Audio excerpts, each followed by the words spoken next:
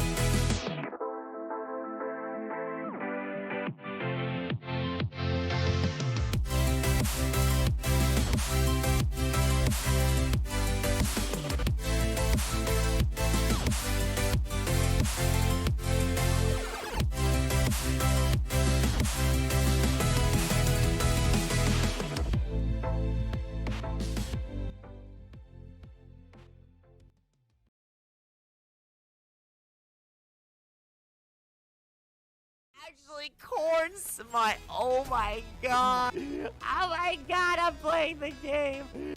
Ah! They took the professor away! I had no idea you're so good at baking, Natsuki. Well, you know, just hurry and take one. I can't do this. I'm losing my mom. Oh!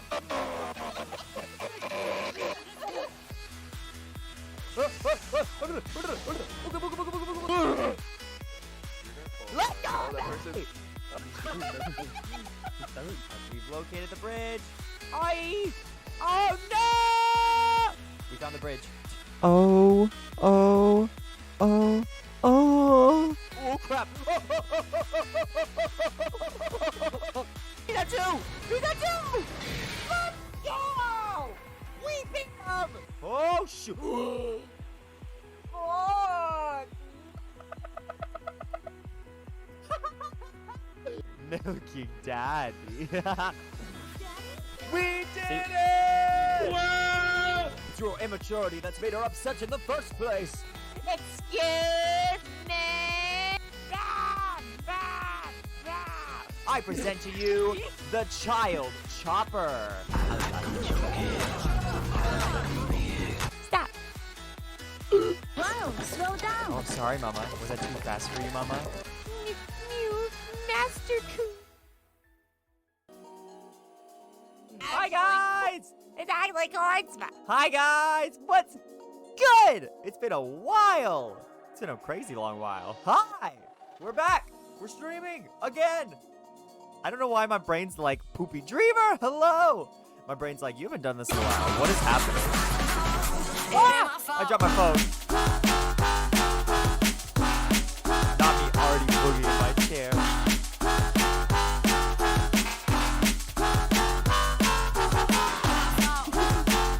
That's delayed, really?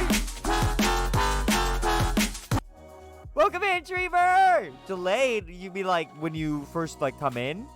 Sometimes if you mean like that, I know sometimes like the chat box can be a little weird. How you doing, Dreamer? I mean, I just saw you, but how you doing, Dreamer? Hello! Bro! I can tell like these 2 days. Ow! I just hit my fan. What is happening? Everything's falling apart! I'm tired. I believe it. It's like, what, 5 a.m.? Oh my god. Bro, I got... Y'all! Oh my god, okay. Quick announcement. I've already announced it in the Discord, and I'm sure you may have probably already seen it in the chat box, but... The new emote! It's here! If you guys do not know, our one and only Rosie Art, she made us another emote. It's a little like, I think it's called like FS Jal or FSJAL. I don't know how to pronounce it per se. But there's like all the little like different versions. We even have like the little Vegeta one in our Discord. But now we have our very own. I'm like, ah! So it's like a little excited little dude. Benjariffy. It reminds me of like, when you say Benjariffy, I don't know why. My brain goes to like Power Rangers when they like transform all together to make like the Megazord. Tyrannosaurus! Pterodactyl! Since you're here, Squidward, Whoa! we'll give you a new member initiation. Fragilitis! Are you ready, Patrick? Fragilitis! Welcome to our club! Welcome to our club! Welcome, Fragilitis! Welcome, Fragilitis! Welcome, Fragilitis! Welcome, Fragilitis! Shut your mouth with pie holes! Thank you for the follow, Fragilitis. How are you doing? Hello, hello, hello. Thank you for the follow. You made a big mistake coming in here. Oh. Wow. Oh my god, I forgot about... I can't even form a sentence with this in my ear.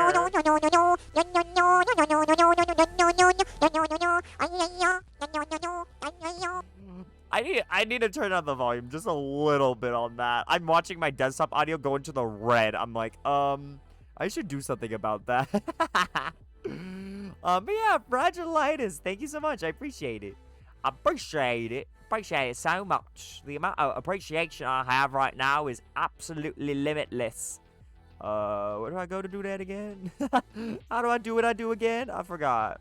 But yeah, guys, so we're gonna finish out Doki Doki today. Today is the finale. Today is the day. You know you love me. Do I? No, I'm kidding. That's rude. Do I?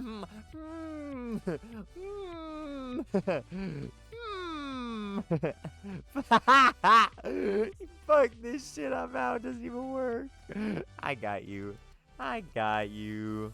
Fuck this See, shit, I'm out. I'm only willing to do that because I love you.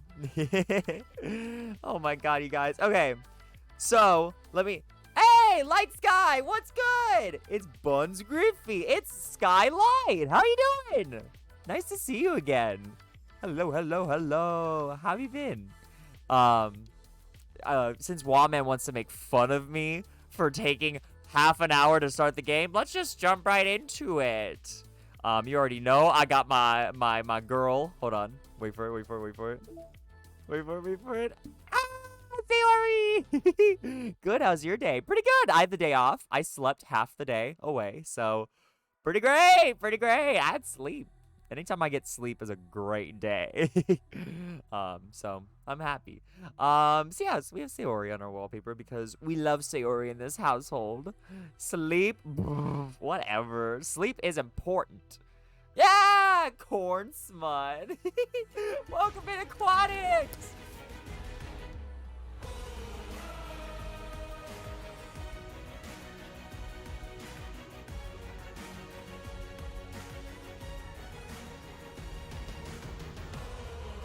I hit my elbow. Did you all see that? I hit my elbow. Welcome in, Aquatics. Corn smut. That's so annoying. Corn smut. It's actually corn smut. Sleep is important, but not as important as Griff Griff. I highly disagree. But opinions are opinions. I'm not here to dispute them. I'm here to absolutely destroy them. Your opinion's wrong. I'm just kidding. Not me ruining my camera just for the joke. So we've only beaten one of the side stories. I like Yuri more. I like Yuri if I cared more about looks, but it's because I care more about the personality that I like Sayori. Since you're already going down that path anyways. Get roasted, Dreamer. Okay, it's forming. Words are coming together. I have the idea, just how to word it. But I agree. Looks-wise, I agree with you, Light Sky. Okay, I have the idea. I'm just trying to think. I have to make it good. Okay, it's forming. It's there. It's coming together. Okay. I got it. Okay. So, Dreamer, as of recent, I've really noticed that you've been really taking on the role of the devil, as you call it. Whenever you bring that up, a specific video comes to mind. If you've ever seen and or like heard the sound of a little baby going like an evil laugh, that's Dreamer. Every time Dreamer's like, "I'm the devil," he goes a little evil baby laugh. Always go for those ones. I mean, quirky? No. No, in the side stories, there's still no telling though, because there's no telling of whether or not the side stories have any correlation to the main story. There's no telling if I'm gonna be even running into any. Which, by the way, guys, I did put it in the title, but for those of you who don't know, there is a trigger warning gameplay. Oh! Whoa!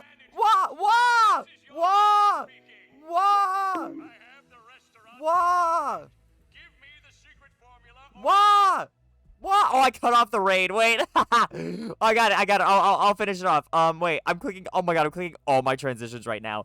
You and what army, bub? What army?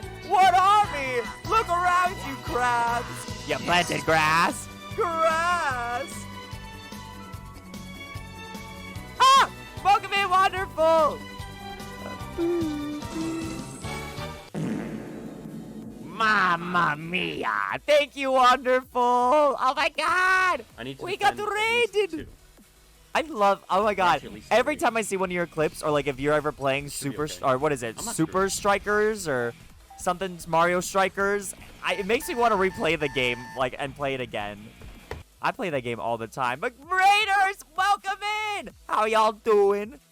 We are playing Doki Doki today, but Raiders, before we get into that, I have some unfortunate, very, very, very, very unfortunate news for you. Me and the Bun Squad were prepared for your arrival. So, Benjamin, are you ready? Oh, Benjamin's ready. But the question is, are you guys ready? Because it's time. Oh yeah, it's time to defend.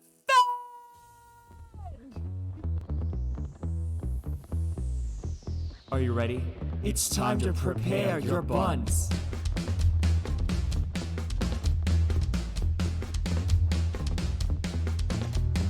Buns are the things that we're trying to get. Buns are the things that we want to collect. Our love for the buns is everlasting, and I'll steal them all while broadcasting. Say goodbye before they disappear. We cherish the buns, we hold them dear. No need for knives or swords, guns. Just surrender now and give us all your buns. We want your buns. Nowhere to hide. We want your buns. Come join the ride. We want your buns. But it'll cost a fee. Give us your buns, baby. We want your buns. Nowhere to hide. We want your buns. Come join the ride. We want your buns. But it'll cost a fee. We want your buns, baby.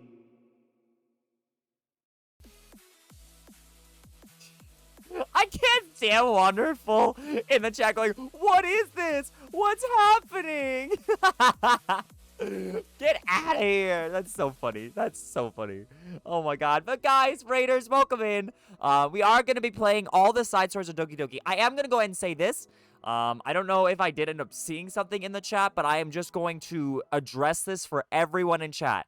I am blind to the side stories, and I want to stay that way. So, for all my mods, I'm sure, of course, you guys already know, but I am just gonna put that out there, guys. No spoilers, no backseating, no helping, no this, no that, nothing, period, point blank. Like, I don't want to see anything. I want to stay completely blind to this. I don't want any spoilers. Because I've been so excited about this, and I've been trying my absolute hardest to stay completely blind to this. So, just going forward, nothing. Please and thank you. Hearts and rainbows. Thank you. But anyways, I'm so excited. Give this to your date. My date? My date? Griffey has a date? I have a date? Wait, why is this news to me? It's spoopy. Oh, no! Yeah! Too fast for our eyes. Donut! Time is it you? Ooh, Donut, how have you been? Guys, can we get a shout out for Donut, please? My breath smells so bad from the car. Like, I'm so sad because you totally have your date. Oh my god. You'll be like, hi, baby. Oh my god. Oh, but Donut, I missed you. Hey, all you beautiful people. Oh, take someone beautiful to know someone beautiful. But he's so good. Anyone else. You can take anyone else. Oh my god, you're slacking on Vita. Wow. Man, I don't blame Lanishki. School's back in play now, so I'm just so happy I don't have school, y'all. I'm so happy I'm not going to school. Oh, school? I couldn't imagine. God, Dreamer. Listen, I'm being nice by making it only 3 minutes. You keep that in mind, mister. Oh my god. Are you sure you're happy about not going to school? You're right. I could be going to school, or I could be sitting here in my chair listening to myself getting wet-willied by a straight-up tongue. By a high-pitched frog. I mean, what else is it? Like, I don't... Like I said, though, it reminds me of, like, the Flipnote days. If you guys remember, like, Flipnote and Flipnote, what is it, Hatena? Was it? Flipnote Hatena? I used to watch, like, compilations all the time. Canada! Yes!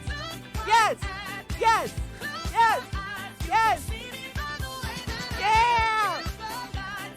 Touch my body. Oh!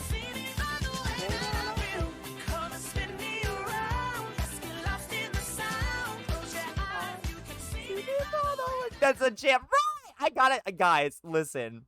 I'm just gonna say it as it is. First off, though, before I say it how it is, I do need to say that if y'all have not given Canada his daily dose of love, now's your chance because... Oh! Wait! No! Canada! No! Wait! Oh my gosh! Thank you! Oh my god! Canada What's happening? gifted a tier 1 sub Thank to you, the Canada! Oh my god! Thank you! That's so nice. 5 gifted subs. gifted a tier 1 sub to Caster Grenada. Thank you. Canada 08 gifted a tier 1 sub Oh my to god. Tom Mango. SpongeBob out here flexing so much. Thank you. Canada Thank you, 08 Canada. gifted a tier 1 sub to Lightsy Well, _S. I'm gonna do it again just because I'm pretty sure the gifted subs completely like smacked it out of the universe. But guys, Canada is our viewer of the month for the month of August. So please, if you didn't already give Canada all sorts of love for the gifted subs, give Canada all your love because he is our viewer of the month. Rightfully so. Thank you so much, Canada. I haven't felt daddy that much lately. Oh, I'm crying. Canada daddy. You are amazing. Right. Oh my god. Thank you so much, Canada. And guys, on the topic, I see Light Sky already put in some in chat. But if you guys did not see, we do have our new emote. The FS Gel. The little Griffey with the Benjamin on my head. Wait, hold up. I got you guys. Ready? I'm so happy. So yeah, we have our new emote. Who dat? That's me and Benjamin. Or as Dreamer calls it, Benjariffy. Whoa, right. Also, Manta, welcome in. I don't know if I officially said welcome, Manta. You're plenty dada, Canada. Oh my god, y'all. I'm so happy right now. I'm crying. I'm crying. He's so cute. He's so cute. Oh my god. Oh my god. Oh my god. Hello to you as well. Oh my god, y'all. Okay. Before before Wonderful comes for me for going another half an hour without starting the game. My God! We did beat the very first side story. So I've only done one side story so far. We are completing all of them today. So we have 12 side stories. We've beaten the first one. The first one was about 20 minutes. Chase, Crackpup, hello. 5 followers. I know, we're so close, Lanishki. We're so close. If we reach 250 this stream, I will, what will I do? I'll go upside down in my chair. I'm dead ass. I'm dead ass. I promise. If we reach 250 today, I'll go upside down in my chair. Can I DM you? I mean, yes. I mean, wherever. I mean, wherever. Discord. I don't know if I'll be able to read it right now, but you can still message me and I'll talk to you after stream. So yeah, we're gonna get through all the side stories. A recap. Oh, first off, of course, there's a trigger warning for today's stream. I don't know what we're gonna run into. If you do know what we're gonna run into, please keep it to yourself. Like I said, we're trying to stay spoiler free. Spoiler free. If you don't get told, that's fine. Go ahead and DM me then. Also, Griffey, you must observe. I know that game is so funny. It's so funny. I'm at work, so I can't say I'm sorry. You're so okay, Donut. It's scary. Okay, that's fine, Crackpup. It's fine. Just go ahead, DM me. I love you all. Oh my god. Do they have mods for DLC Plus? I have no clue. I haven't even beat the Plus yet. You think I've had the time to do mods? Okay. So yeah, trigger warning in place. I don't know what we're gonna run into, so I'm just giving you guys the overall warning, sensitive material. And of course, starting from this point forward, I'm gonna start recapping the very first side story. So if you're wanting to experience it for yourself, like I know I did, I'm wanting to experience it myself. Now's your chance to skedaddle, I guess. But yeah. So there's actually a mod for DLC. Oh shit! I know they have a lot of mods for the base game. I don't know though about Plus.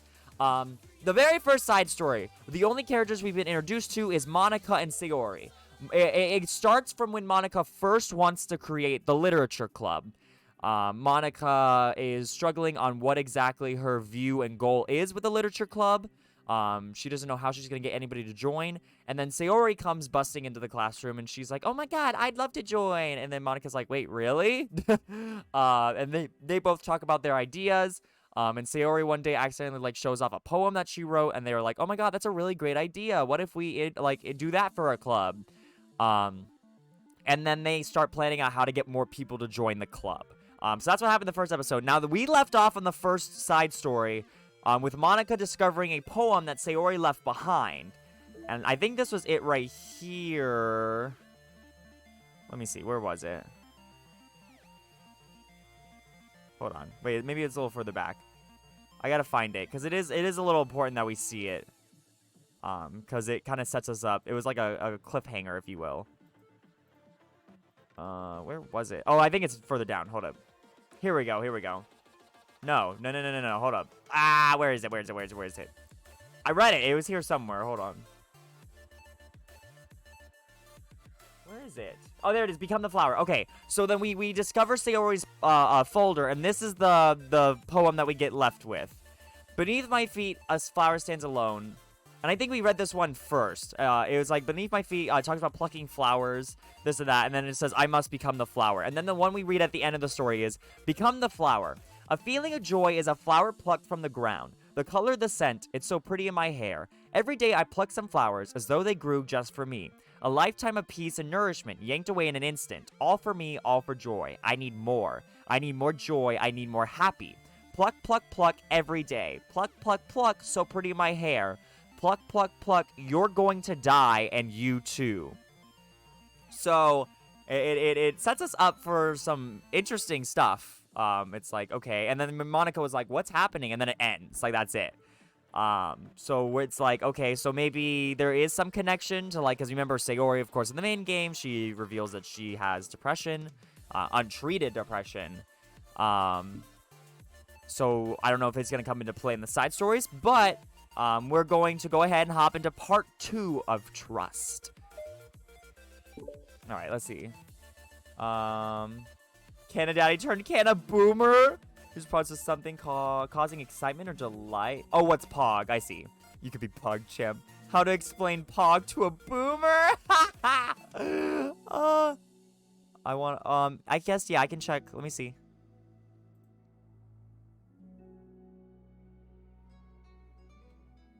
Okay. Thank you for letting me know, Crack Pub. Okay. Recently I saved Sayori. Oh shit, okay. Can you please play Among Us? Not today, Hayden. Like I said, I'll let you guys know when I do play Among Us. But I'm not playing it today, so I apologize. Compy overheating. Oh no. Alright guys, I'm sorry. I'm just gonna be like right back. Just give me like 5 minutes. I just gotta check up on something. I love and appreciate you guys so much, and I'm so sorry. We literally just started, and I'm already like, poof, but I will just be right back. Give me like 5 minutes. Modded DDLC? I don't know. If I did, it'd be later on in the future. There's so many games that we have to play, so, oh. But yeah, guys, I will be right back. Just give me one quick moment, guys. I love y'all. Thank you so much.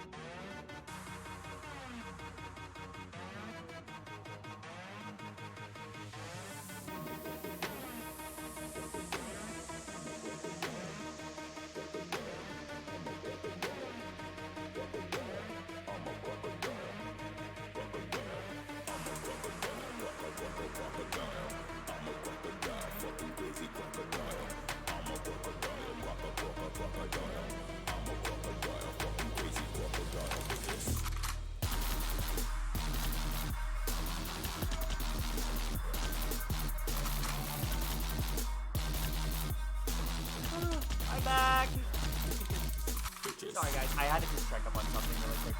Ah, the music's so loud. Ah, it's so loud. Okay. Okay. Thank you guys for hanging in there. I know, unexpected last minute, but we're back. We're back. We're back. Ah. I'm sitting on Benjamin. Ah, I'm sitting on my foot. Ah, I'm sitting on everything. Ah, okay. You doing all right? I'm okay. Yeah, I just had to check up on something, guys. But I'm back. We're good. We're okay. We're okay. We're good. What's not okay is how uncomfy I am in this chair right now. Hello? Okay. We're back. All right. So yeah, so let's just, okay, I haven't done anything yet. Let me move the follower goal somewhere. I don't know where to put. I'm back. Welcome back, Canada. Perfect timing. I don't know where to leave this. Maybe just like up here. Sure. There she is. Maybe a little more down. Okay. Let's go! Can you tell me some of what you've done with DDoC Plus so far? So yeah, I just went over it. So, Monica's starting up the club. She doesn't know how to get people to join the club. Sayori comes into the club. She wants to join the club. Monica's like, what? Sayori tries to help Monica to how to get more people to join the club. No, that's it. That's literally all that's happened so far. So yeah, so that's it. So now we're continuing. Let me turn off the Spotify music. Y'all hear this? Y'all hear this pretty ass music? It's already finale. Well, I'm gonna get through all the side stories today, no matter what. So that's happening right here, right now. Okay. Are y'all ready? Are y'all ready? Here we go. Another day passes in a flash, and it's already time for the next club meeting. Although Monica should have come up with a plan for today's club task, she has been able to shake her guilt and anxiety after reading Sayori's poem. So if you guys remember, that little itty-bitty scary... Is that a fucking spider on my wall? Hello? Hello? Get your ass back here! I didn't even kill it. I just knocked it down onto the floor. Great. That was a fucking tiny little baby spider. I'm like, oh shit. I'm gonna die. Ow, did you see the water come into my eye? Ay! It's been 30 minutes again. Listen! Listen! Oh my god, I can't believe I did it again. Oops. Oopsies. It came into your eye. It did! It shot like a geyser. Ew. Okay. Although Monica should have come up with a plan for today's club task, she has been able to shake her guilt and anxiety after reading Sayori's poem. I'm so stupid. Oh god, what the fuck was her voice? Ah! How did I let myself be the center of attention? Sayori's going through these kind of feelings and I'm letting her comfort me instead of the other way around. What kind of club president does that? This whole time I didn't think to ask about her own feelings. Crack. I love Monica so hilarious. This whole time I didn't think to ask about her own feelings. So much for the stupid vision. Sayori enters the club room with her usual smile, but upon seeing the downcast Monica, her smile quickly fades into an expression of concern. Monica? Is everything okay? I'm really sorry. I'm such a terrible friend. Huh? What are you talking about? You're an amazing friend. Monica shakes her head. I made this all about myself. Even you said so yesterday. You told me that I'm trying to make the club that I need the most, right? But my problems are so trivial compared to yours. Sayori responds quietly. What are you talking about? Damn, I'm already into this, bitch. I'm about to cry. But as she says that, her face darkens. Through the silence, Sayori mutters her realization. I left my folder here. Monica stares blankly ahead, unable to come up with a response. I wasn't ready to share those. Now you're worrying about me. I don't want that. But why? We're friends, right? Wordlessly, Sayori nods. Friends look out for each other. I want to be here for you as much as you're here for me. Another long moment passes in silence. The air is incredibly heavy. This is different. It wasn't just about you yesterday. It was about the club. Besides, things were so happy yesterday. You don't need to do this all of a sudden. I don't want it. I like happy. So, if you do this, then you're just being selfish. Monica massages her forehead, struggling through the frustration of such a paradox. It's understandable that Sayori isn't ready to share certain things, but as unfair as it is for Monica to pry, it's also painful for Monica to force herself to ignore the needs of her friend. I'm sorry I looked. I disrespected your privacy. No, I don't blame you for looking. You would have at least needed to check if it was mine. Yeah. Monica takes a deep breath. Fuck, these pauses are killing me. Monica actually looks away. Oh my god, Monica's voice is constantly Listen, Lanishki, you're damn right. Oh my god. Krakow, I realize this now. You type very quickly. Right. Oh, I have played the first 10 minutes of this one. Oh, bitch. Then we might be in for a ride. I don't know what to expect, you guys. I'm scared. For 2 years. You think every day for 2 years. Can you right click? Oh. All right. All right. If I want to get a full view. Okay. I understand that you don't want me to worry. And I think I'll be able to put this aside so that we can move on. But can you promise me something? Promise you what? Monica pauses to collect her thoughts. Fucking the pauses! Ah! This is the Literature Club. It's a place where people can express themselves in the way that life normally doesn't allow them to. That's the vision. I think the voice is coming back. I think I remember it. I'm remembering. In fact, it's our vision. Right the way into your heart. Or whatever. So I just want you to promise me that you'll remember that too. It doesn't have to be right now, but I want to be here for you when you need it. I want us to be ourselves like that. Sayori smiles gently. I'll promise if you promise. Unable to help it, Monica returns Sayori's smile. I promise. Me too. As the conversation closes, the mood in the room is lifted. Go theater, bitch, go. What is happening? What is... We play a lot on Zoom. The pauses are good. Sorry, I'm spamming. I don't see much people talking. You're okay, Crack Pup. With that behind them, it's time to proceed with the club activities. So, want to teach me about poetry? Huh? But what about recruitment? It's fine. We have plenty of time for that. But right now, I feel like I want to do this. I mean, I do have to fulfill my end of the promise, you know. There's no way I could say no to that. Just don't expect much. I do a lot of writing, but it's not like I'm a scholar or anything. That's fine. I think I just need, like, some motivation. You sound like a rip-off Hattie now. Griffy Mega Milk! How you doing? Welcome back. How have you been? Mega Milk, it's lit. Oh, Mawuga. Oh, my God. Mommy Milkers. Mega Mommy Milkers. Ooh. Oh, my God. I need to stop. Okay. Also, let me know if the music at any point is too loud. Griffy, Mega. How are you doing? Luigi. What? Why'd I get cancelled? That's what you get? For what? I think I just needed, like, some motivation. I never know where to start when it comes to writing poems. Starting isn't so hard.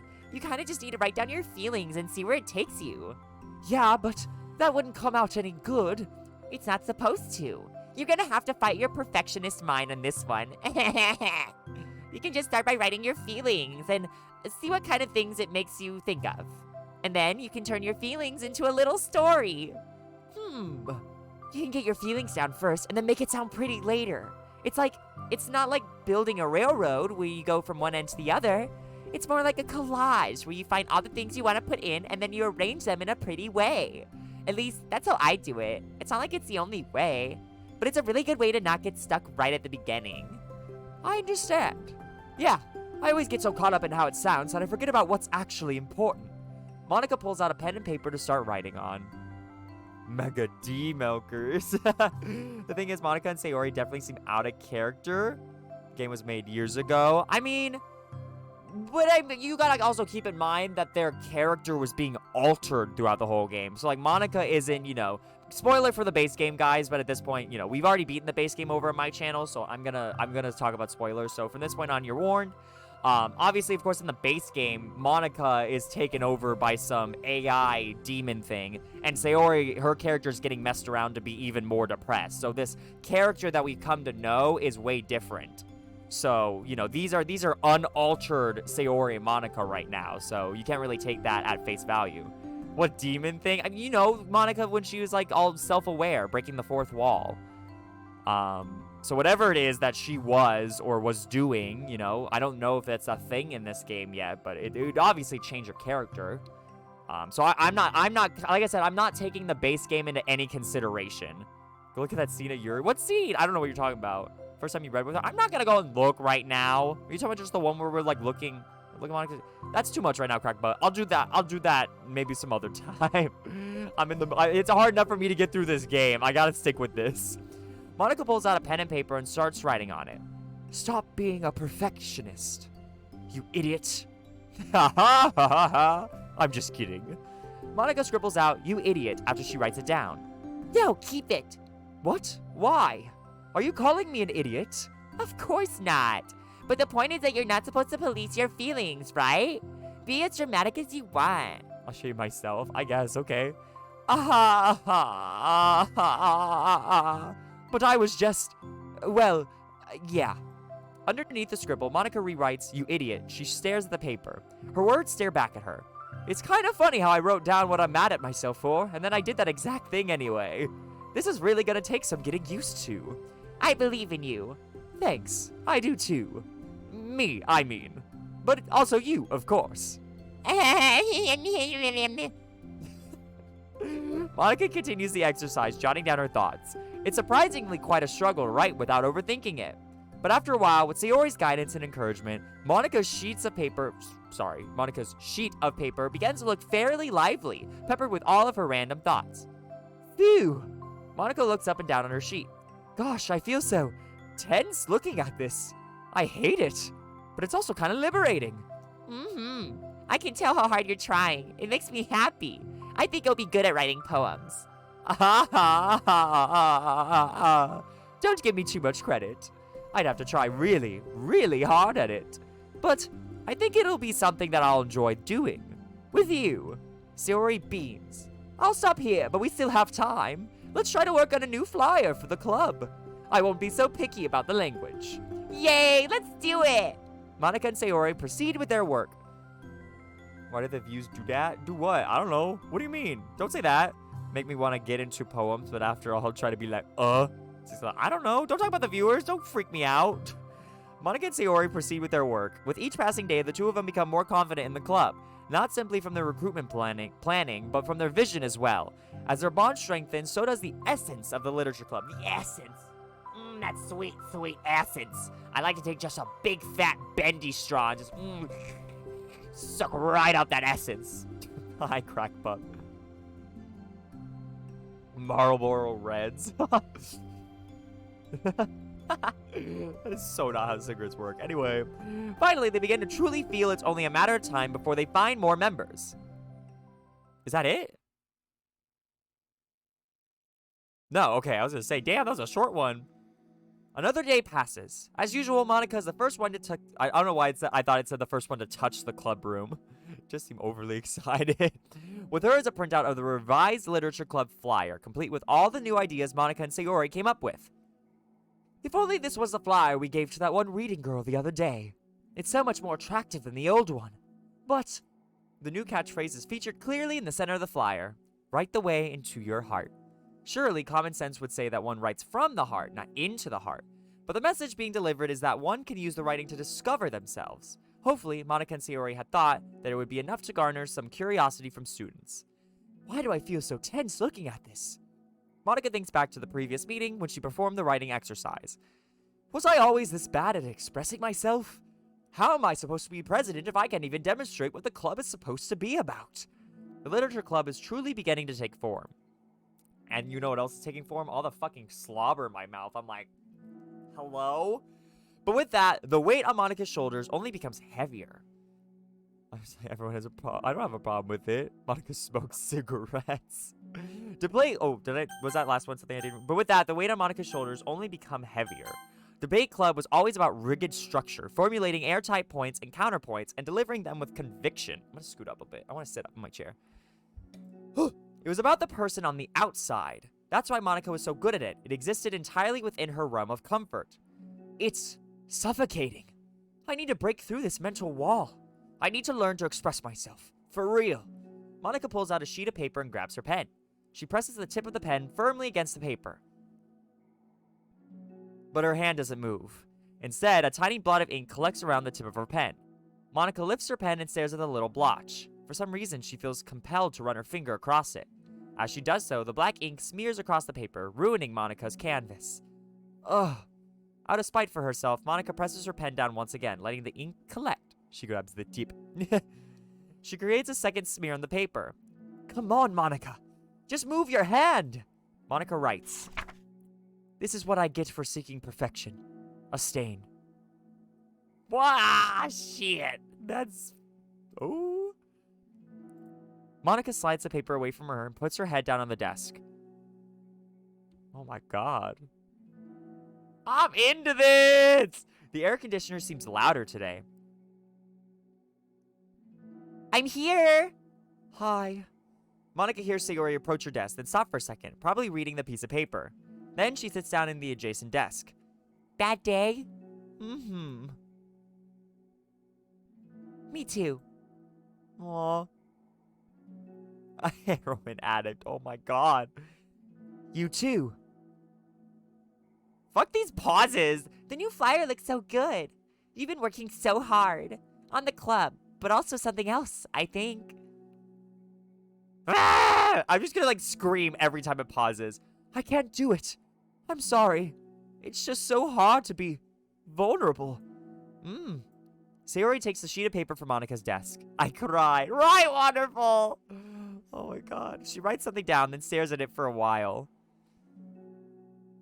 Ah! Can I trust you?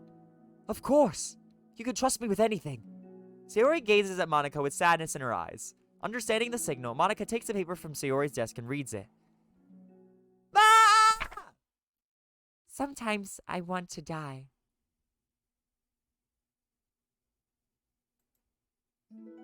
Sayori. This is really, really hard for me. Her voice shakes. So if I can do it, then you can too. Because you're like a million times better than me. That's completely not true. Sayori takes a deep breath, trying to steady herself. That's something about me that I've never told anyone before. Even now, my head is like screaming at me to stop.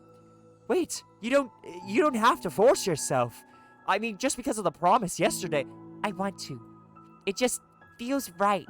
I mean, maybe it's part of the reason I came to this club in the first place. Ah! This is the literature club. I trust you, more than I'm scared. At those words, Monica stands up. Sayori must have taken days to work up the courage for this. Were Monica's own futile but genuine efforts actually the push that Sayori needed? Sayori's deliberate breaths can be heard from over the air conditioner. As she prepares herself to continue, Monica waits in gentle silence. Bah! I have this problem where I get really upset when people worry too much about me. I can't control it. It's like, why waste your energy worrying about me when you can just be happy instead? So I never tell anyone about these kind of thoughts that I have. It's so much easier to just smile and help everyone else be happy. But that's terrible. That's what Monica wants to say, but she stops herself in fear of saying the wrong thing. It's just that if everyone knew about it, they wouldn't treat me the same anymore. Like whenever I'm not smiling, everyone would worry about me and ask me what's wrong. I know that, because it used to be like that. Sayori pauses, seeming to recall something in the past. I just want everyone to be happy. That's the most important thing to me. And letting people look inside my head doesn't bring happiness to anyone. Sayori pauses again, her solemn I'm sorry I'm not looking at chat. I want to get through this, because damn, her solemn expression making her look almost like an entirely different person. How did you find the courage to tell me this? You're not worried that I'll be one of those people too? I am worried. Part of me really hates myself for doing this. But another part of me, I think, just felt like it would be different this time. Whenever we talk about what the club is supposed to mean, I kept feeling like it was right for me to do. Especially after you've been trying so hard to express yourself too. It just made me feel like I could say it in confidence. And our friendship doesn't have to change.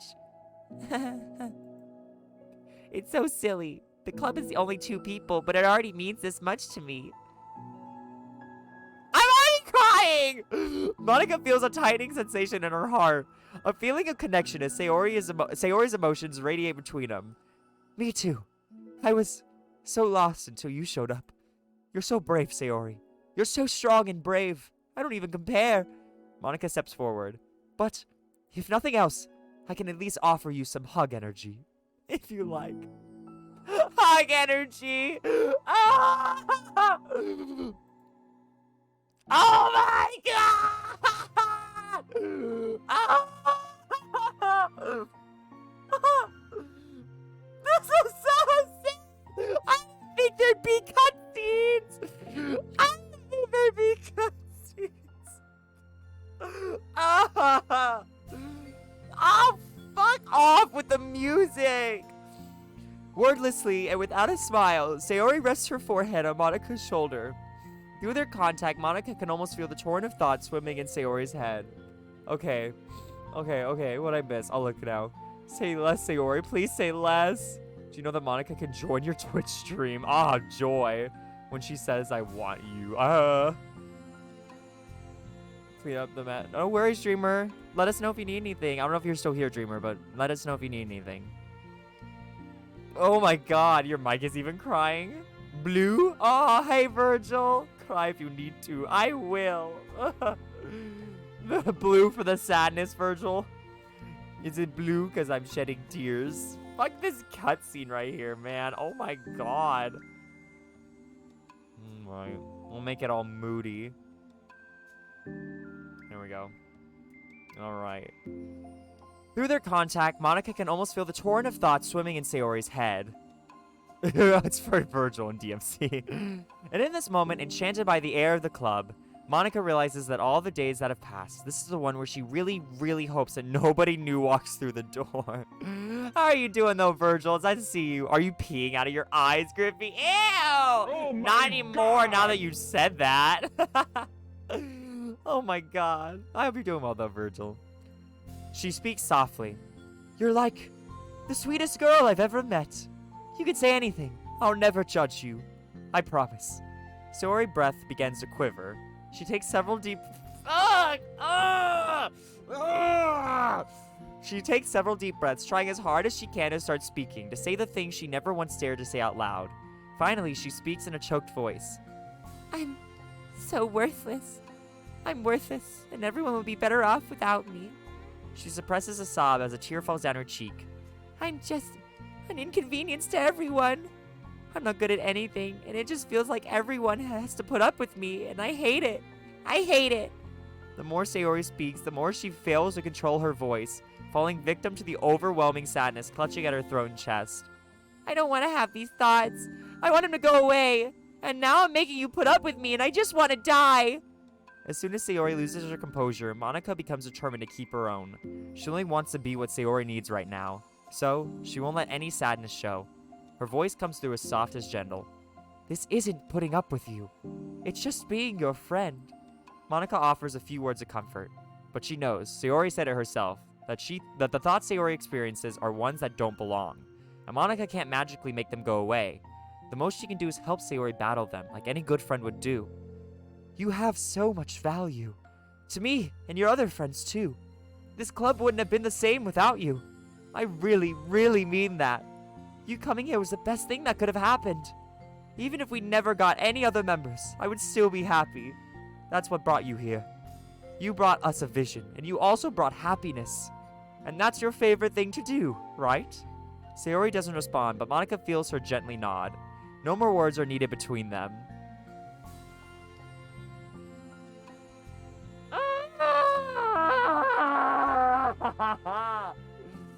Oh, the two share their... This is only the second one!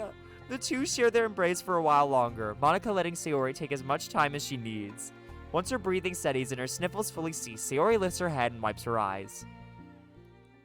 I didn't know they were gonna smack me so hard. It's literally only the second one. I guess I needed that. Some days are harder than others. Well, I'm here whenever you need me. But any other time, I'll make sure that things are the way they usually are. If that's what makes you happy. Thanks. You're the best. No, you are. The two exchange smiles. You know, I'm sorry to bring this up all of a sudden, but have you considered talking to a professional? Sayori nods. It's scary, since it's already so hard to tell people. Yeah. Well, of course it'll always be your choice, but if you're ever looking to find the courage for it, I can do my best to help you. Thanks. I think it helps knowing that you would. Sayori suddenly yawns and stretches. Wow, that made me tired. And hungry. Ha ha ha ha ha. Well, I won't make you do any work today if you're not up for it. No, I want to. I mean, I can say that it's definitely one thing that makes me happy. Monika smiles. but I might want to get a snack first. All of a sudden, the sound of the door causes the two of them to turn their heads. Ooh, somebody's here. Oh, shit. It's been in too much work. Watch a scary movie. Oh, it's too much work. The fuck? Go hang with Jill. I can see why people ship Sayori Monica now, right? Oh my god. What's happening in chat? Every guy knows Jill. Who's Jill? I don't know either, Virgil. All of a sudden, the sound of the door causes two of them to turn their heads. The door opens halfway, then stops. A face peeks inside. A face that seems familiar. Ah, no! Is that Yuri? I bet you it's Yuri. Ooh, woo, woo, woo, woo, woo. And the fact that there's so many other empty slots, I'm like, oh no. Thanks for coming to my stream today. Of course, Griffey, hold up your right hand. I'm scared. Look at I will in a second. Hold on, Greg, but I'm holding up my hand for Canada for some reason. Because I don't know. Okay, I'll use my left hand here. Oh, shit. Look at Monica's computer. What about it? That's Jill. Oh, my God. Oh, my God. Oh, my God. Ew, Canada. It turns on and shows a Windows home screen. Ew, oh my god, crack pup. But DDLC downloaded? That's crazy. That's so gross. Ew, why'd you make me hold up my hand? That's so gross. We're moving on. Next side story. Oh my god, it's already been an hour and I've only done one side story. Oh my god. Now I don't get it. So, no, I'll leave it up to Canada. I'm not explaining that shit. Bye. Next side story. The club meeting is suddenly interrupted by the sound of the door, causing Monica and Sayori to turn their heads. The door opens halfway, then stops. A face peeks inside. A face that seems familiar. Jerk off, wow. I'd quote that, but that's too much out of context. I'd be scared to have that as a quote. A face that seems familiar. Ah! Ooh. Sayori's eyes widen, recognizing the girl. She very conspicuously mouths to Monica. It's her! It's the girl! It's true, the girl standing in the doorway is none other than the girl Sayori had come across reading alone in the classroom. Thanks to Monica leaving a flyer on her desk, it seems she's found her way to the club. Are you here for the literature club by any chance? Am I in the wrong place? No, you're not. This is the literature club. Please come inside. The girl fully steps in the door, but continues standing against the wall, avoiding eye contact. Sayori continues to fail, containing her excitement. It's happening! Oh my gosh! Thank you so much for coming! Sorry it's a little empty. I'm Monica, and this is Sayori. We run the literature club, even though it's just us so far, but... What's your name, by the way? I'd like to join your club. Already? Wait, really? Are you sure? I should be good enough. Everyone is welcome here. You don't have to be good enough. Oh, do you want to have a seat? We'd love to get to know you. The girl nods, sliding over to a nearby desk and gently sitting down. Yo, Monica! Monica, pass me a seat. Filthy raw dog. I missed you. Oh my god, we're over here talking about Jill and now Filthy Raw Dog. The timing, I can't even. How have you been? I forget if you want me to call you, like... Do you mind if I call you Filthy? I mean, I feel like I remember you telling me to call you Raw Dog, but I'm like, oh my god. Perfect. How have you been, though? Nice to see you again. The girl nods, sliding over to a nearby desk and gently sitting down. Don't call him Raw Dog. But I could. Oh my god, I beg of you. Oh my god, I like this remix. So, what's your name? Yuri. I'm Sayori, and this is Monica. Sayori, I already... Nice to meet you. Do you like fantasy? Like books? Yuri looks at Monica. Fantasy is cool. Yes. Have you heard of Annabelle Dupont? I can't say I have. Oh, well, she's my favorite author. I'm on her 5th book, and it's just... Yuri grins and presses her knuckles against her cheeks in joy. You can borrow my books. I wouldn't mind. You're really in for an incredible experience. Monica stammers, caught completely off guard by Yuri taking control of the conversation. She glances sideways at Sayori, silently asking for help. I'd love to. It sounds like you're really into them, so they must be great. I'm so happy I found this club. Oh, I'm so stupid. I left all my other books in my locker. I should have brought them. Yuri quickly stands up. I'll be right back. I'll go get them for you. You probably only need to bring one for now. Sayori nervously says that, noting to herself the considerable heftiness of the book that Yuri set down on her desk. True. Okay, I'll go get the first one then.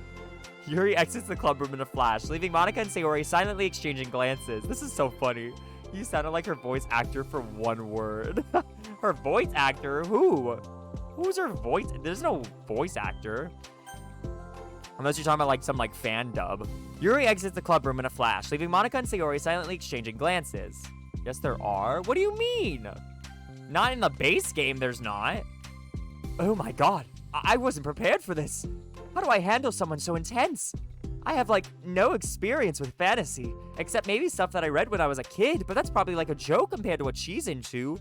There is for Monica. Oh, okay, her. Okay, I see what you mean. Yeah, okay, there is for Monica. You're right.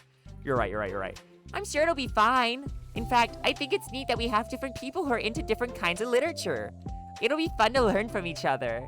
Yeah, I mean, I don't disagree, but what if this is her only interest? Doesn't it kind of seem like that? Monica, don't you think you should be more optimistic? We have a new club member. There shouldn't be room for anything but being happy. I'm excited to get to know her more, aren't you? Yeah, I guess you're right. Sorry for being so hasty. I just got really anxious all of a sudden. It's because you're afraid of not being able to take the lead. What the heck? It's kind of scary how you can point things out like that, Sayori. I just like learning what makes people happy or sad. Yeah. Hey, you know what? You'd probably be great at helping Yuri feel comfortable here. Maybe you could take a break from helping me with the administrative stuff and just focus on spending time with her. Yay, that's exactly what I want to do. Besides, Sayori lowers her voice. I'm probably gonna need all the time I can get. She taps her finger against the dauntingly chunky book Yuri loves sitting on the desk. Thank you for the lurk, Virgil. Right afterwards, the door opens to reveal Yuri's return. I'm back. Her breath is slightly heavy, which combined with her short time gone indicates she may have ran at least part of the way. She makes her way back over to Sayori and sets the book down on her desk. Just as Sayori feared, the book Yuri brought for her is just about equal in size to the one already on Yuri's desk. Well, there are probably a few things you should know before getting started on it. There are some things that are more explained in other books that take place in the same universe, so going over those would be good to keep you from getting confused at the start. Sayori nervously interjects. Well, I was thinking that maybe today we could just get to know each other a little bit more. You know, I think like if we're gonna be reading together, then I would like that. From across the room, Monica smiles and nods at Sayori while Yuri isn't looking. Oh, okay. Yuri sits down, then looks at her book, then glances around the room, showing no indication that she has anything more to add. So, what made you decide you wanted to join the club? Well, I like reading, so I was immediately interested. I had no idea that someone was starting a literature club, but that's my fault since I haven't been paying attention to any of the club recruitment advertisements. I only found out because Yuri glances over at Monica. Monica came into my classroom and put the flyer on my desk. Suddenly, Yuri's face darkens, and she shakes her head at herself. I was so stupid. I got too nervous that I couldn't even look up, so she just walked out. It took me several days just to come here because I was afraid that Monica told everyone how inconsiderate I was, but I decided that it was probably irrational. Wait, no, that was totally my fault. I felt so bad about interrupting you that I just, walked out. I was actually really hoping that you would come by. Yuri exhales in relief. I always seem to interpret things as the worst possible scenario. Well, I was really nervous to come here for some other reasons too, such as there being too many people. Not that I mind that much, but I have a really hard time having to meet a large number of new people at once. So, it's actually really amazing that it's just the two of you. I definitely came at the right time. Aw, that makes me happy. I'm proud of you for waking up the courage to come. Yuri smiles warmly to herself. I've never really had the privilege of sharing my interests with others before. It's so hard to find others who are into the same things as I am, except online. So I thought the literature club would provide a chance for... 5 months! Thank you! 5 months, bitches. I don't think anybody's reached 5 months. I think we might have just hit the 5-month point. Oh my god, 5 months. I think I'm the first 5-monther. Thank you, Dwight. How are you? How are you doing? How you doing? How you doing? Oh my god, 5 months. That's a long ass time. So I thought the literature club would provide a chance for me to do that. Thank you so much, Dwight. I appreciate it. Thank you. What kind of other things are you into? Like genres? I don't know, just anything, even if it's not literature. Oh, just things you would think are dumb. Sayori pauses, a look of concern on her face. How about I'll tell you something I'm into, and then you can tell me about something you're into? I suppose that would be okay. Okay, well, I'm pretty into like crafty things, like making cute little collages or decorating things, like cards or jewelry boxes. My room's always cluttered with random stuff because I keep buying things to make gifts for my friends, but then I put it off to the last minute. So yeah, that's something kind of silly that I'm into. You sound quite creative. Not that much, it's just that you'd be surprised by how much you can do with scissors and glue and stuff. So I have to share something that I'm into now, right? Sayori nods. Well, I guess I'm into nature. I love nature! Monica, I'm gonna start a nature club. No, you're not. You're stuck here with me now. I'm not. Oh, yeah? Well, I hereby appoint you as vice president of the literature club. There, now you're stuck with me. Hey, don't give me responsibilities. Oh, I'm sorry, Yuri. I interrupted you. Go ahead. It's fine. Yuri pauses, feeling awkward after having gotten cut off. I like going out into the woods or to the park, just places where you can walk or sit and not have any people around. It's peaceful. Just nice to kind of remove myself from everything that matters and let my racing mind operate autonomously for a while. When do you like to do that? It just depends on my mood. After school, on the weekends, whenever I feel like I need it. Wow, I feel like I would never have the time to do something like that. I find that we have a lot more time than we think we do if you don't let it slip through your fingers. The three continue their conversation, led primarily by Sayori, but with Monica chiming in every now and then as well. Monica intended to leave it to Sayori and focus on her own work, but she found it difficult not to join in. Before they knew it, the end of the day was upon them once more. Oh, it looks like we should be wrapping up for today. So, are you two going to be starting on that book the next club meeting? That's the plan. I'm so excited. Sayori beams. Yuri collects her things. Once packed, Yuri wordlessly waves to Sayori and Monica with a gentle smile. Bye! As Yuri exits, Sayori enthusiastically returns her farewell. Once again, Sayori and Monica are left in the club room. Sayori, you are a lifesaver. I didn't do anything. I just talked. Still. Besides, it really lifted my mood. It feels really nice when I can put my energy towards other people like that. She was really excited to be included, you know. It made me happy. Well, there's no doubt in my mind that she'll have a great time here with you engaging her. How are you feeling about starting the book with her next meeting? I'm kind of scared, but I think she'll be happy as long as I'm trying my best. I think you'll do great. Oh, I think there's a bunch of crap in my throat that's keeping me from doing these voices. Oh my god, we still have so many stories! Oh my god. After the surprise of a new club member, it seems like everyone has their spirits lifted with something new to look forward to. Oh my god. This one isn't even over yet! Jesus! Am I gonna regret calling this the finale? How long am I gonna be fucking live for?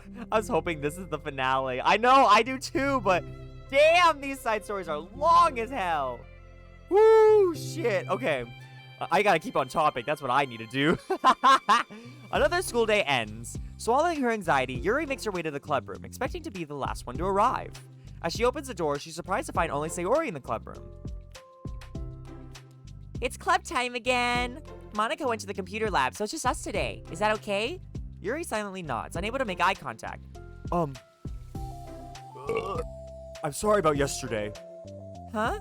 Sayori tilts her head, unsure of exactly what Yuri is talking about. Well, I mean, the way I got overly excited to share my books and how you had to stop me so we could talk first, it was so inconsiderate of me. I got too excited and forgot to think about everyone else in the club, so... Yeah. Yuri, you didn't do anything wrong. I thought it was cute how excited you were. Well, still, I think I changed my mind about the book. We don't have to read it. Huh? Why?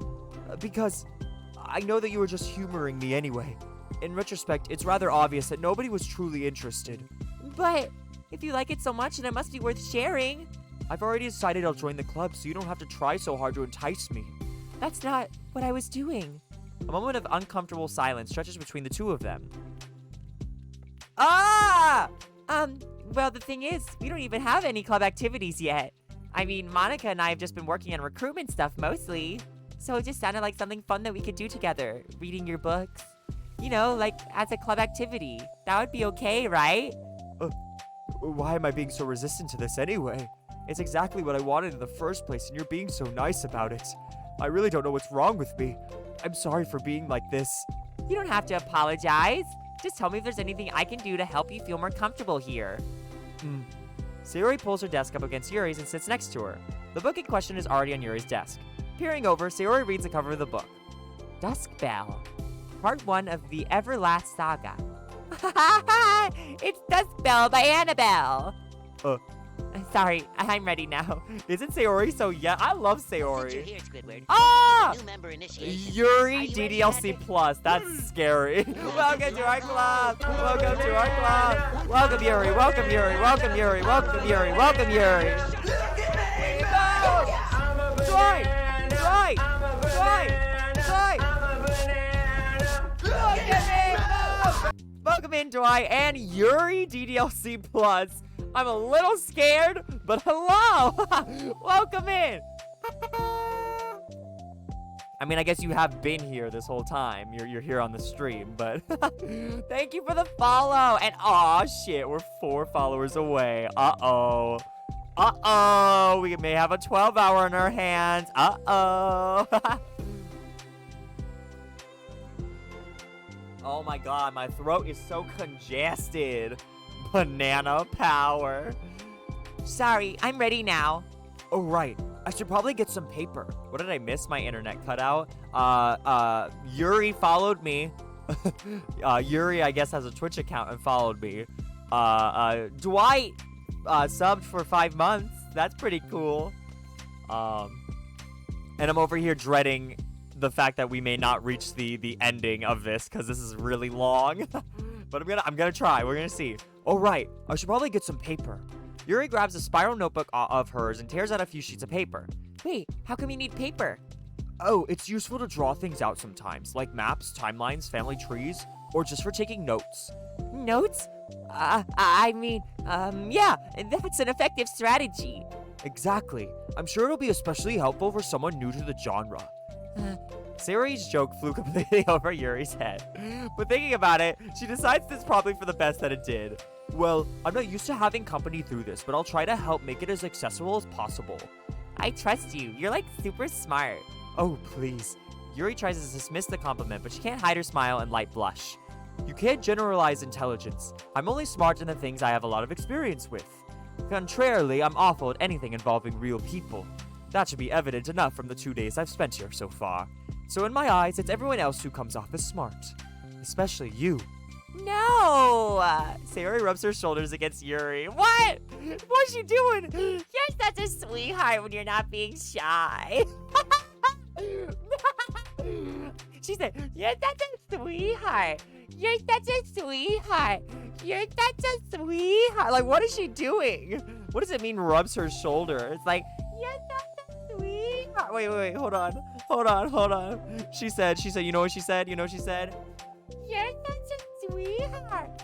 You're such a sweetheart. You're such a sweetheart. What? How else do you rub your shoulders against someone? Like, it's not even like a touch. Like, they said rub. You're such a sweetheart. Anyway, would you like to get started? Okay. After the minor diversion between them, the two get back on track with their planned club activity. I'm sorry, Yuri, for rubbing up on you like that. I'm sorry. Oh my god. I'm not gonna survive. This is only the 3rd story. Oh my god. After the minor diversion between them, the two get back on track with their planned club activity. Yuri begins to guide Sayori through the basics of the fantasy world with her story. The world her story takes place in. The more of it she details, the races, factions, history, elements of magic, the more questions Sayori seems to have. How you're reading Yuri like she's Patrick. Oh my god, I kinda am.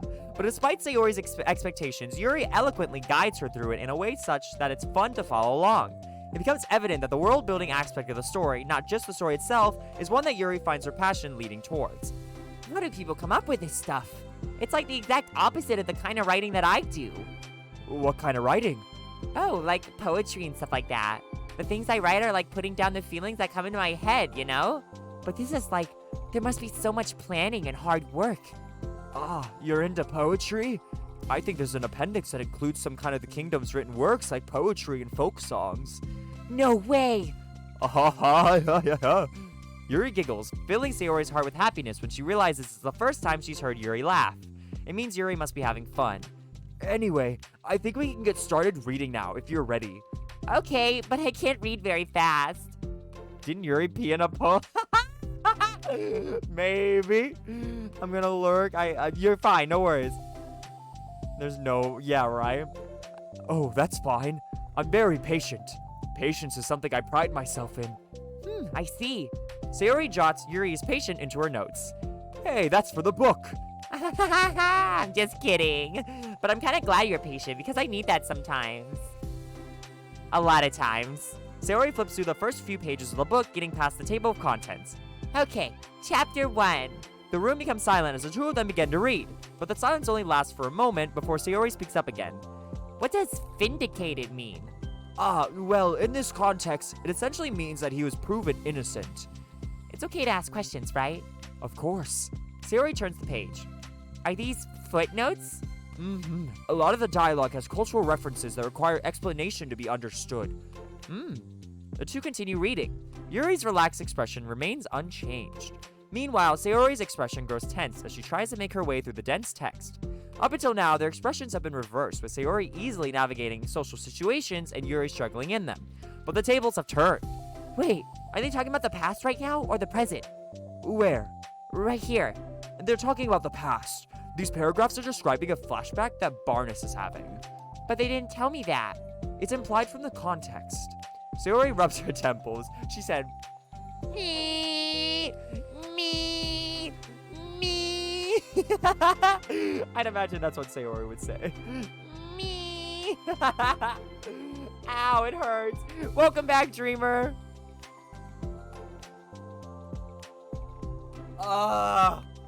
This is so much reading. The two of them continue. My jaw hurts. My jaw hurts. I just realized that. Oh my god, y'all. This is...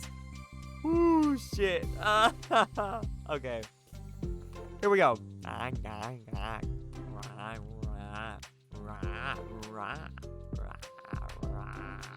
Okay. The two of them continue, with Sayori asking fewer questions. She begins to understand the value in the notes, as she finds herself referring to them somewhat often, and even adding to them. Grancel. No! But a reduction in questions comes not from her getting used to the reading, but rather from her fearing that she'll come across as stupid for whatever it was you were doing with your mouth. I don't know what you're talking about. At last, Sayori reaches the end of the chapter. I think we can stop here for now. Okay. Sayori takes a deep breath and closes what little of the book she's gotten through so far. So, what are your thoughts up to this point? Sayori tries to find words. Am I doing well so far? I'm not sure I understand. Well, I don't know. When it takes me so long to read and understand things, it makes me feel really dumb. But I really like how into it you get. It makes me want to keep going and to keep doing my best so I can see it the way that you do.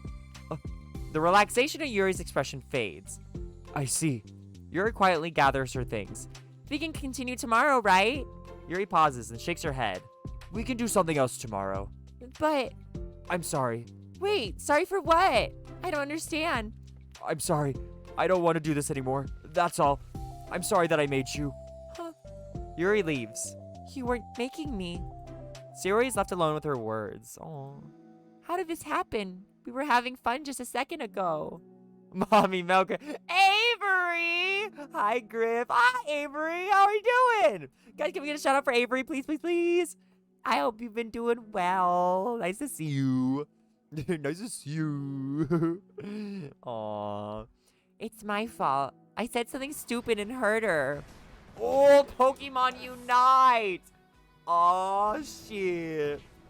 How are you liking that, Avery? Do the shout out anytime. I've been playing a lot of Pokemon Unite. I have to I've only played the tutorial. I've not yet to play it.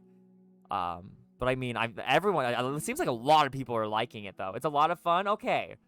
Sounds good then. I don't know. Oh, who do you play as? Who do you like playing as? It's my fault. I said something stupid and hurt her.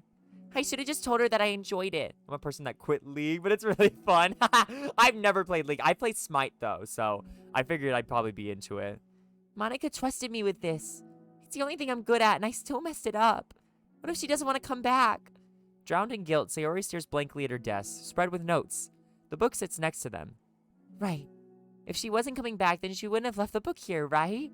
Unless she just forgot to take it with her. Aw, this is horrible. Was it really because she thought I wasn't enjoying our time together? Or maybe she wasn't enjoying our time together because I'm not good enough.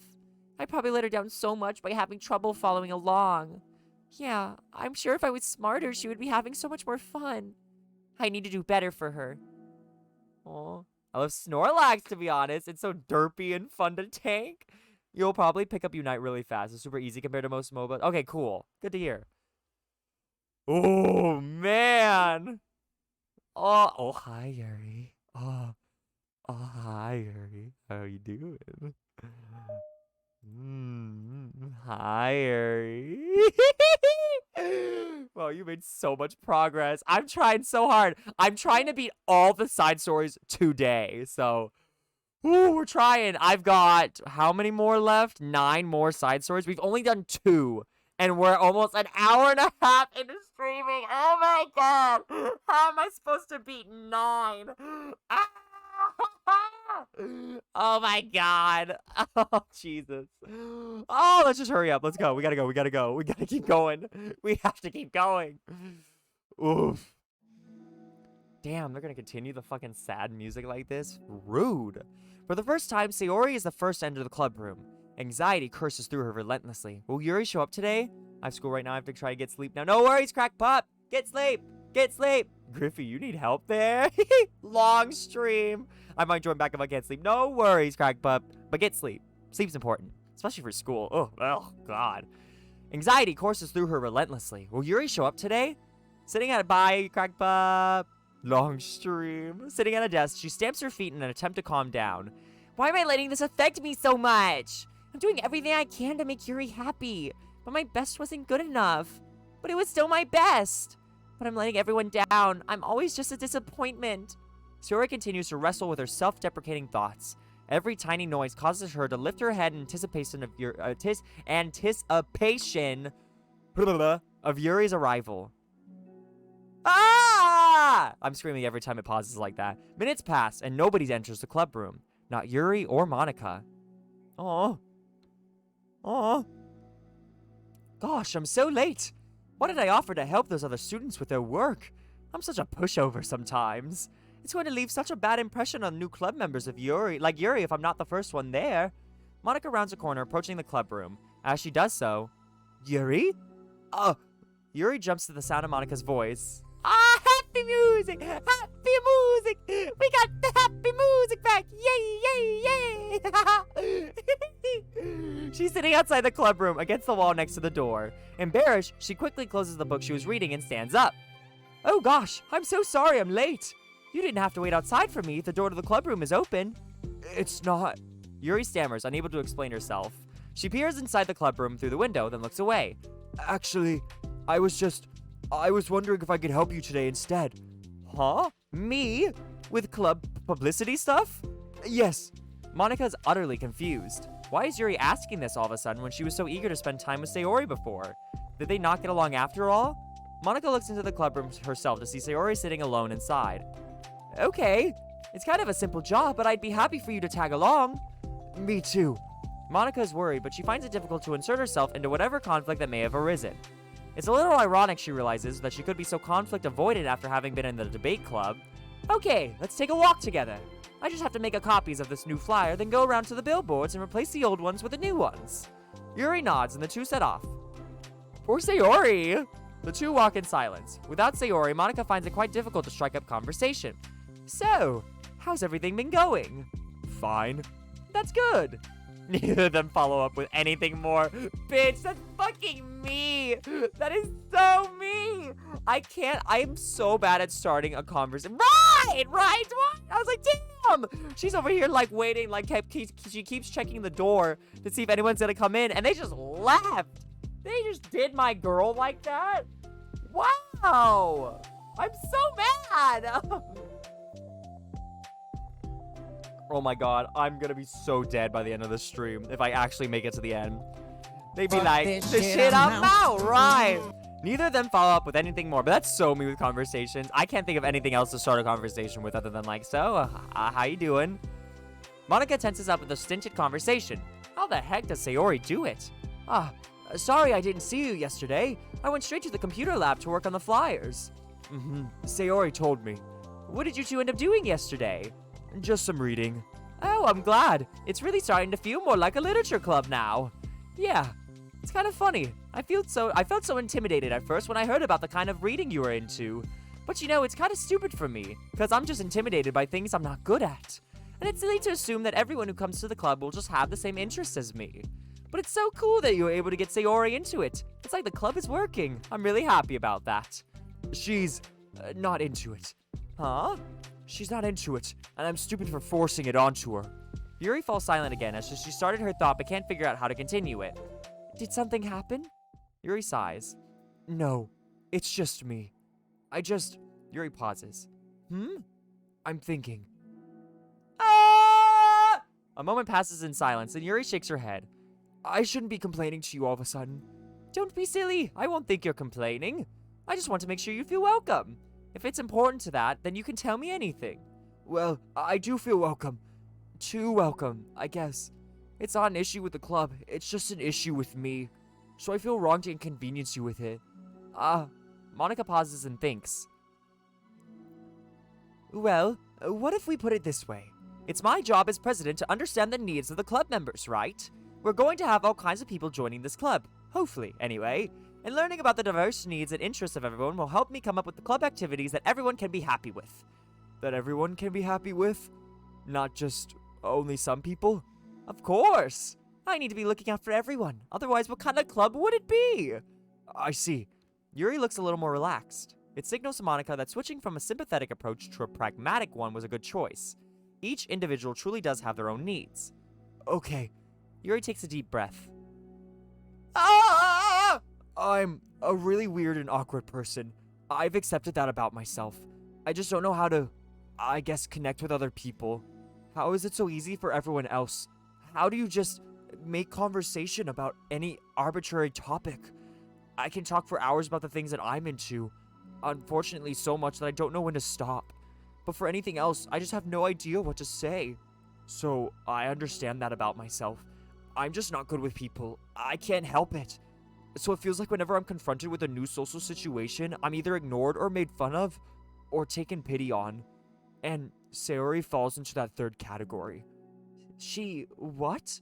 Hold on, you're saying that Sayori is taking pity on you? Yuri nods. I just want to be treated like a normal person. If you don't like me or you don't connect with my interests, then just tell me. I can accept that and move on.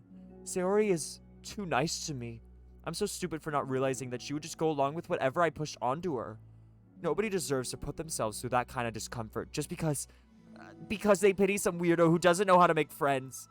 She needs her J Riffy. Ooh. It's the worst feeling. I hate it. Yuri's sharp words cut through the tense air. Somewhere in the middle of the conversation, the two stop short in the hallway, prioritizing the conversation over their original task. Monica looks at Yuri. Yuri only looks down with her fists clenched. I think you should tell her that. I could never say that to somebody's face, but sorry, I butchered that sentence so bad. I could never say that to someone's face. It's pathetic. Sayori is different. Making people happy is the most important thing to her. I'm sure that's all she's trying to do. So, if you're able to explain to her what makes you happy, then she'll do anything to make it happen. That's the problem. What kind of friendship has one person always trying to cater to the other person's weird needs? I'm sorry. I'm making myself sound so... No, I think I'm starting to understand. Monica hesitates to finish her thought out loud. It's something that Sayori would be able to say better. Sayori is someone who will give anyone however much kindness they need in order to smile. But Yuri, who has difficulty accepting kindness, must be driving Sayori to be even more assertive in her kindness, further exasperating the matter. She's into tentacle shit. Oh my god! Neither person is to blame, but it's an issue that can't be resolved without them understanding each other better. Sayori wants to be your friend. I promise that. It's okay for different people to have different needs. I mean, Sayori, she has her own needs too. But good friends work together and can be what they need for each other. You just have to have good communication and talk about it. I don't have good communication. Who isn't? Me? I don't think I am either. I don't know. I've never actually sat down and watched it before, so I don't know. If I have any time after stream tonight. Oh, no! Yuri stops and shakes her head. I'm sorry. I didn't mean to say that. Well, you're missing out. How do you know? Have you tried it? Ew. My head is just... It's so resistant to everything. Ew. I'm pushing such a kind person away from me because of it. Yuri pauses to think. I'm so tired of this cycle I'm creating for myself. I think I'm so afraid of people pushing me away that I just push them away first. How thoughtless and immature of me. Yuri takes a deep breath and exhales. I didn't mean for this to turn into a whole venting session. But I understand now that I just needed to communicate with her.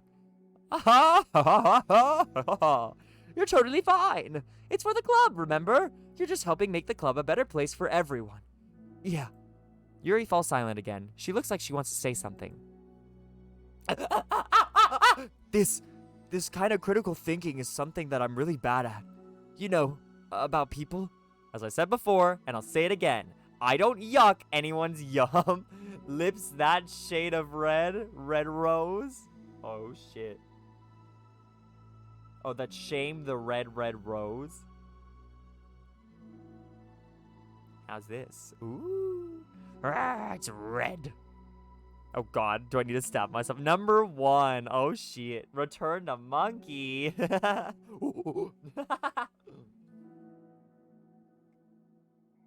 Okay. You know about people. So, thank you. Anytime. Monica smiles at Yuri. For just a moment, Yuri finds it in herself to meet Monica's gaze, returning a shy smile of her own. Ah. What colors do you have? I have any color that you can possibly imagine. I do put in there, though, that even though I do have orange, yellow, and green, it doesn't show up super well. But, I mean, if you still want it, I'll give it to you. It is there. Like, you'll see it, and I can even turn down my other white lights. If you are a person and you exist, you are invited. Yuri and Monica finish replacing the old flyers with the new ones. Vape. No. H2O. Yeah. I don't even know what that's from. But I still did it. Oh my god. More accurately, Monica mostly did the work while Yuri followed along. But as the club room once again draws near, so does Yuri's confrontation. I can't do this. Sorry, I just love the quotes. No, you're fine, pop off. Oh, you just made it up. Okay, good. So I'm glad I committed to it then, is what you're saying. Yes, you can. It'll be great. Yuri sighs and shakes her head. I'm never gonna feel confident enough. I just have to do it. But Griffey like, haha, butthole is dark. Number 69. If I don't do it now, I never will. Yuri stares down towards the door, but then turns to face Monica. You're not just gonna wait outside, are you? I can take a walk. Want me to get you a coffee or something? Actually, I prefer tea. I like to make my own though, so please don't worry about it. Although, I suppose that's one downside of reading here in the club rather than at home. I don't get to drink tea while reading. Sorry, I guess that has nothing to do with this. You know, now that you mention it, I bet we could get permission to keep stuff for tea in the club room. You can use, like, an electric kettle to heat up water, right? Would that really be possible? I'll look into it. I think it would be great. Yuri smiles and nods at the thought. Well, I'll be back in a bit. Good luck. Work, Griffey, Barbie supremacy. This one keeps coming up and I love it. We need another Barbie movie. Monica waves at Yuri, then turns around and departs down the hallway as Yuri's smile fades once more. A moment of daydreaming about tea isn't enough to save her from the anxiety of the task that lies before her. I'm sorry. Daydreaming about tea. But it must be done. Taking one more deep breath, Yuri timidly opens the clubroom door. Poor fucking Sayori. Yuri? Wait, hold on! I'm not done yet! Sayori shuffles a bunch of papers around. Yuri stammers, her words suddenly caught in her throat. At that moment, she realizes how Sayori had been spending her afternoon. I wasn't expecting you to come today.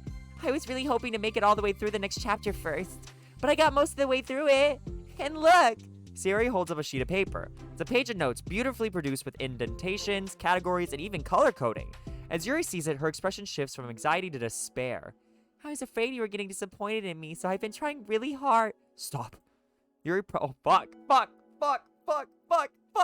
Yuri presses her fist against her forehead.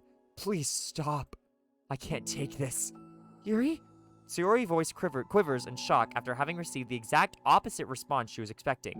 I'm sorry. Sayori looks away in guilt. Did I do something wrong? I don't understand, so if I did something wrong, please tell me. Yuri shakes her head. No, it's me. I keep putting myself in these situations where people are afraid to treat me normally. If you don't like this kind of reading, it's okay. Please just tell me. I don't need to be treated differently just because I'm weird. But I don't treat you differently. I just want my friends to be happy. So I thought if we did something together that you really like. I don't want your pity! Oh shit! Fuck! Why did I do that? Yuri sinks to her knees. Her voice squeaks. I'm sorry. Tears of guilt and self-loathing began to stream down her face. This isn't how it was supposed to go. Why is it so hard just to articulate your thoughts? Why do you end up pushing everyone away from you? Yuri's mind pounds with eternal accusation as she shuts her eyes, unable to face Sayori or the rest of the world. She should leave, just escape from here before Monica sees her like this, and before Sayori tells Monica what she did. But before Yuri can put up any strength into her legs, she feels a warm pair of arms gently wrap around her from behind. What the fuck is this? It's okay. Sayori whispers in a soothing voice. It's okay. It's okay. Overcome by despair, Yuri finds herself unable to...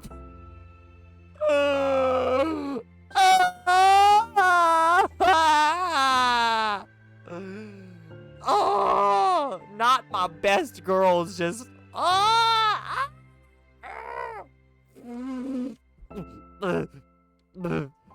Who needs tentacles when you've got stuff like this?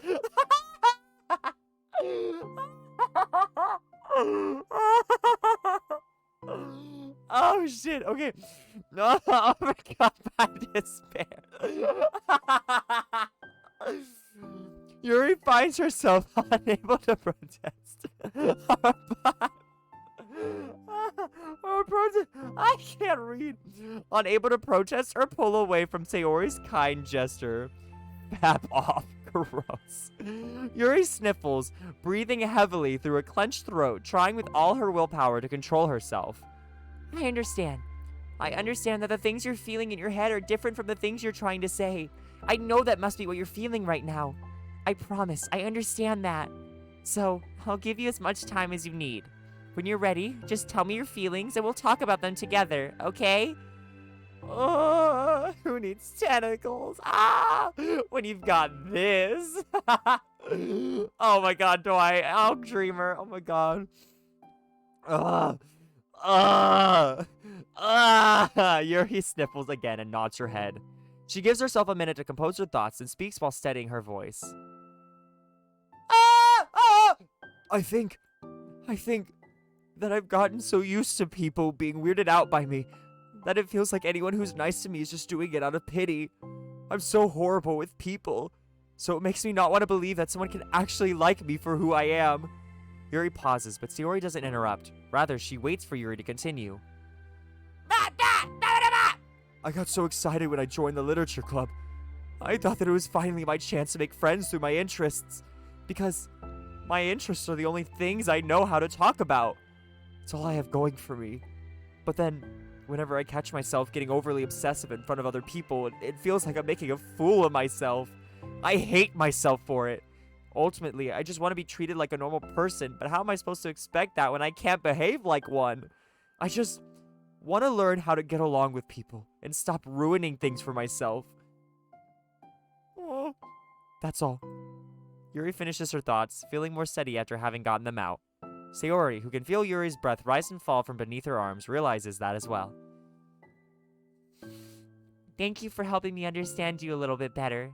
You know, you were so great at helping me while we were reading. So I'll help you with the thing that you need too.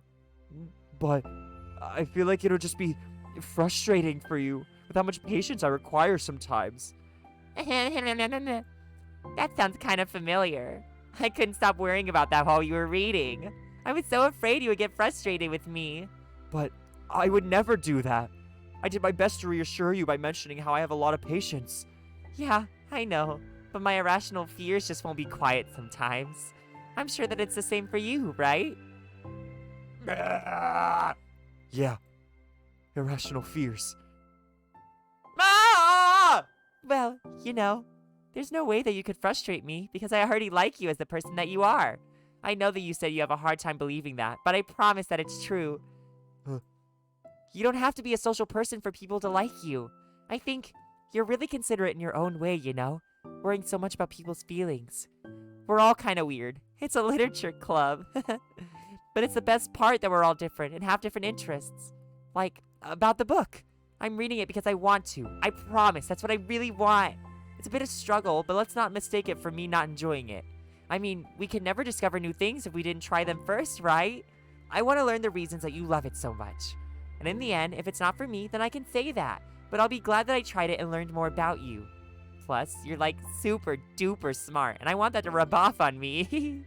Yuri fights back a smile at that comment. Aw, look, the little quivering smile. Ah! Already, the heavy atmosphere surrounding her seems to have evaporated through the caress of Sayori's arms. I'm quivering myself. I can't even form words. Your hair is so pretty.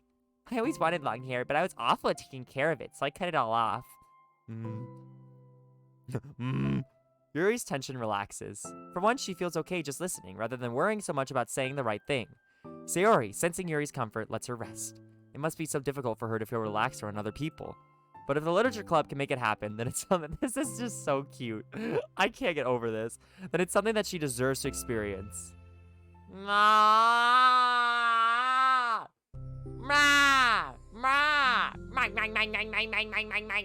So cute. Get a fucking bucket and a mop over here. Are we just kneeling next to them? So no. So J. Riffy doesn't exist here. This is before the literature club was a thing. Because keep in mind, I joined when all four of the club members were like in the club and already like going. So I'm not here yet. J. Riffy's not a thing. Sayori has brought up about her friend, which is in reference to J. Riffy. But otherwise, J. Riffy's not here. Game silence, Griffy. Ah! Oh my god. I don't know. After Amori, I never know what to expect, right? Oh my god. Well then, based on my understanding of your feelings, I suppose I wouldn't mind if we were to continue reading. So gross. That's what I wanted to hear. But we can stop at any time. If you truly don't like it, please be honest about it. I won't be offended. Of course. I'm not gonna judge anything this early on, though, so we'll just see what happens. Oh, and, it's not good to touch people without their consent first. Damn! Oh! Fucking Yuri! Love that. Oh no, I'm sorry. I didn't mean to make you uncomfortable. Oh, you didn't. I mean, I suppose it was kind of nice. I was just saying. What the? Oh my god. I'm back. Monica's back. I haven't seen you in, like, at all recently. Sayori trots over to Monica. Huh. She whispers loudly. Can I hug you? Sure, Sayori. Sayori wraps her arms around Monica. Oh yeah, Yuri. It might be good to know. Sayori can kind of be a hug monster. Hey, don't call me a monster. I guess Yuri's kind of into Yuri, huh? You mean Sayori into Yuri? Or wait, Yuri into Sayori?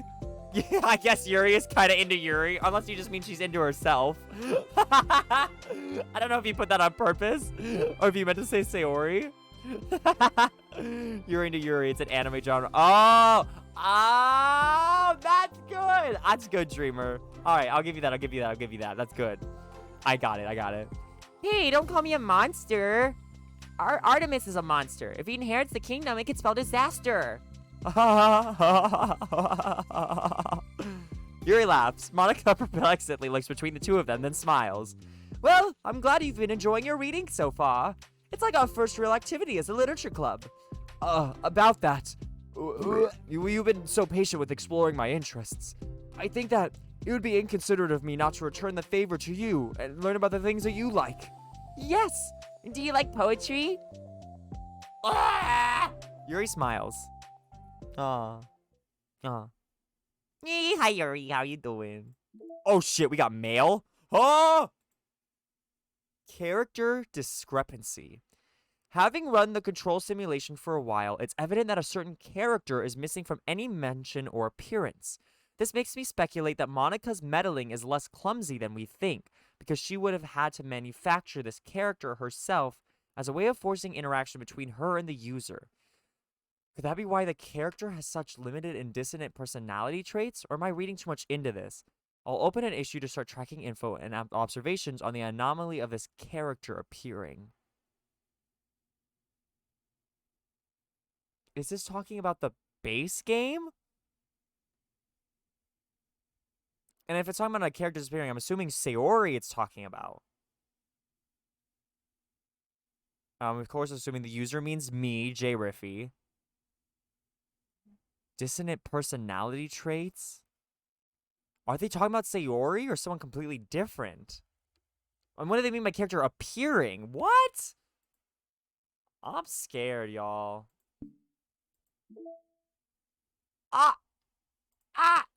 Finish the side story, understanding 2. Oh my god! Oh my god! That's cute or whatever. Yeah. Yeah, buddy! Okay, I'm stopping. I'm sorry. Okay. I gotta go. I gotta keep going. Also, I want breakfast. Alright, next one. Respect! Isn't J. Riffy a dude? The character herself. Oh, wait, what did it say? Hold on, let's check. No, not you. Go away. Character herself. This character herself. Oh, no, I think it's saying Monica. So Monica would have had to manufacture this character herself. So it's saying Monica manufactured.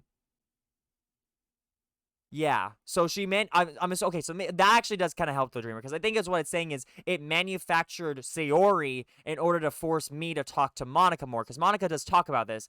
Monica's like, I made all these girls so unlikable, so you talk to me more. So I think that's what she may mean. Okay, respect! Respect! Give me that motherfucking respect! I'm sorry, that was so aggressive. It's been several weeks since the club has officially started. Through their initial setbacks, the 3 club members so far, Monica, Sayori, and Yuri, have increased their collective bond within the club. Sayori has partaken in some of Yuri's high fantasy literature, and all 3 of them, led by Sayori, have taken an interest in poetry. On a day like any other, the 3 find themselves suddenly interrupted by the clubroom door opening, and in walks a girl none of them have seen before. Hi. It's Natsuki! Sayori tugs excitedly at Monica's sleeve. Yuri shifts in her seat and buries her eyes in her book. Are you here for the literature club? Yeah. Yay, that's great! Thanks for stopping by! It's kind of a small club still, so it's really exciting to see new faces. Yeah. Come and sit down somewhere. You can sit next to my desk. Sayori prances over to her desk and presses her palms onto it. Oh, and Yuri can make you some tea. Yuri looks up at Sayori and protests for having drawn attention to her. Natsuki silently glances between everyone, then sits down next to Sayori. Monica follows by sitting nearby. The sudden gathering prompts Yuri to stand up, deciding that standing in the corner and making tea doesn't sound so bad after all. Okay, then how about we all introduce ourselves? Okay. Well, I'm Monica. I'm the one who started the club. I was originally in the debate club, but I really wanted to do something I felt more passionate about, if that makes sense. So I started the literature club as a way for people to express themselves through writing, or reading, or whatever other kind of literature. I figured it was your club. You have that vibe. I have what vibe? Oh, never mind. I'm not gonna judge people I just met like that. Very adult-like of you. I always judge people so hard. Oh, no you don't, Sayori. Yes, she does. That's funny. Your deadpan voice carries across the room. Natsuki giggles. I'm Sayori. I just like learning about everyone and making friends. Oh, and I also like poetry. Oh, yeah? Very adult-like of you. I'm an adult. I love this. The sound of Yuri's electric kettle steaming up fills the room. Oh, that's Yuri. Sayori lowers her voice. She's kind of shy, but she's really nice and super smart. She likes big fantasy books and tea, and I love her. Well, I guess it just leaves me then. I'm Natsuki. I like listening to music and hanging out downtown and stuff. And my favorite ice cream flavor is strawberry. Ooh, let's get ice cream. My favorite flavor is probably cookie dough or maybe chocolate. It's cookie dough. And Monica's is probably vanilla. What the heck? I take way too many online quizzes. The ice cream ones are always accurate. What's Yuri's favorite? Natsuki shrugs. Probably green tea. I'm just joking. I have no idea for Yuri. Still. It's pretty chill here. Do you just like hang out or do you actually do club stuff? Ah, well, we do club stuff too. This is having Oh too my much of happy vibes, which means it's probably going downhill soon. Yeah.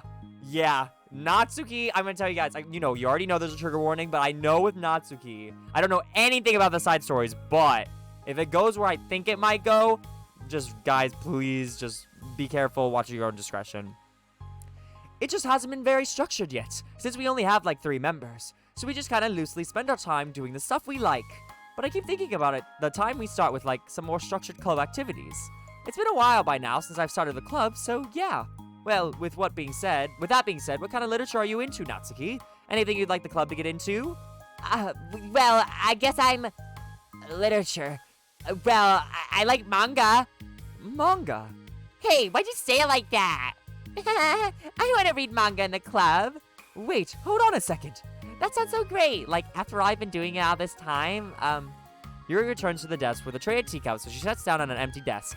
after all of the deep and immersive reading I've been doing, I wouldn't mind doing something a little more simple. Manga isn't simple. If you think that, you just don't understand the nuance. Oh, I didn't mean simple like that. Well, anyway, putting manga aside, damn, there's so many fucking voices I have to switch between. It's making me realize how similar Sayori and Natsuki's voice is. Like, I have to go over and above for Natsuki.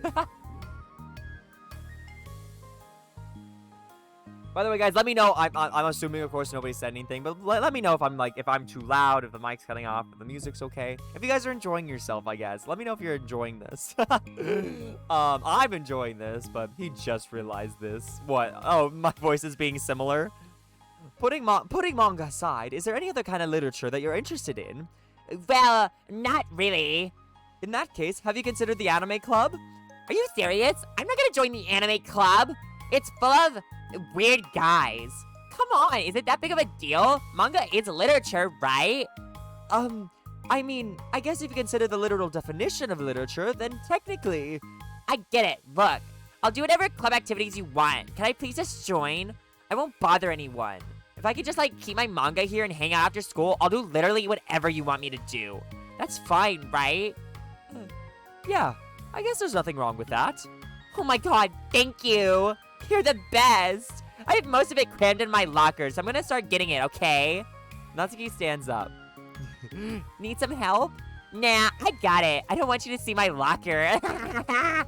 If you say so, but there's no way it's worse than mine. I hope we never find out then. Natsuki exits the club room, leaving everyone in silence, save for the sound of Yuri sipping her tea. Ugh, I'm such a pushover. Hey, it's not that bad. Natsuki seems like a lot of fun. Maybe, but I mean, she has like no actual interest in literature, you know? And that's normally fine, but she said she would participate in club activities like it's some kind of obligation. Her tea is going to get cold. Yeah, wait, that's not related. Well, I think everyone deserves a chance, especially if we can bring her happiness. Besides, maybe she'll take a liking to literature. Are you sure you just don't want to read her manga, Sayori? Hey, who do you think I am? Sorry, I didn't mean that. I just feel really uneasy about this. Do you have any opinion, Yuri? Not particularly. She said she wasn't going to bother anyone. That includes me, so... Does that mean I bother you? No, you're a pleasure to be around. I was just fishing for a compliment. I know. I love Yuri. But still, I really think we should give her a chance. Yeah, all right. But I really am going to start enforcing club activities. I'm willing to cooperate. Suddenly, the 3 of them hear a thump against the door. What was that? Sayori stands up and walks over to the door, then opens it. Thank you. Carrying 3 boxes of what is presumably manga, Natsuki grunts and wobbles inside before slowly bending over and dropping the stack onto the floor as gently as she can. That's quite a collection. Sayori giggles in excitement. While catching her breath, Natsuki replies, There's still one more box. I can put them away myself. I know how to organize them. Monica anxiously glances between Sayori and Yuri. Is this really okay for the club? Yuri be saying the kind of stuff I would say if she isn't being overly shy. Maybe it's what she really needs to really kick the club into gear before everyone gets too complacent. Oh, my freaking, gut hurts from, all these, oh. Okay. It seems like things are finally going to start getting more serious. Oof. Okay, let's keep going. We got it. Wow. Oh my god. Why did the wand not work at first? What's happened to my bun bot? I'm so sorry, Wonderful. At the next club meeting, Monica is the first to arrive. But ever since Natsuki joined, she feels a lot less relaxed. Cancelled. Why am I so nervous? Monica paces, trying to figure out her feelings. Natsuki said she wasn't going to bother anyone, so why does it feel like the atmosphere has changed so much? While Monica thinks, the club door opens, revealing Natsuki's carrying a box.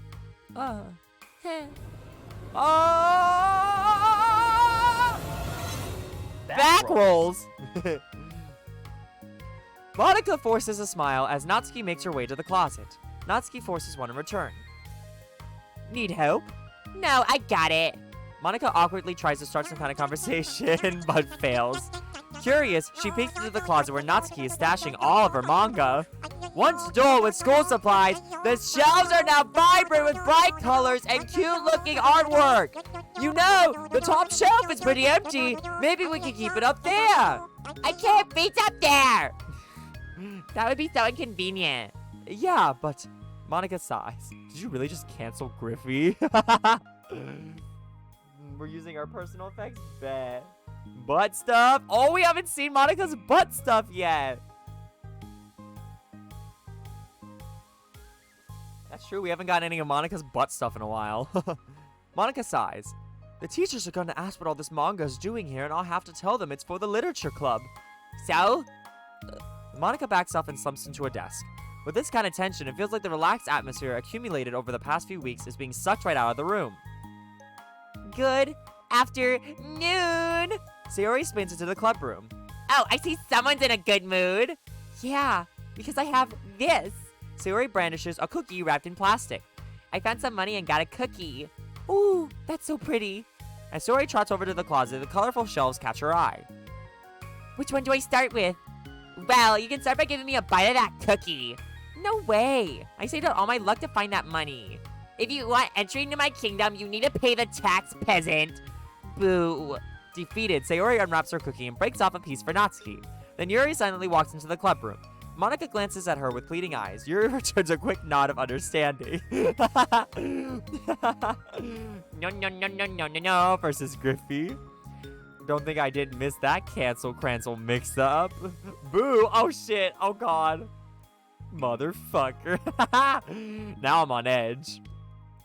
Well, everyone's here now. Despite the club only having one more person than before, it somehow feels twice as lively. Okay, so I think we should go over some potential club activities and see which ones we want to do first. We have 4 members now, so it'd be great if we found some stuff to do as a group.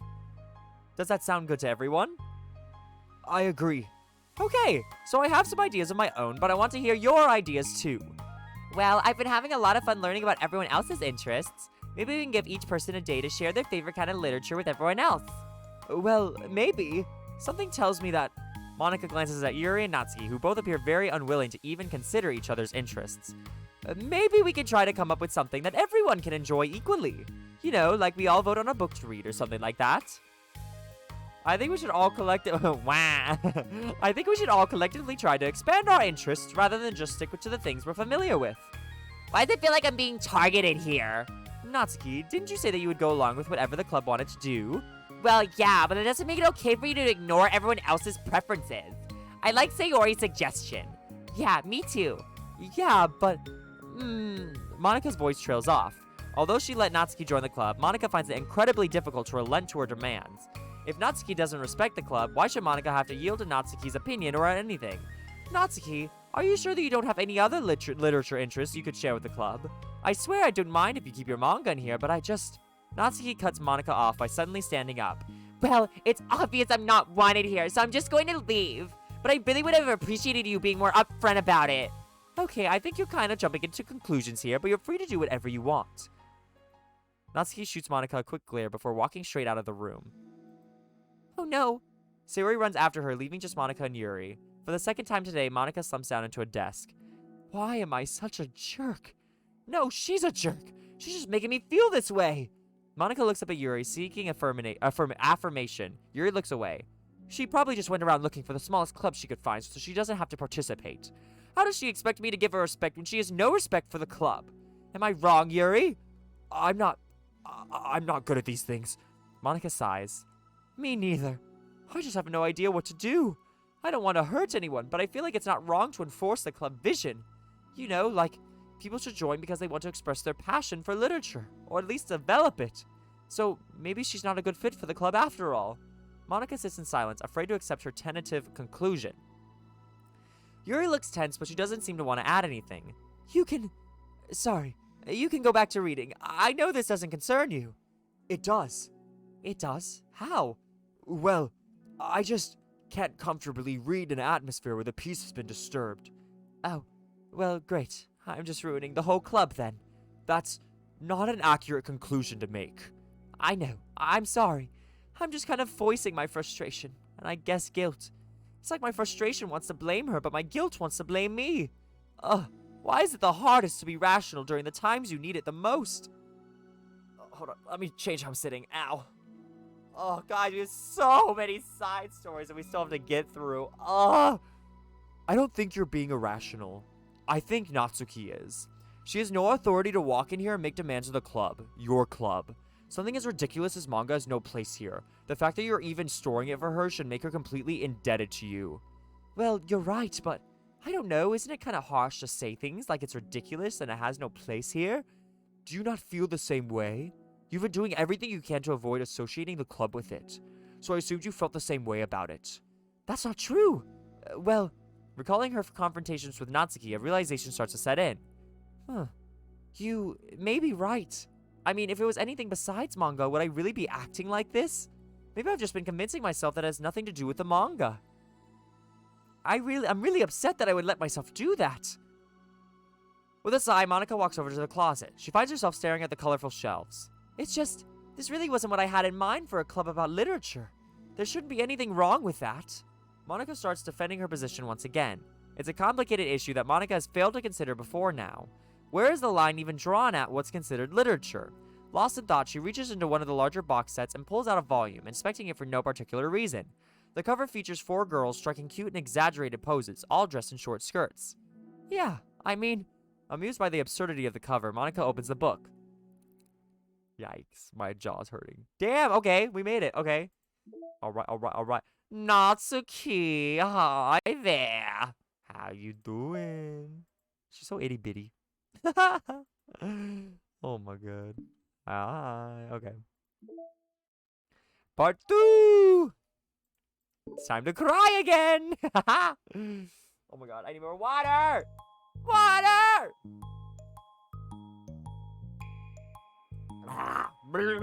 Okay. This sucks. Why is Monica such a jerk? She should be grateful that I even joined her stupid club. It's not like she could find any members. Monica's usually really nice. She cares so much about everyone in the club being happy. Yeah, right. Well, she usually does. Maybe when she's not busy being so judgmental. So what if I'm into manga? Why can't just one person accept that instead of being so condescending about it? I accept it. I think it's cute. Oh, come on. That's condescending too. I'm sorry. I didn't mean it like that. I just want to support you. Natsuki sighs. I know. Thanks. It just really sucks. Do you want me to talk to Monica? I don't know. It's not like it's gonna change her opinion of me. Like, even if you were to convince her to back off, that wouldn't suddenly make me feel like I'm actually welcome in the club. I should just find another club. Wait, you don't have to do that. We can figure this out, please. I mean, I'm the vice president, or at least I think I am, and I don't want you to leave. Everyone deserves to feel welcome and to be happy, so I want to make that happen for you. I was wondering, What was the reason that you decided to join the literature club? Well, Natsuki hesitates. It's kind of dumb. Aw, don't say that. There's no such thing as a dumb reason when everyone is welcome. I wasn't welcome. You were to me. So, just don't tell anyone, okay? Especially Monica. I promise. Natsuki sighs. I'm just tired of everyone judging me all the time. I can't enjoy any of the stuff I'm into without people making snotty comments about it. I gotta change the way I sit, otherwise I feel like my gut's gonna implode. Not that I care about what anyone else thinks, but you know, the signs for the literature club says that you can be yourself or whatever. So I decided it was at least worth a shot. But that was a lie, apparently. Natsuki dejectedly kicks the toe of her shoe against the wall.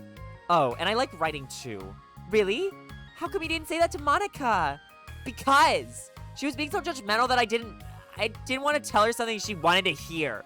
She didn't deserve that kind of satisfaction. And if she knew I was into writing, then she would just be like everyone else and try to push me away from the manga and favor the more mature thing. The two of them remain silent for a while. Sayori understands that it's out of the question for Natsuki to return to the club room for today at least. But Natsuki has a reason for wanting to join the club, just like everyone else. It's part of the club vision for her to be welcome. You deserve to express yourself as much as everyone else does. That's supposed to be what the club is for. So, I'm gonna do everything I can to fix this. I promise. Aww. It's lunchtime the next day. The cafeteria and hallways are bustling with students rushing to meet with their friends and make the most out of their limited break time. Where could she be? Among them is Monica, who always eats lunch in her classroom, but she has some additional business today. Fearing Natsuki would avoid coming to the club, Monica decided to try to find her during lunch so she could make amends. After searching for an extensive time, Monica finally spots her. Despite her short stature, Natsuki's bright hair helps her stand out from the crowd. Oh gosh. Suddenly feeling awkward, Monica is afraid to get closer. Natsuki is with some friends who Monica doesn't recognize, and they're all energetically chatting together. It would be really tactless to just interrupt them. Oh yeah, did you end up joining that literature club or whatever? Huh? Of course I joined. Why wouldn't I? I told you she would join. Come on, you only know she joined because you wouldn't stop giving her crap about the anime club. I told you, I never even wanted to join that stupid club. Oh, sure. Well, you have to give her some credit for at least making an effort to finally grow past that trash. True. Well, congrats on finally graduating middle school, Natsuki. We're proud of you. Shut up! Just let me do my thing! I'm just joking. You know we love you. Yeah, once the literature club makes you a famous writer, we'll be the first ones to buy your book. What, you're gonna buy her smutty fanfiction? Well, obviously I want a signed copy. That was like years ago. You don't think I've grown out of it by now? Oh, Jackie, how you doing? Welcome back. How you been?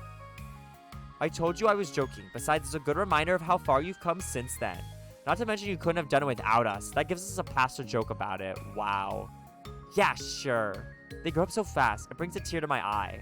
Natsuki suddenly glances in Monica's direction, prompting Monica to quickly turn away and distance herself. What the heck? That was horrible. I should have said something to defend her. Why do I have to be so conflict avoidant? Not that I deserve to say anything. I'm hardly better than them after the way I treated her. Oh, I'm so awful. I'm not doing anything right. Oh. After school ends, Monica distractedly makes her way to the club room. She finds Yuri already inside, eyes on a book as usual. Monica picks a desk and slumps into it, something she seems to be doing rather often lately. Yuri, I don't think I can be club president. I suck at handling anything that doesn't go, exactly my way. Yuri looks up from her book. It's like the literature club is a place where you get to express yourself, unless it's in a way that I don't like. I'm so mad at myself. And I'm especially mad that I didn't have the self-reflection skills to realize what I was doing. So much for maturity. Sorry, I really shouldn't be complaining out loud like this. There's just, a lot on my mind. No. Huh? I enjoy listening. Really? Why? Yuri shrugs. It just makes me feel nice. Oh, well, okay. I guess I'll just continue then. Yuri nods. Yeah, Natsuki has kind of a blunt attitude, you know? It makes me feel like she wasn't taking the club seriously. I couldn't even figure out why she wanted to join. I saw her friends talking to her in the hallway during lunch, and they were just so mean to her, telling her to grow up and stuff like that, that the literature club would help her grow out of her manga. It just made me so mad, just let her enjoy it. It makes her happy. Why are you trying to take that away from her? And when I had that thought, it was when I came to the realization that I was kind of doing the same thing. just in a roundabout way. I should have made her feel good about being passionate about something, but I just dismissed it. No, I was actually trying to avoid acknowledging it at all. I even did that with you, Yuri, when you first joined the club. You did? Yeah, I remember. Fantasy. Oh my god. Oh my god. Yeah, I remember. Fantasy isn't really my thing, so I was kind of trying to dismiss it. But then Sayori jumped in and took over the conversation. I'm sorry, that was so nasty. I should have done that. I should have reflected on that, but I didn't because I just let Sayori handle it instead. And now I'm repeating the same mistake, except I really hurt someone this time. Monica shakes her head. I'm so tired of being afraid of things I'm not comfortable with. It's so stupid. Like, I could just picture how much joy it would bring Natsuki if I let her share her passion a little. I'm so angry that her friends were treating her like that. I'm going to get them back for it. Get them back? Yeah, I'll get them back by making sure that this is the literature club that Natsuki wants, not the one that they want. Suddenly, Sayori bursts through the door, making Monica and Yuri jump. With a rare stern face, she marches over to Monica's desk and sits down next to her. I'm having an intervention. I can do that because I'm vice president. Is this about Natsuki? Yes. Yeah, I know. I messed up. I'm super sorry. I was just talking to Yuri about it.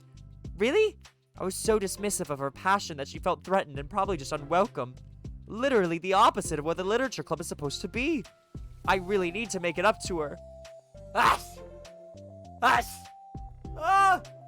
Oh. Yay, I did it! That's so funny. Thanks for the intervention, Sayori. I'm glad we're on the same page. Friendship wins again. So how do you want to make it up to her? I have a plan. Sayori, do you know if Natsuki is coming to the club meeting today? I don't think she is. I see. Monica was afraid of that, not because of her plan, but because she's facing the consequences of the damage that she's inadvertently caused. But the only way to do the right thing is to face it head on. It's so easy to just duck away from conflict and wait for it to blow over. But that's not enough. To truly respect someone's feelings after you've hurt them is to face them and admit your wrongdoing. Not the wrongdoing of mismanaging the club, but the wrongdoing of disrespecting Natsuki's feelings. I think I'm going to leave a lurk. I've talked too much all night. I ran out of energy to chat. No worries, streamer. Get sleep. Go get sleep. Go get sleep. Thank you for the lurk. Okay. Do you think you can get her to come to the meeting tomorrow?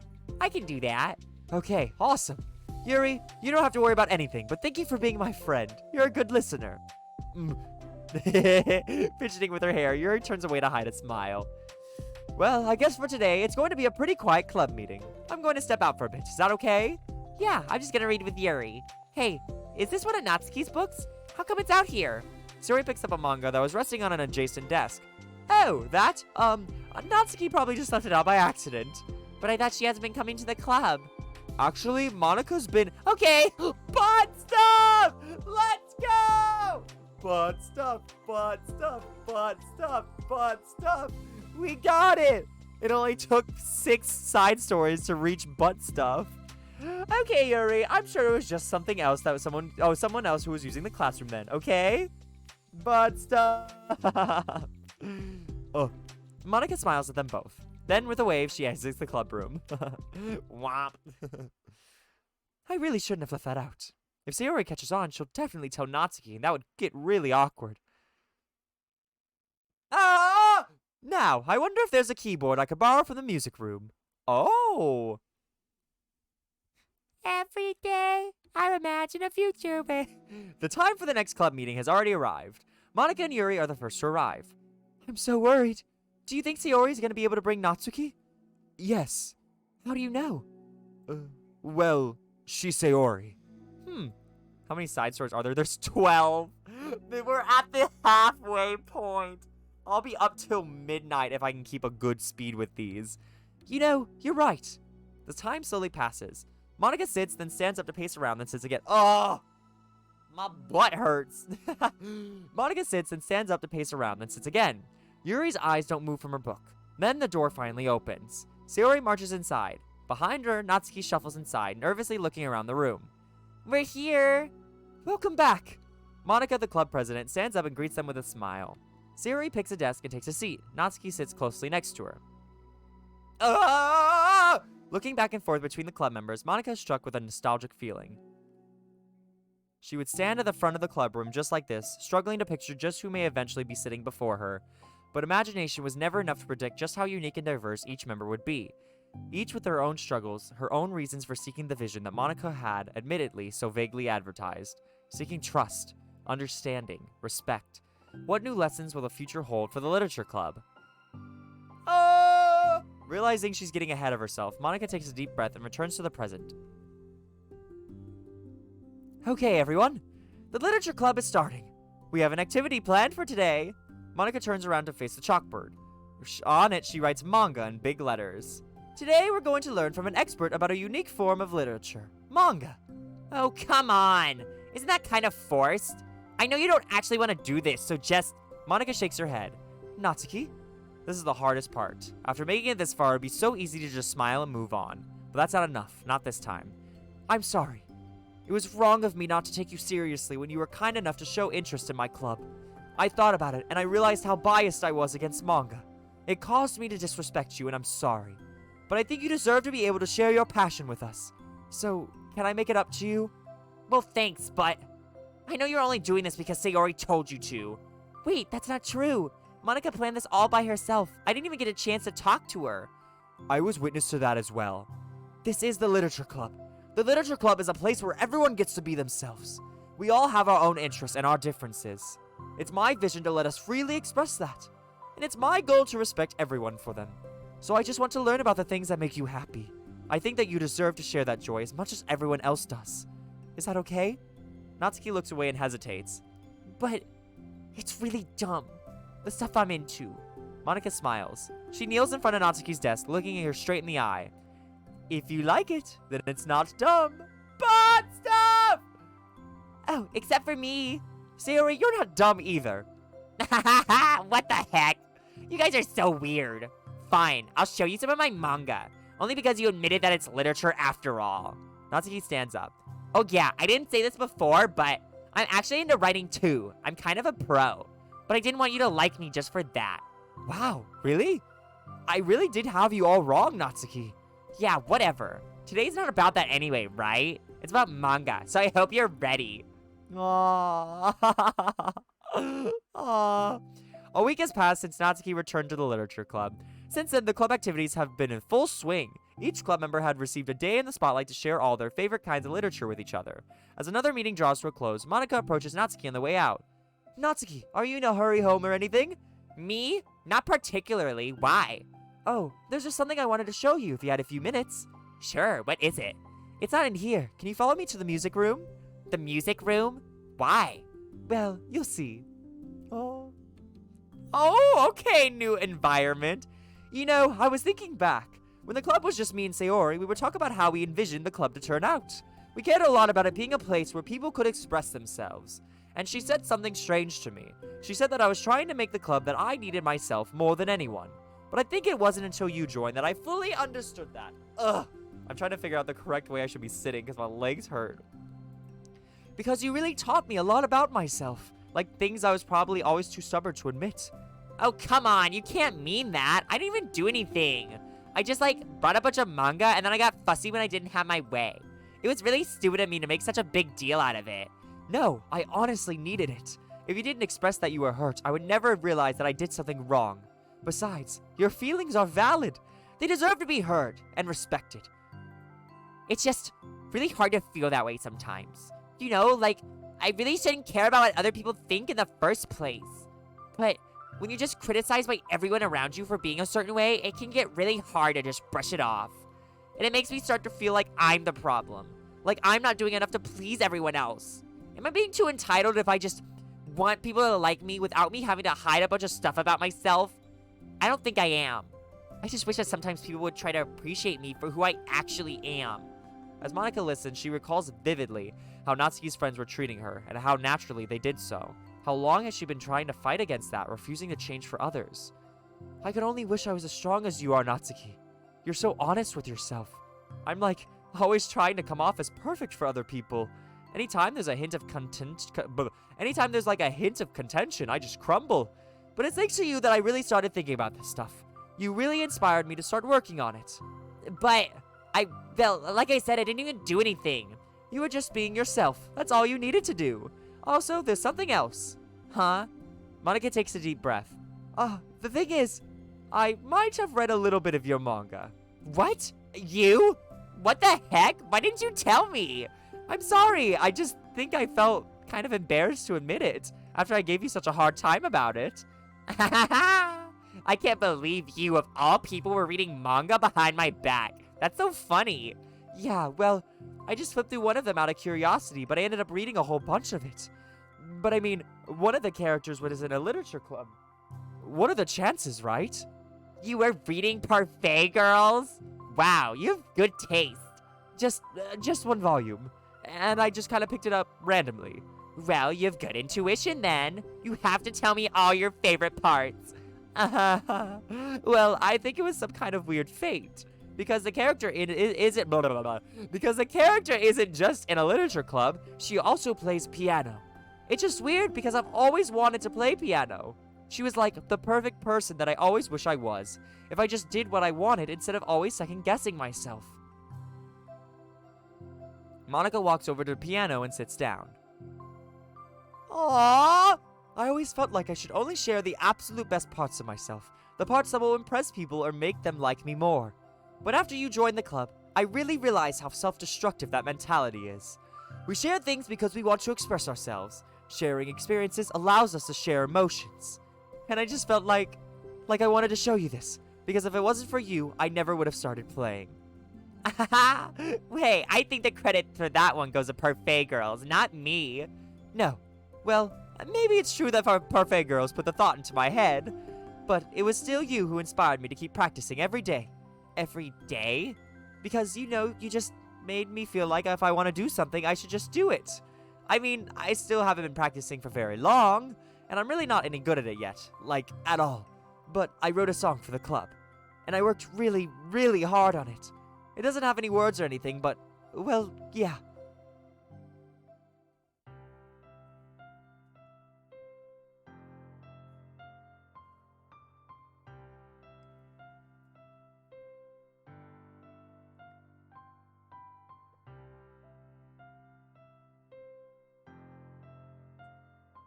What the fuck? If something jump scares at me, I'm gonna punch a hole in my monitor.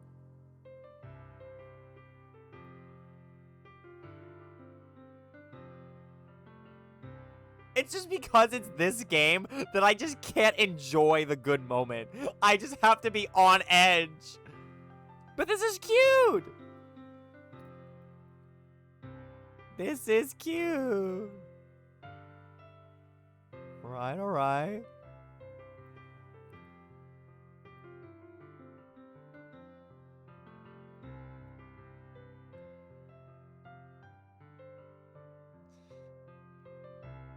Every day, imagine a future where I can be with you.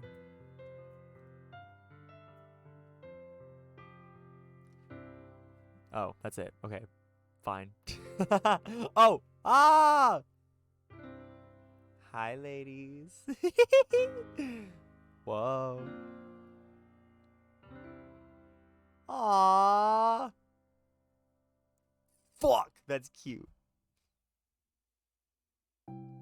That's all. That was so good.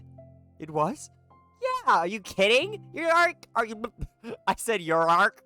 Your arc? What the fuck is your arc? You're like already a pro. Not even close. Does the song have a name? You said it was about the club, so yeah. It's called My Song, Your Note. Because everyone brings something so unique to the club. It's completely different from how I first imagined it, I think. But I was like, such a selfish perfectionist. It shouldn't be about me. It should be about everyone. And it's all you who helped shape the club into what it is. I would never change that.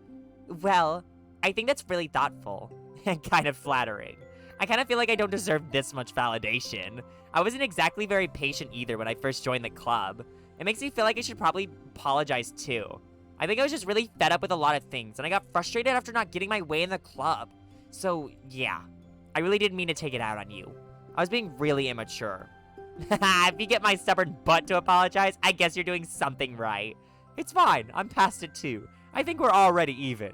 But it's really sweet that you were thinking about it. It takes a lot of maturity to reflect on that kind of thing. Well, well, I wonder who I got it from. Huh? Oh, never mind. Well, anyway, we're even as long as you let me keep my manga in the club room. You did admit that it's a form of literature. You totally can't take that back now. You got me. The closet's all yours. I'll tell you what, I'll bring in a little something for the club tomorrow. I want to do something nice in return. What kind of little something? Oh, you'll see. But I don't think you'll be disappointed. Oh? Fuck, that's such a long one. The next club meeting ends up being a particularly tasty one. Oh, we got her baking, question mark? Oh shit, we got mail. Ah, OMG, no, I don't want to read it. No, no, no, no, no.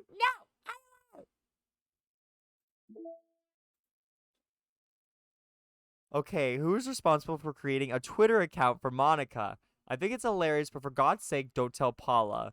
It would get 404'd in a microsecond. Are you just relaying her tweets manually, or did you code some kind of pass-through layer to automate it? Based on the contents of the tweets, I assume they're coming from the control simulation? Bitch, what?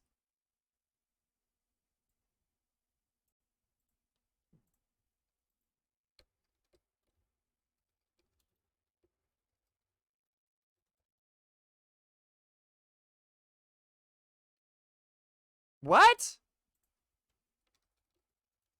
We're investigating this bitch. Hold up. Hold on. Hold on. I'm looking into this. I'm so invested.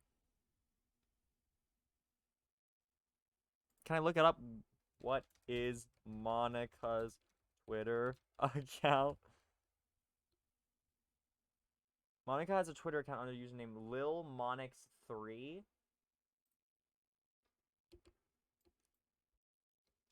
LilMonix. Oh, come on. Come on. LilMonix3. Is that it? LilMonix3. Oh, that's her. High school devil and president of the literature club? What the fuck?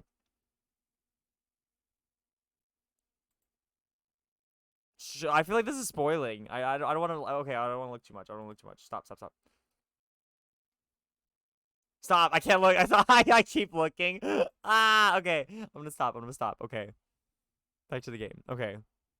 But I have to check that out. That's interesting. Okay. What's the new picture? Oh, we got a lot.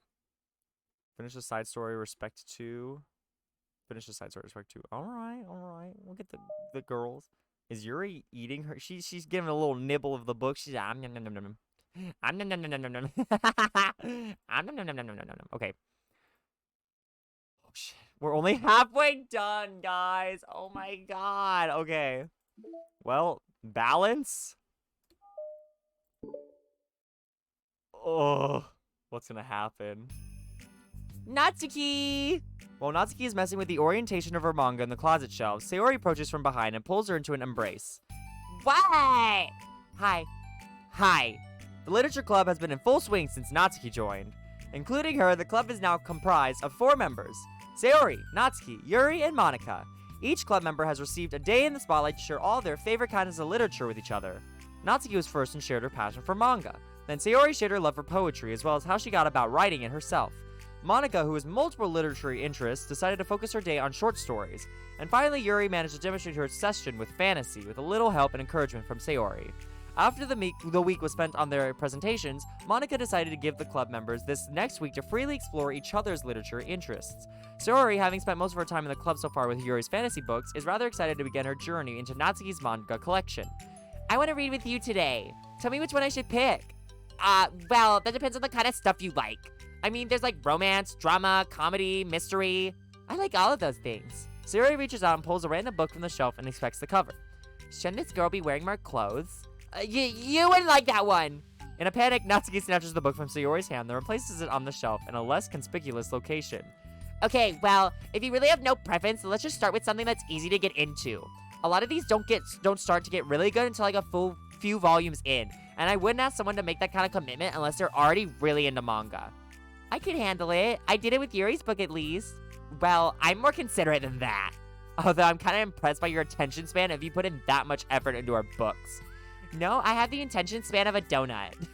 But I love my friends, and I can do anything if it's for them. Well, okay then. Let's pick you something that even donuts can read. I didn't say I was a donut, I just said I had the attention span of one. Aw, were you just trying to call me sweet? You're so cute. No! How did you get to that conclusion? And don't call me that. A donut? Cute. Aw, how come? I just don't like it. I don't need a reason. Natsuki yanks a book from the shelf and closes the closet doors. If someone asks you to stop, then you just need to stop. People need to realize that. I'm sorry, I didn't really mean to hurt you. Nah, sorry, it wasn't you.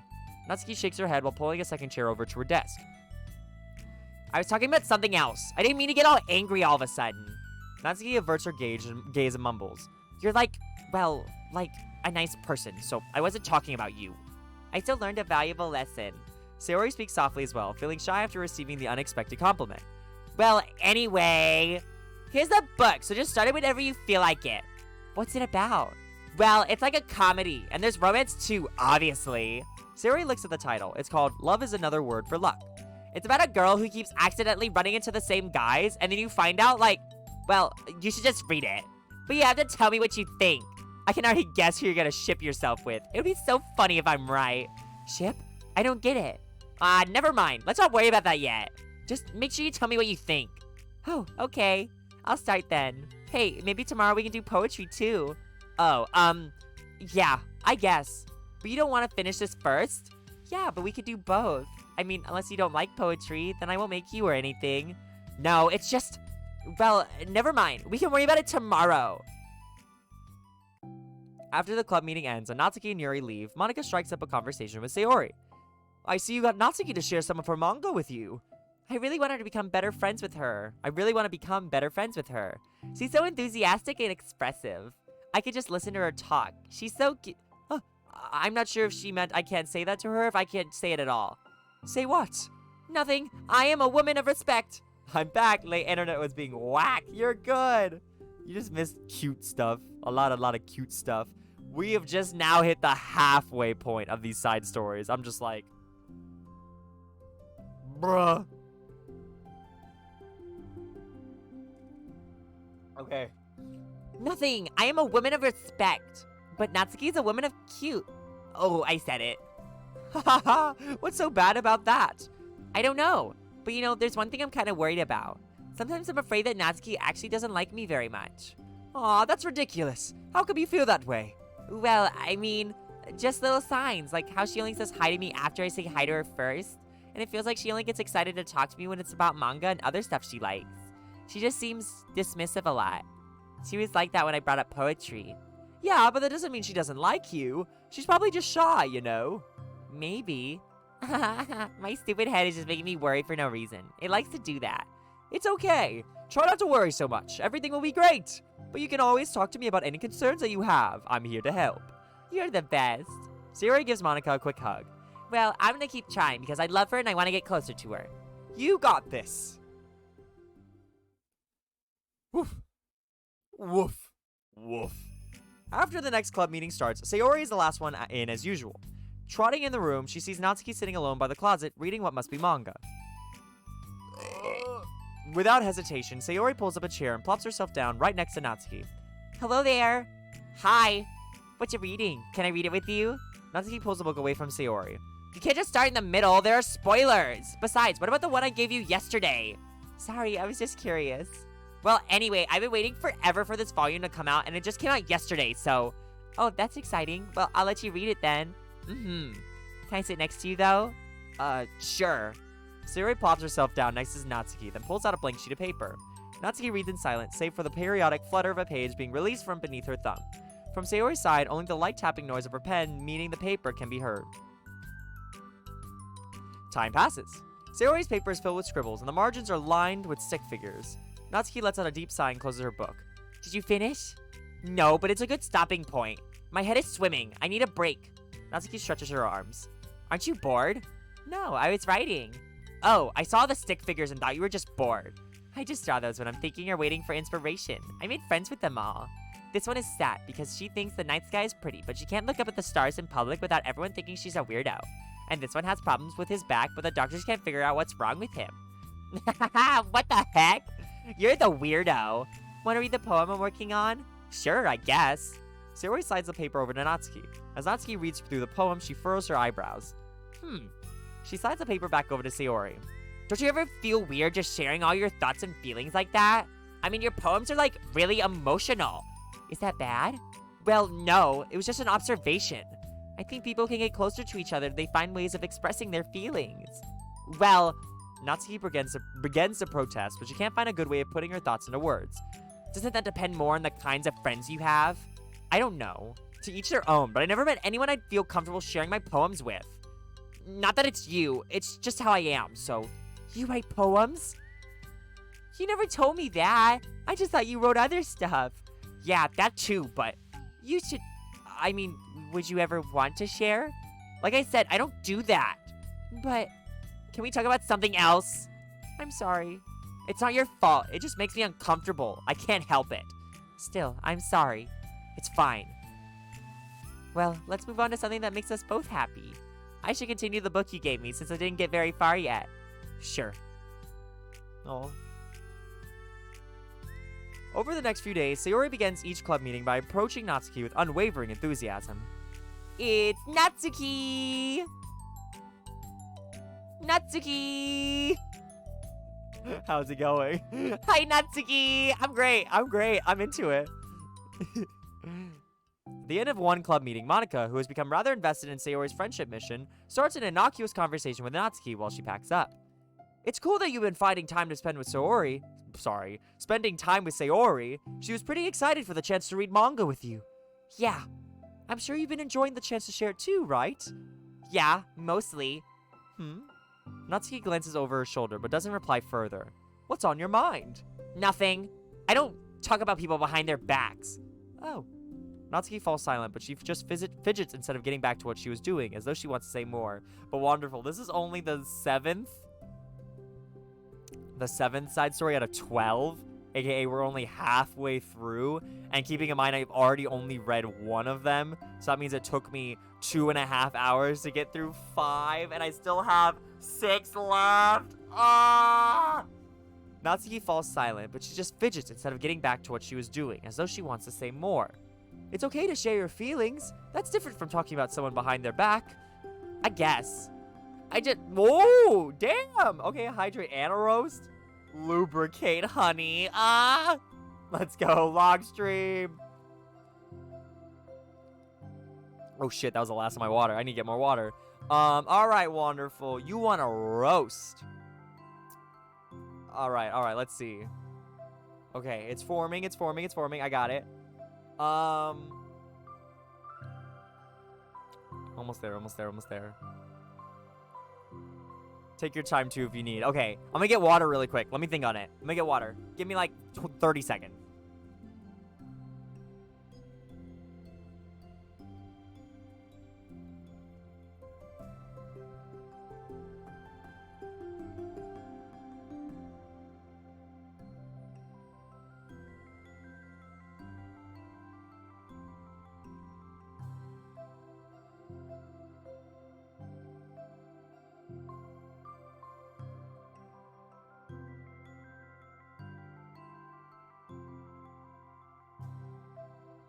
Oh, I'm back, and I have water now. I will say, though, I probably have to go pee at one point as well with all this water I'm drinking. Damn it, I'm trying to think so wonderful. I have the idea, but I can't word one. I mean, I have, like, an easy one, but I don't want to just make it an easy one. That's boring.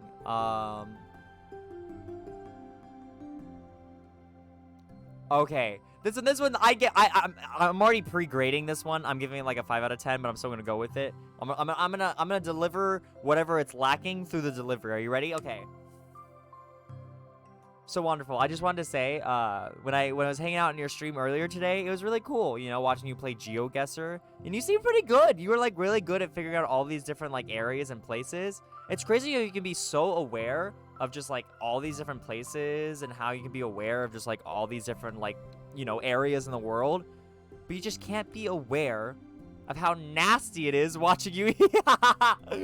How nasty it is watching you eat garlic on your street. I don't know. Yeah, that was like a 5 out of 10. I was trying to think of like something like, oh, like as stinky as garlic or something. Like I couldn't think of anything. Like I don't know. That was okay. I promise next time I'll give you a better roast. I got you. Whatever. It was not a good roast. I'm sorry. I'll make it up to you. I'll make it up to you. It might take me a while, but I'll think of something. Shit, now you got me thinking of a compliment. Damn it. Canada. Canada. You could have made it up about my dating life and my date tomorrow. I know I could have, but like, I don't know. It would have been too easy.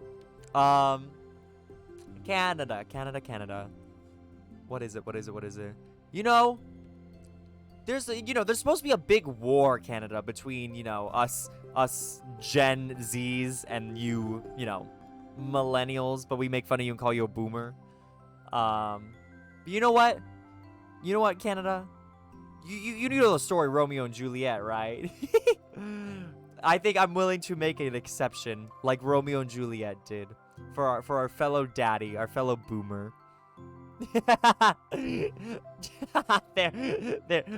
There's your compliment. I don't know what the compliment was, but somewhere in there. I don't know. You figure it out. I don't know, y'all. I have to go back to looking at these pretty girls. Anyways, I just hate when people talk about me behind my back, so I'm better than to do it to others. What? Be careful how you talk to Papa Wong, Canna Daddy. Right. Monica shares a bright smile. You're really considerate. Thanks, I guess, but it doesn't feel like it. You can trust me. Natsuki stands in silence for a moment, still fidgeting. I just feel smothered sometimes. I'm not used to someone being like all over me right after we met. I mean, it's fun to hang out with her, but I just have no control over the pace. I can't just meet someone and instantly become best friends with them and share everything about myself. That's not how it works. I just want to chill out sometimes. Oh, I didn't realize that was happening. It's fine, why would you have? I know, I just feel bad about it. I know Sayori, so I should have realized. Monica navigates through her tinge of guilt, which is surfaced mainly due to her being the one who previously encouraged Sayori's behavior. Despite not knowing the situation, Monica can't help but feel a little responsible. Did he literally just get me to DIY my own compliment from that babble? Listen! Listen, yes he did. Okay, fine. Fine, wonderful. You want a good compliment? You know wonderful. Fine. Wonderful. You want a better roast? Canada, you want a better compliment? Fine. Wonderful. The very little things that are actually good about you is now gonna get drowned out by how stanky that garlic's gonna be when you go on that date tomorrow. Canada, you're amazing and I love you, even though you're a boomer. You know what? I don't like a lot of boomers. Boomers suck. Boomers are crap. But you know what? I'm willing to make an exception for you because I love you. I fucking love you, Canada. There. Was that good enough? Was that good enough for the both of you? I'm so kidding, though. It's funny because we are millennials. I know. Roasted and complimented. Wow. I dig it. Sorry, gosh. Boom, roasted. Oh, my God. Oh, that was out of nowhere. Do you want me to talk to her about it? No, I wouldn't like that. Well, I don't know, I could, like, divert her into another club activity for you or something. No way, that would be so underhanded and mean. Sorry, I didn't think that one through. Besides, I just complained about it doesn't mean I'm asking for someone to solve my problems for me. True. I'm sorry. I guess I just instinctively want to try and solve problems, even if I haven't been invited to. It's fine. I would talk to Sayori about it, but it would make things really weird between us. Oh, shit. Does someone smell that? Oh, shit. It's a roast. Smells like a little bitch. I would talk to Sayori about it, but it would make things really weird between us. I feel like it would make her just constantly be afraid that she's bothering me. I don't know how to just keep things natural. Well, I think if you do a good job expressing all your feelings, she would totally understand. Sayori really wants to be the best she can for the other people. I think she would actually be happy that you want to improve your friendship with her. Maybe. Ugh, it just feels so dumb. Talking to someone about how to be friends with them. It's just weird and not cool. Monica shrugs. It's the literature club. Then she mumbles through a stifled laugh. It's not the cool club. Oh my fucking god. Ew. Butt stuff. Hey! Sorry. That just tickled me for some reason. Look, I know that you're kinda in a tough spot and that it's hard for you to really express yourself. But you've really demonstrated to me that you're great at self-reflection and critical thinking, even if it doesn't feel like it to you. I think that's the most important part of being able to navigate through these things. So I believe that you'll find the right thing to do. Well, Natsuki instinctively starts to reject the compliment, but she can't find any excuse to do so. Thanks. Natsuki gathers her things, then she finishes her thought in a mumble. And I'm still glad I joined the club, even if it's weird sometimes. Monica smiles, but Natsuki turns her back and walks away before waiting for a reply. It was an unusual way for Natsuki to express her appreciation, but Monica knew what she meant. It made Monica feel like everything really was going to be okay. Aww. Oh, sheesh, you guys. Oh my god. Okay, we got 5 left. We can do it. We can do it. We can do it. We can do it. We can do it. We can do it. We can do it. We can do it. We can do it. We can do it. We can do it. We can do it. It's lunchtime. Sayori, who usually buys her lunch, is making her way to the cafeteria like any other day. The clamor and bustle of the students is drowned by Sayori's impeccable skill of zoning out. However, her imagination is momentarily interrupted by the glimpse of a familiar pink-haired girl. Quote what? And quote that. Oh, what? It smells like a little bitch? What are we quoting? Her imagination is momentarily interrupted by the glimpse of a familiar pink-haired girl. Hey, that's Natsuki. I never run into the other club members around the school. Natsuki! Sayori stands on her tiptoes and waves. Natsuki, who's busy walking and chatting with her friends, doesn't notice Sayori at first. Then she glances over in Sayori's direction. Sayori waves enthusiastically. Huh. Following her friends, Natsuki quickly ducks around the corner. Hey! She definitely saw me. Aw.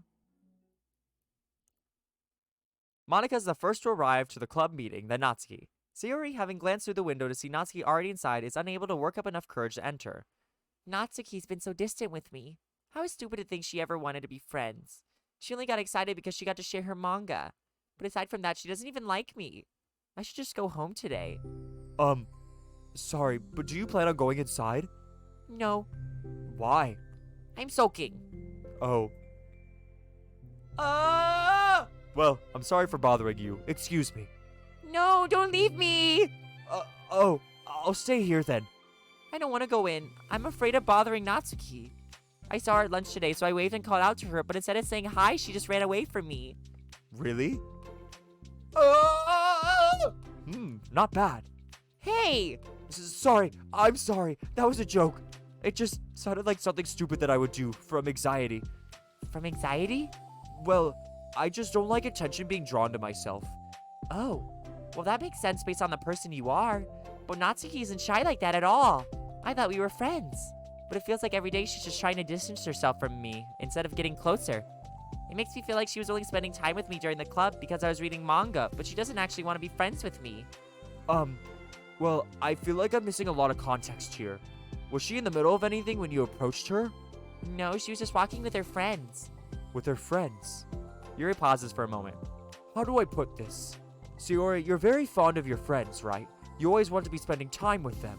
Of course. I don't think there's anything more important to me. I mean, the best parts of my day are always with my friends. Besides that, I really hate being alone, so... You hate being alone? Sayori nods. We're very different people. I cherish my time alone. I wouldn't trade it for anything. So I think, well, if I was trying to have alone time and it was being threatened with an interruption, then it just would not make me very happy. Yeah, but it doesn't have anything to do with Natsuki. She was already with her friends, not trying to be alone or anything. No, I think it's similar. Well, we're all friends in the club, but we have our own lives outside of the club as well. If you think about it, making new friends isn't some casual occurrence that happens on a daily basis. Charzy! Hello, hello! I hope you're doing well. Nice to see you again. What's up? Oh, God. And mainly thank you, Charzy, for bringing me back to the real world. Me realizing how dehydrated I was. Making new friends isn't some casual occurrence that happens on a daily basis. A friendship is an invitation to intertwine with your lives together, but the capacity at which each person is ready to do that might be different. There are friends who just like to have fun together and others who talk every day and share every detail of their lives with each other. I think when establishing a friendship, it's important to consider the comfort level of the other person. I mean, we don't really know much about the Natsuki's life outside of the club. It could be that she simply needs to make friends at her own pace rather than jump headfirst into a new commitment. But that means I was really bothering her? I just really wanted to be good friends with her, so I treated her like one. Was I actually hurting her? I don't know. I'm sorry. My insight was really only based on what I understand about my own needs. And Natsuki and I are completely different, so... Why was I so selfish? Even if all that is true, it just still means I hurt her. I think I messed up. Yuri, with you, I think I was really careful to understand your needs when I was becoming friends with you. But I wasn't careful at all with Natsuki because she already seems really social. Gang! I just took control of everything instead of looking for the right balance. Now I hurt her and she doesn't want to talk to me. How could I let myself do this? Sayori, I think that, well, there was one time you told me something about the way I saw things in my head being different from reality. It's easy to automatically jump to the worst case scenario, but I think it's more likely that Natsuki doesn't harbor any ill feelings toward you. So I think if we were to realistically consider the situation and how it would cause someone to feel, I'm bad at this. I'm sorry. You're a lot better than me at things like comforting and reassuring people. Suddenly, Sayori gives Yuri a gentle hug. You're the best, Yuri. I'm sorry for burdening you with this. You're trying so hard for me. You're such a sweetheart. It's not a burden. I enjoy listening to others, and my friends deserve happiness. Sayori beams. Well, I think I'm gonna give Natsuki some space. She should do what she wants. And if she does still want to be friends, then I'll learn her needs and I'll match her boundaries. Yeah, I'm sure that's what's best. I wish I didn't feel so awful and guilty. Makes me feel desperate, like I need to make it up to her by trying to make her happy. But that's not what she needs. I just have to tell myself that. It hurts, but I guess it means I still need to grow. I really want to grow as a person. If it's to be better for my friends, I want that. That's very mature of you, Sayori. I'm mature. Sayori hops up and down on her toes. So, does that mean you'll be going home after all? Sayori shakes her head. I need to be here to show her that I respect her space. I'll just spend the club by myself today. Yuri nods in understanding. You can go in first. Okay. You're blocking the door. Oh. Sayori steps aside. By the way, Before Yuri enters the club room, Sayori interjects. you said that you and Natsuki are completely different, but I don't really think that's true. I think you're actually really similar in a lot of ways. Yuri smiles and shakes her head. Sayori, that's absurd. You're very silly sometimes. Yuri turns and enters the club room. After a moment, Sayori follows. Oh man, there's so much reading, but I'm into it. I want to keep on going. The club room is quiet. When Sayori walks in, Natsuki glances in her direction. Sayori smiles and gives Natsuki a quick wave before sitting down across the room. Yuri's face is already buried in her book. Sayori decides it's best to continue the manga she was reading, so she pulls it out. However, it looks like Natsuki isn't reading today. She has a sheet of paper in front of her and is tapping a pen against her desk, staring at it. Aww. Oh, are we doing butt stuff today? Monica speaks in a quiet voice, unwilling to disturb the peace of the club room. She kneels down at Natsuki's desk. Hey! Natsuki pulls the sheet closer to her and covers it with her arms. Sorry, I didn't mean to peek. Whatever. I just wanted to see how everything was going. It's fine. Natsuki replies dismissively. She glances over at Sayori, who is focused on her manga. Monica follows Natsuki's gaze. I think she's mad at me. How come? I'm busy right now. Ask me later. Monica falls silent. Natsuki looks back down at her paper. Did someone say butt stuff? She inches her hand away from the top margin, allowing Monica to see. It says, to Sayori. Understanding, Monica smiles. She places a hand on Natsuki's shoulder and whispers softly, I'm proud of you. Yeah, your mom. Ooh, fuck Canada, damn. Natsuki looks away, but makes no motion to remove Monica's hand. Monica gives Natsuki's shoulder a quick squeeze. I said skis. Gives it a quick skis. Gotta give that shoulder a quick little skis. Before standing back up and pulling away. Oh my god. The end of the club meeting passes. Yuri has already departed. So is Monica, after checking on Sayori and Natsuki to ensure they wouldn't stay too late. Sayori was determined to finish her manga. Oh my god. Wonderful! Yay! Yay, yay, yay! I will give you that role right now. Right now, right now, right now. Ooh, ooh, ooh. Damn, you have so many rolls, Waterfall. Damn. And now you got one more, baby. 100 hours. Congrats. Yay. I'm happy for you. Yay. Oh, wonderful. I'm so happy. Of course, it was during Doki Doki of all things. However, with not also, if you notice, I am being a little more quiet. I think my family's starting to go to sleep, but I'm determined. We're gonna keep on going. So sorry if my energy's a little down. And listen, guys, if you need to sleep or anything, I know this is just a lot of reading. So if you're like, bye, bitch, I get it. You can go. Like, I know I'm just reading. I'm not adding too much to this. I'm just so into it, is all it is. So I apologize. But I'm really enjoying this. However, with Natsuki also staying late for an unknown reason, a silent tension hangs in the air.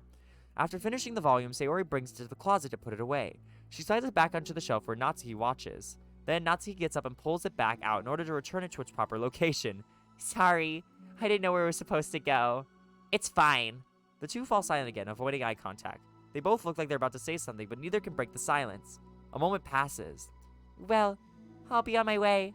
See you tomorrow. Sayori turns away to hide her pain expression, then walks away from the closet. If there was any proof Natsuki no longer wanted to be friends, this was it. Defeated, Sayori carries herself out of the club room. Aww. Once in the hallway, Sayori takes a deep breath and hits her palms against her cheeks to clear her head a little. Suddenly, Natsuki's stammering voice calls from behind. Natsuki? Startled, Sayori turns back around to face Natsuki. Natsuki fidgets and anxiously continues with a shaky voice.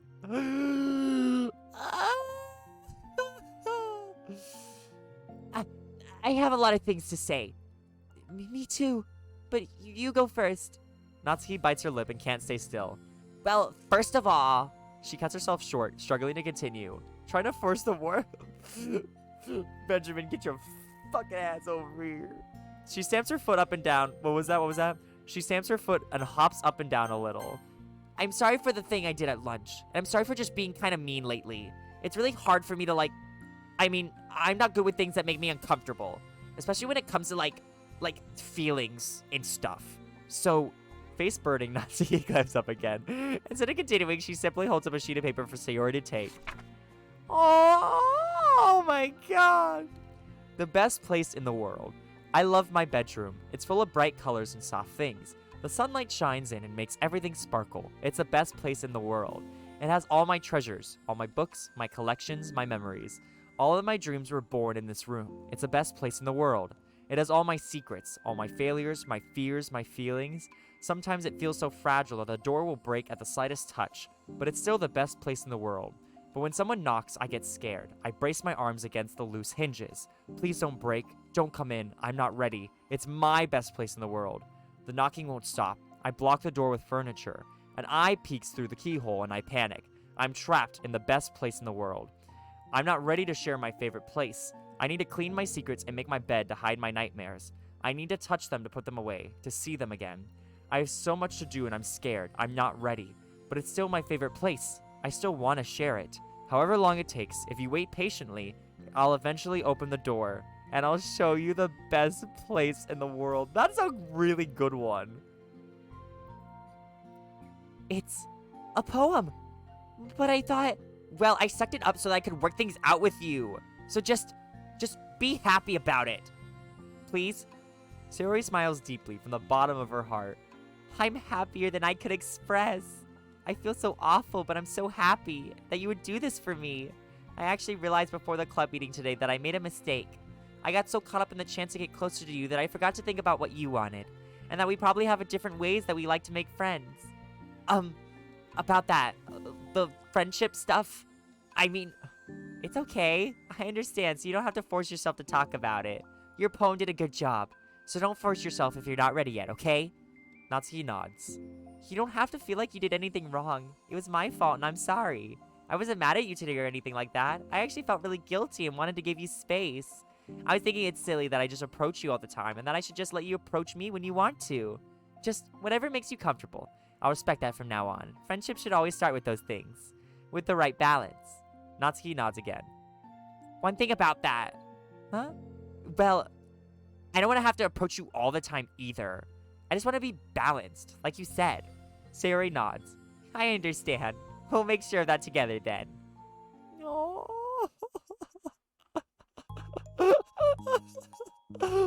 Well, anyway. Now that the two of them have found common ground, Natsuki finds it easier to speak more freely again. I'm not gonna be like sharing my poems all the time now or anything like that. But I guess it wouldn't hurt to do it once in a while. Only the best ones. So you better like them because otherwise I might change my mind. I like anything you do, Natsuki. I was just saying. More importantly, I have to tell you about my new boyfriend. Huh? Oh, from the manga. Wait, I need to guess who it is. You definitely won't be able to guess. The two walk down the hallway together. Oh my god, we have so much to talk about. Darn, I should have told you to say the last 2 chapters so I could see your reaction to the big reveal. Aw, you wanted to enjoy it with me? That's so cute. Oh, shush. Aw. Oh shit, we got more mail.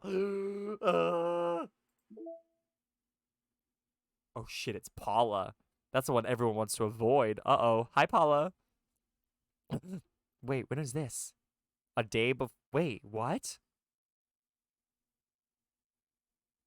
Oh, it's going backwards. So even though we're moving, like, we started from, like, way in the beginning and we're moving forward, we're receiving, like, emails, like, we've... Oh, wow. Oh, wow. So this is when Monica started messing with Sayori. No, wait. Okay. So I think this is maybe when Monica has first, like, gained consciousness, maybe? And then this is when she starts taking over the characters.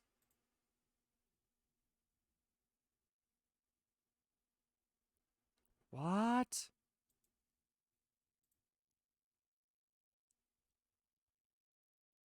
Weird. I don't even understand. Lunjulin, hello. Poki's a Fennekin. I don't think I've ever seen anybody get a Fennekin. Hi. Welcome in. Tell me if I'm pronouncing that right, by the way, as well. Lunjulin. But yeah, welcome in. Hello, hello. Or welcome if you've been here and lurking, which is totally fine as well. Ooh, okay, Natsuki. Hello. Selfie. I'm so gross. Oh my god. What you doing? I'm playing Doki Doki. Playing through the side stories for my first time. Completely blind to it. I don't know anything about it. We've gotten through 8 of them. We got 4 left.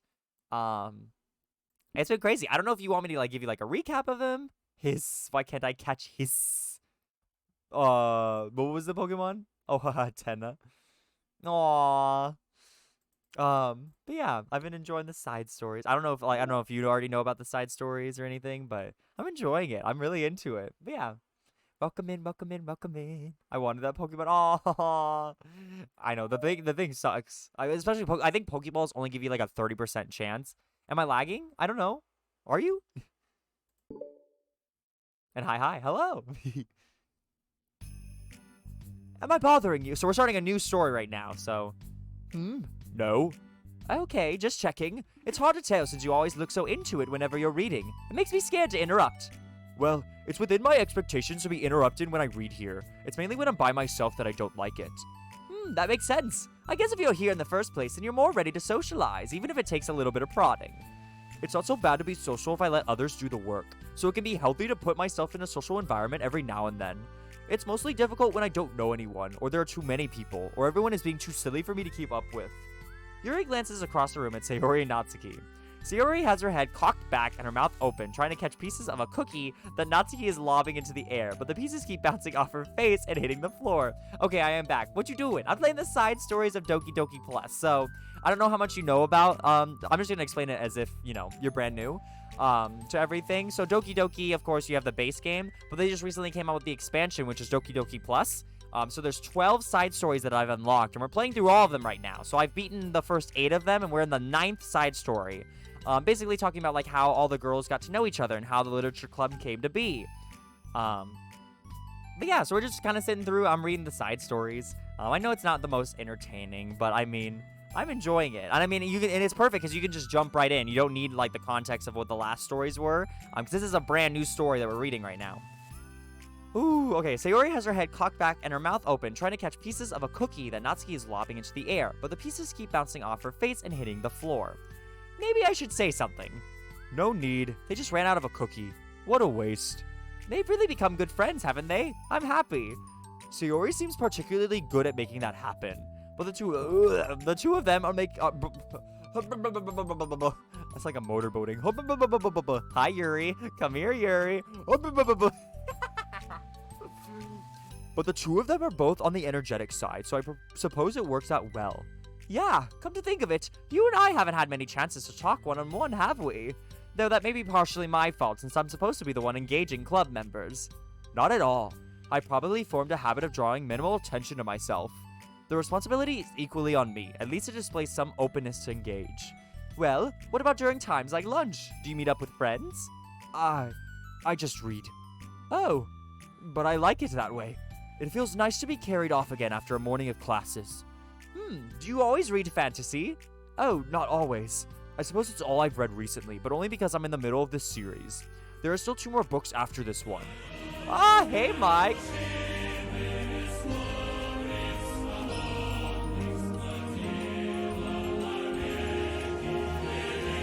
And it's red right now. We're red right now.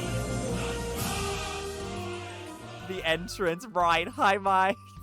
We're talking about fantasy, and all we hear is Russia. How you doing, Mike? Nice to see you again. Oh, man. The entrance. Ew, I just spat on myself. Ew. I guess those long books suit you well, since you spend so much time reading. Well, fantasy books may be my favorite, but after that, I'm more or less indiscriminate to genres. I'll read anything with depth and maturity. Oh, yeah? Even, like, romance? Well, there are a lot of books that have elements of romance in them. Oh, come on, Yuri. You know what I mean. Monica lowers her voice. It's a guilty pleasure of mine, so I won't tell anyone if you do too. I especially love the books that go over butt stuff. Maybe more when I was in middle school. I mean, I was really lonely and people were mean to me a lot. So it kind of felt like, please don't make me think about the past. Sorry, I just got super curious. How's it going? It's going good. I am doing a lot of reading, but it's okay because we're hanging in there. We're doing what I do best. Being weird, being crazy, and doing. But yeah, I hope you're doing well, Mike. Sorry, I just got super curious. You know, we should totally pick out a romance novel to read. That would be so much fun. Absolutely not. Really? Even if it was just between us? Try asking someone who has no shame, like Natsuki. Ouch. Oh my god. Hello? Same here. Thank you. I love you. Thanks for the host, Mike. Sorry. I swear I didn't mean that. Well, I guess it was my fault for pressing you. I'm like that for things in my past, too, you know. Things I feel too embarrassed to re-experience. There's nothing wrong with growing out of things. It happens to everyone. For instance, Natsuki's interest in manga reminds me quite a bit of how intense I used to be about my own interests. It makes me think that she'll likely grow out of it, too. Hey, were you talking about me? No, we were just talking about how our interests have changed over the years. When did you get into manga, Natsuki? Huh? Like a couple years ago, I guess. I was already sort of into it before that, but I wasn't really going hard until then. Oh yeah? What was it that inspired you to get more into it? I don't know. I guess, let me think. It was after I discovered a series that I really liked. Yeah, I was just like really fed up with a lot of things, and I got super into this one series that I really related to. I guess I had an edgy phase where I just hated everyone around me and wanted to be by myself. Hey, kind of like Yuri. Monica. Sorry. That's completely wrong, so it's still cool that you both found your thing. You both really found your thing. Manga. They're almost like opposites, but it sounds like they've helped you a lot through hard times. You know it. Wow, what the heck? Is that book even bigger than the last one you were reading? It's technically slightly longer, but not by very much. How high do you think it would go if you stacked up the whole series? Mike, you want a compliment? Let me think. Mike.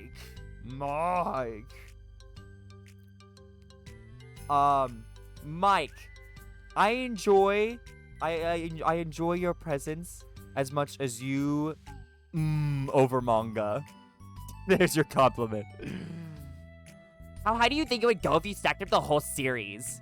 Natsuki estimates by holding her hand high above her head, sizing up an imaginary stack.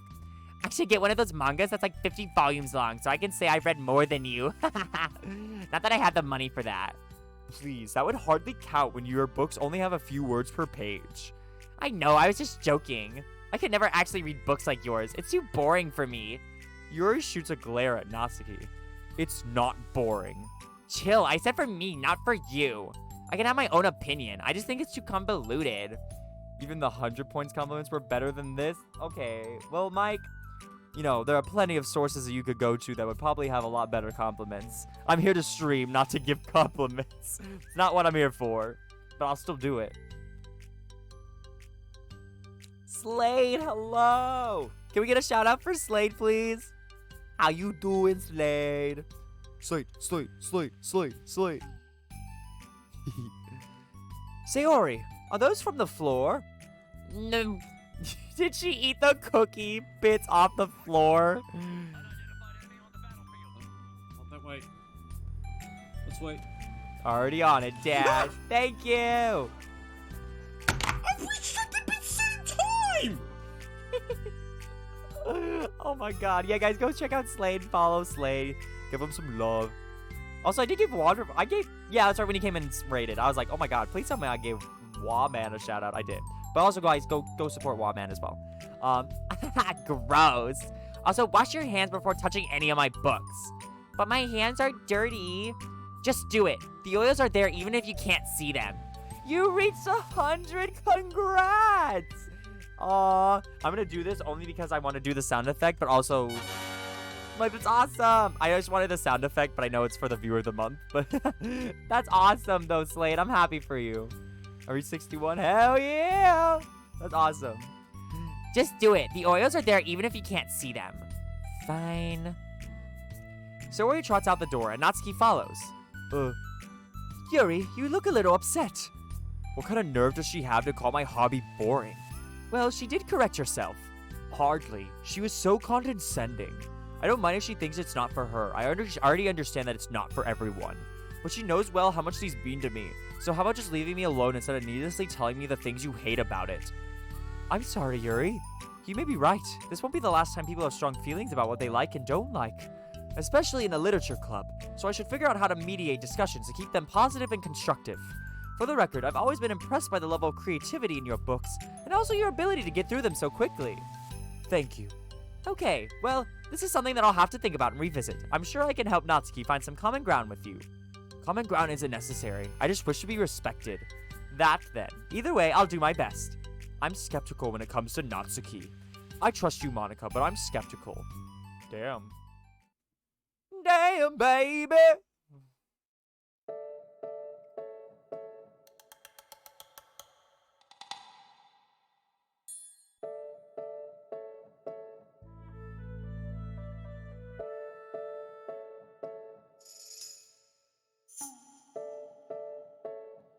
Did a 2-year-old just pick random sound effects and put it into...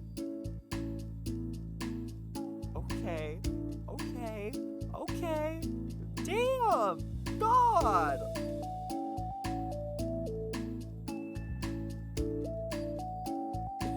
I'm into this, actually. Wait. Whoa. What just happened? They did not need to just pop off like that. Okay. Okay, everyone. We have a special club meeting today. As you know, the Literature Club is a place where we get to share things that we're really passionate about. Vibin'. But that also means we should be mindful of how we respond to each other's feelings. I think we have a chance to turn our differences into positive energy for each other.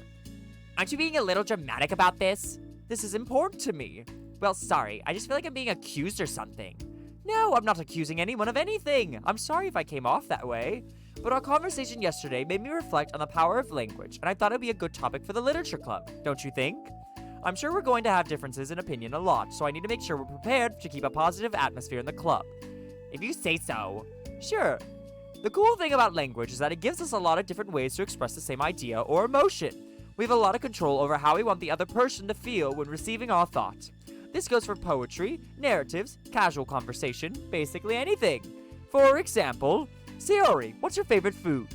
I have them organized by category. Should I start with snacks, or do you mean full meals? Should I include breakfast? Oh, geez.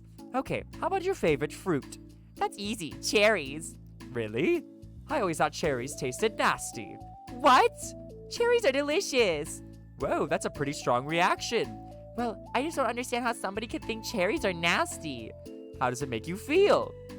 I don't know. Sad? Defensive, maybe? Yeah, I got defensive. See, the reason you had such a strong reaction wasn't just because I don't like cherries. It's because you felt like your opinion was under attack.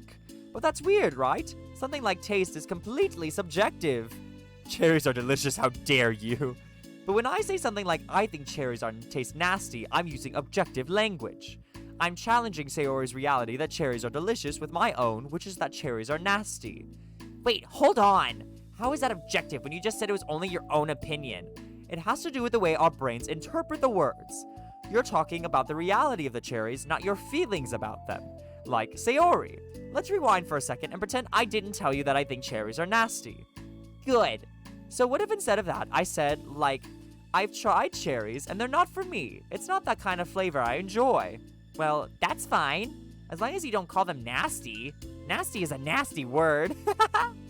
Okay, so cherries was kind of a weird example, but I think it gets the point across. This time around, instead of talking about the cherries, I just talked about my feelings, and Sayori didn't get defensive. So instead of clashing with each other, it's like we received an invitation to talk about our differences. Yuri, you don't need to take notes. I'm not gonna quiz you or something. I know that. I was just...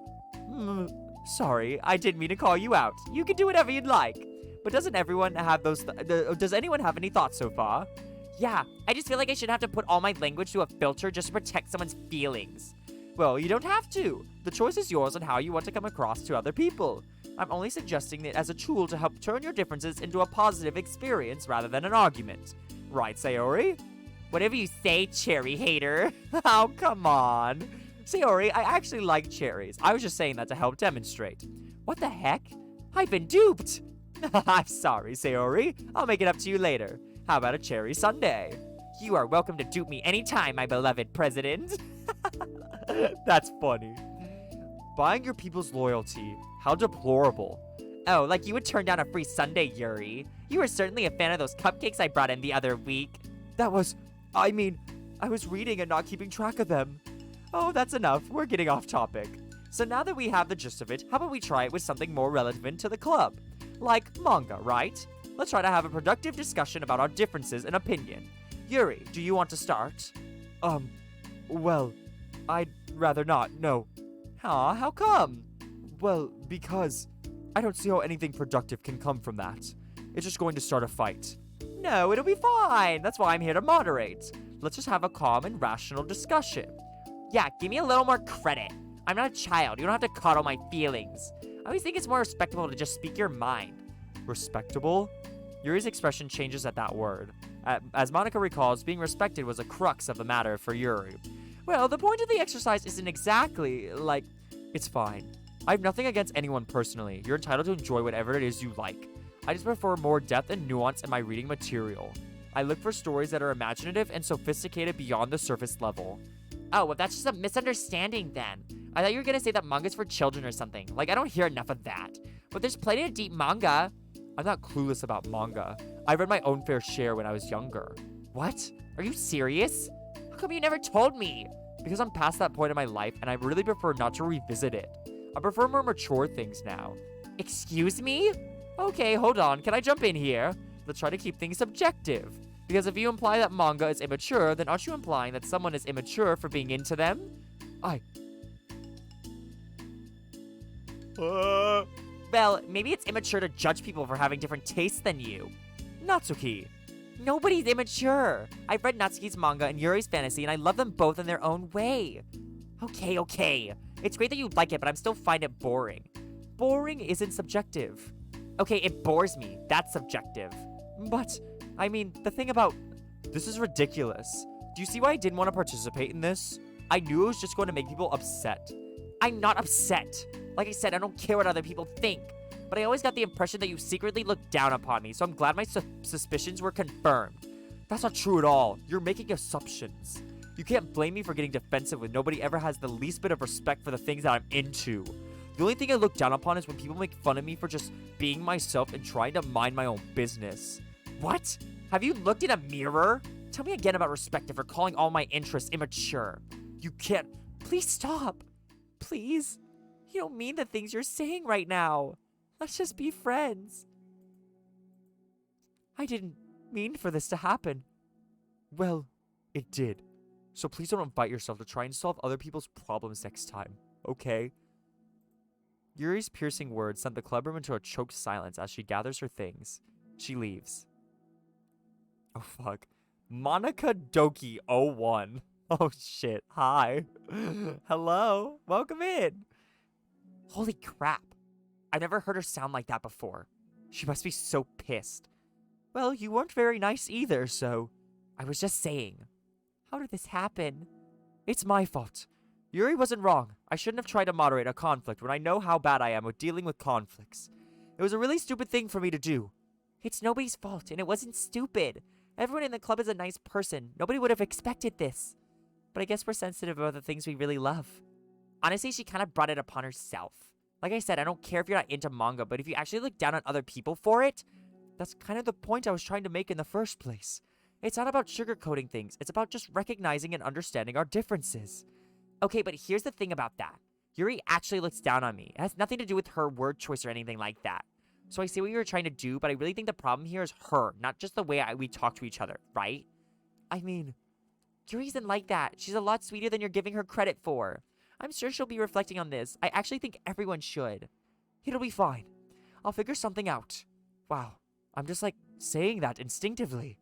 I'm just setting myself up to cause more problems. This wasn't your fault, Monica. You don't have to beat yourself up over it. If you ask me, it's good that the truth finally came out, because I can just move on now. But it's fine. I promise.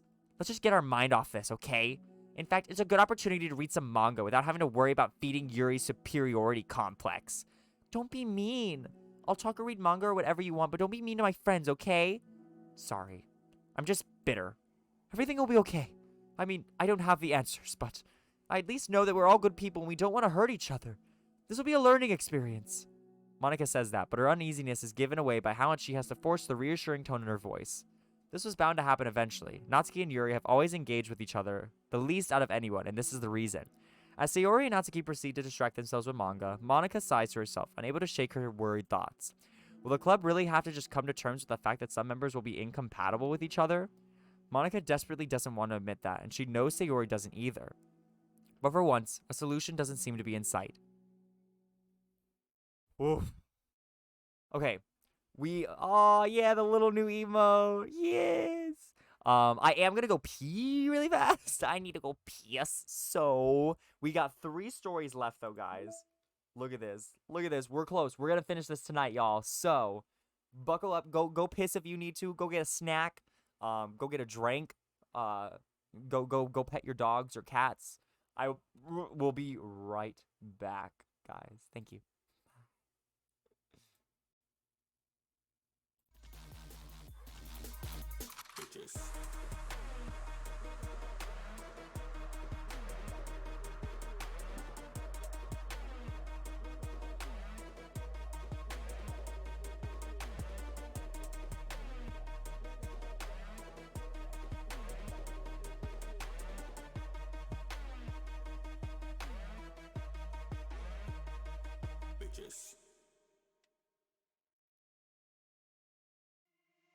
Since that night, I realized I didn't want another lover, 'cause we had time, but I still just didn't want it to be over. I'm in, I could've kept going forever. I'm in, I really wanna see it together. I'm in, to be honest, I just never felt like it. Never felt like it. You got me to the phone, waiting for you, keep calling again. To the phone, ready for you, ready for you.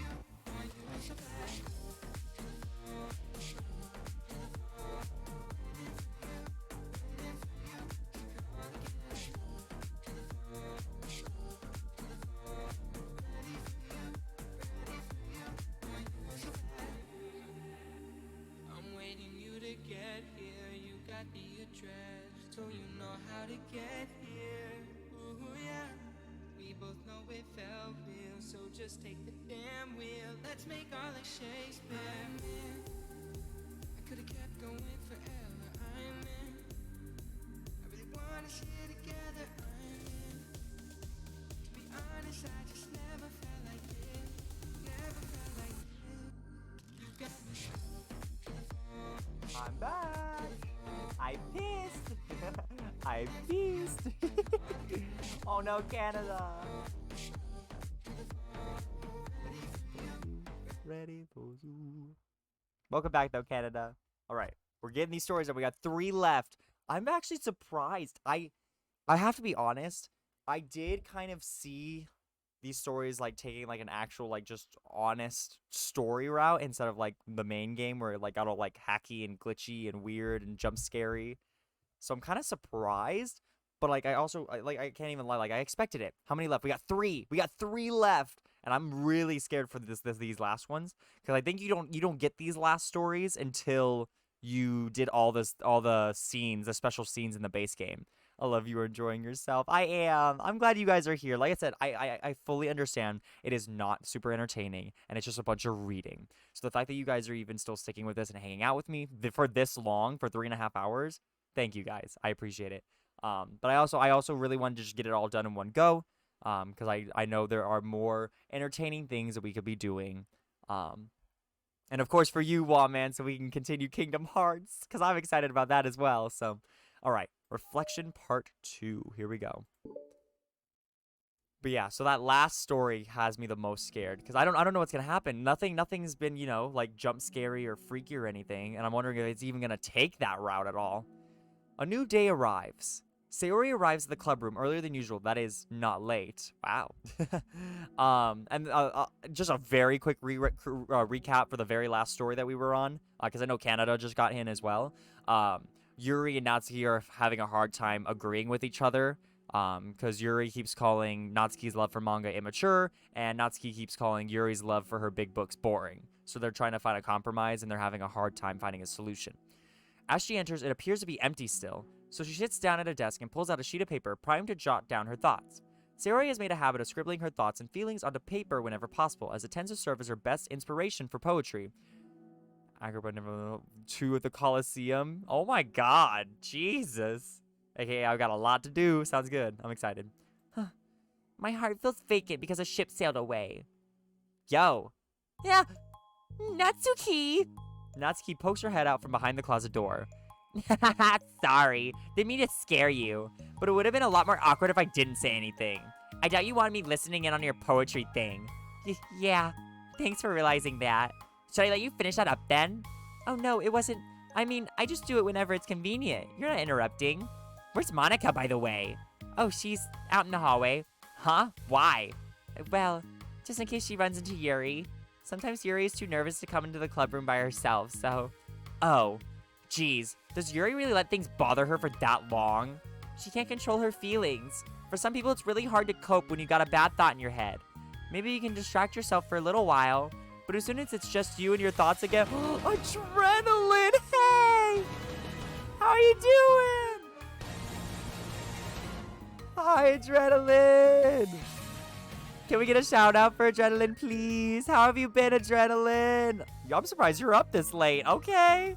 Adrenaline said, I ain't getting no sleep tonight. Damn, and you're starting off with all fucking fun highs, too. Oh, my God. Yeesh. Welcome in, though, Adrenaline. Nice to see you.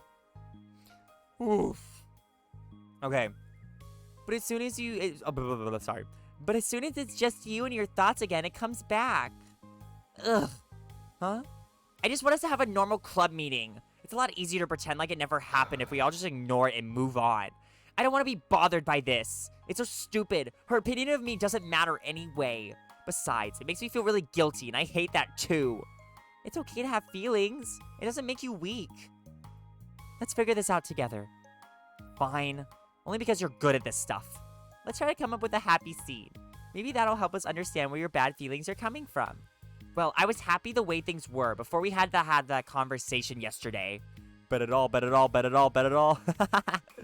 What part of the conversation made you upset? Was it Yuri being mean about the manga? Maybe. I doubt it, though. Because my friends and other people make fun of manga all the time, but I just brush it off and ignore them. But something about it really got to me this time, and I hate that I'm letting it happen. Is it because it came from Yuri? No, why would that matter?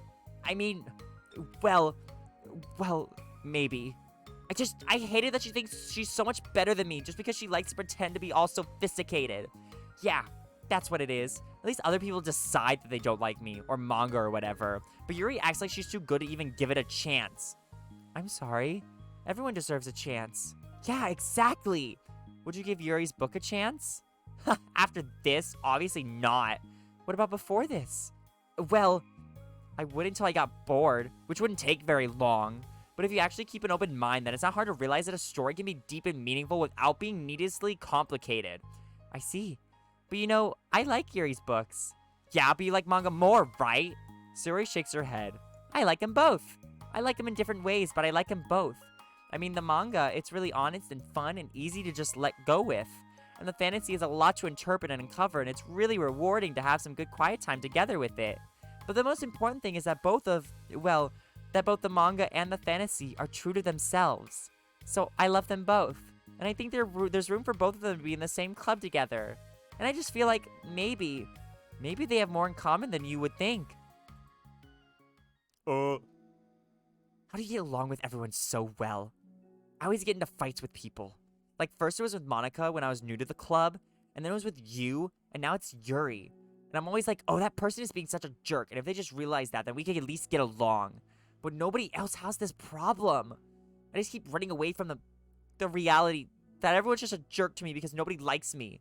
And I don't know why, and I don't know what to do about it. I don't know what's wrong with me. I hate it. Natsuki. Siri puts a comforting hand on Natsuki's shoulder. You're a wonderful person. You deserve to be loved as much as everyone else. Everyone has different ways they like to communicate, you know? And sometimes it makes it harder for us to understand each other. I think that sometimes we get lucky and we make friends who are really good at the same kinds of communication, and it feels like you magically connect with them. But other times, even if both people are really nice, it's easy for them to misunderstand each other or get the communication wrong. It's something that Yuri struggles a lot with too. It can be really hard. It takes a lot of, reflection and self-awareness and vulnerability. I'm bad at that one. Vulnerability. I always hate to have to be the strongest. Oh, I always have to be the strongest. What do you mean? Tell me about that part of you. Well, it sounds stupid, but I'm really used to people being mean to me. Did Adrenaline win? Damn, Adrenaline! We were popping off all Griffy Reed. You're damn right. It sounds stupid, but I'm really used to people being mean to me. Like my friends, and I guess my dad, like when I don't get good grades, or even stupid things, like if my room isn't clean. So what am I gonna do, cry about it? If I let myself get upset, then it's just letting them win. I'm better than that. I'm better than all of them. So things have always have to be everyone else's fault. It feels like if something goes wrong, and there's even a tiny hint that it might be my fault, then I get really angry, and I find ways to blame everything else instead. Do you see yourself as better than Yuri? If I said that, then I would just sound really full of myself. No. Our thoughts and our feelings are two different things. Even if we don't like our feelings, we have to understand them if we want to learn more about themselves. That's a part of vulnerability, you know? Accepting that we have feelings that we don't like. I hate that. My feelings make me a bad person. Because my feelings just want to tell me that I'm so much better than her. That she's a judgmental know-it-all who's stuck in her edgy phase and that I'm just way above that garbage. But I'm terrible for feeling that way. You're not terrible. You are not your feelings. But you are not your feelings. Say that to yourself, out loud. Fine. I'm not my feelings. The way I like to picture it is that those feelings are like your roommate. You live in the same house and you gotta see each other every day. And even if you can ignore each other most of the time, you're gonna run into each other every now and then, and it's gonna make you feel like poop. So, the other option is to get to know each other. You can communicate and learn from each other, and maybe even help each other change for the better. Does that help you understand? How do you know so much about this stuff? I just have a roommate that can be really hard to get along with. Called depression. Depression? But you're like the happiest person I know. I am not my feelings. Fuck. Fuck. Fuck. That hit hard. That hit me hard. My Hero Academia is literally Walmart Naruto. Ooh, I have half the mind to time you out for that. I have half the mind, but I love you too much, Adrenaline. Ooh. I'm not letting that comment stand, but I don't have the energy to fight you right now, so you know what? You're entitled to your thoughts, but your thoughts are wrong. I don't know what Walmart is. I want to be a good person like you. Aw, you little sweetheart. We're all good people. You can't prove me wrong. Yeah, and I can, and it's a series called My Hero Academia. Thank you. Naruto is just a bunch of filler and the same fight happening over 100 episodes. The only thing worse than it is Dragon Ball Z. It's a generic, cheap story. Oh, you're trying me, Adrenaline. You're trying me on this day. Now listen, My Hero Academia is not even my favorite, but I was into it and I enjoyed it. And what was this conversation that we just had with Monica? We can have differing opinions, but when you come for somebody else's opinion, then it becomes an argument and subjective. I have the banhammer ready to go. That Naruto doesn't take 3 years to release a new season. Wow. Okay, listen, you're damn right. I'll give you that. I'll give you that. I'll give you that. Oh, man. We're all good people. You and Yuri and Monica. And I think Yuri will eventually learn that about you. Natsuki remained silent, feeling a little overwhelmed. Despite Sayori's kind reassurance, a complicated mixture of pain and sadness seems to fill her, as though flowing from a wound inside her. I love both of them. Well, I respect your opinion. Well, fuck you. No, I'm kidding. Oh my god. I'm kidding. I'm so kidding. You like finally like become accepting. You're like, yeah, you know, we're great, and I love you still, and both our opinions are great. I'm like, die in a fire. Oh my god. I would fight for his presence. Despite Sayori's kind reassurance, a complicated mixture of pain and sadness seemed to fill her, as though flowing from a wound inside her. Was it a result of her vulnerability? No, it wasn't as though she was inflicted a wound after becoming vulnerable. When I went to the library, the only manga they had was My Hero Academia, Demon Slayer, and Dragon Ball. Those are some hard choices, I'll tell you that. It was as though she began to rediscover an old wound, one that cannot simply be bandaged and left alone any longer. Oof. And it's still going, oh my god. Yuri, what are you doing all the way over here?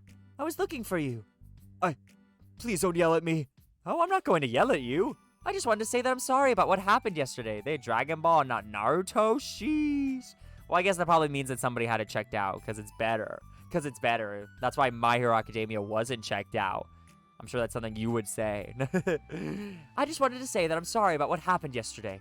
It was unfair for me to put everyone on the spot like that. Next time, I won't just try to jump in and solve everyone's problems. I guess it's a bad habit of mine. You're not mad at me? I thought you were the one mad at me. I was so awful yesterday. Yuri curls up, recalling the details of the argument. I can't even have a normal conversation without saying something wrong and making everyone upset. I just went to bookstore and they had the full first series of Naruto in manga form in a bundle for $250. Just the first, okay, the first series, that's a lot, so I get that. But wow. Ugh. Hold on, that's not what happened at all. Let's talk about this, okay? Yuri pauses for a second, then manages a nod. Oh, look, there's a bake sale. Oh, sorry, I didn't even read that. Monica takes a seat next to her on the staircase. I'm having a lot of negative thought patterns, and I can't get away from them. What kind of negative thought patterns? Like, everyone hates me, especially Natsuki. Aw, that's terrible. I don't think Natsuki hates you. How do you know? Well, because...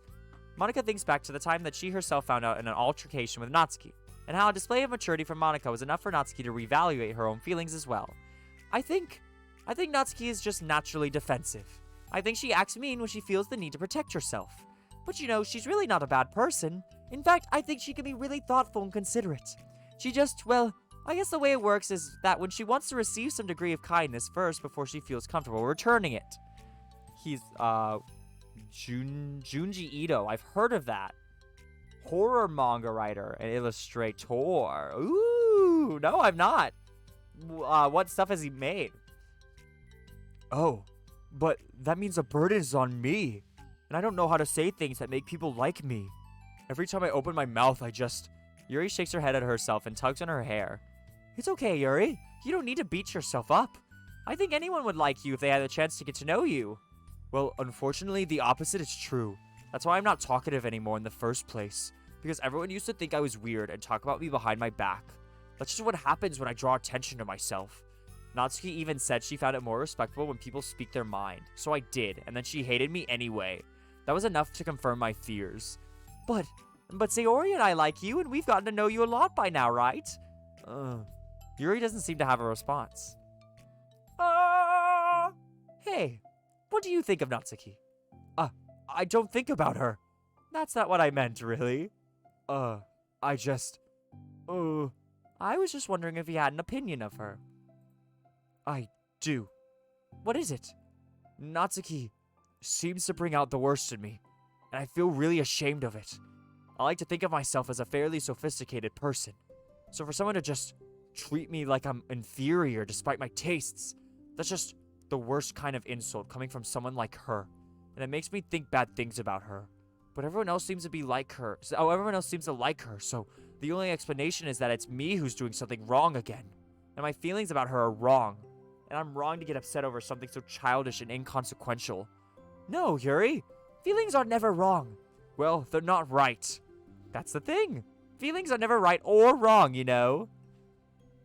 I also saw the first One Punch Man, but my brother already took it since I didn't see it faster. Wow. The Gantz manga. I've never heard of that. They're just a state of being that we don't always have control over. But that doesn't mean they have to control us.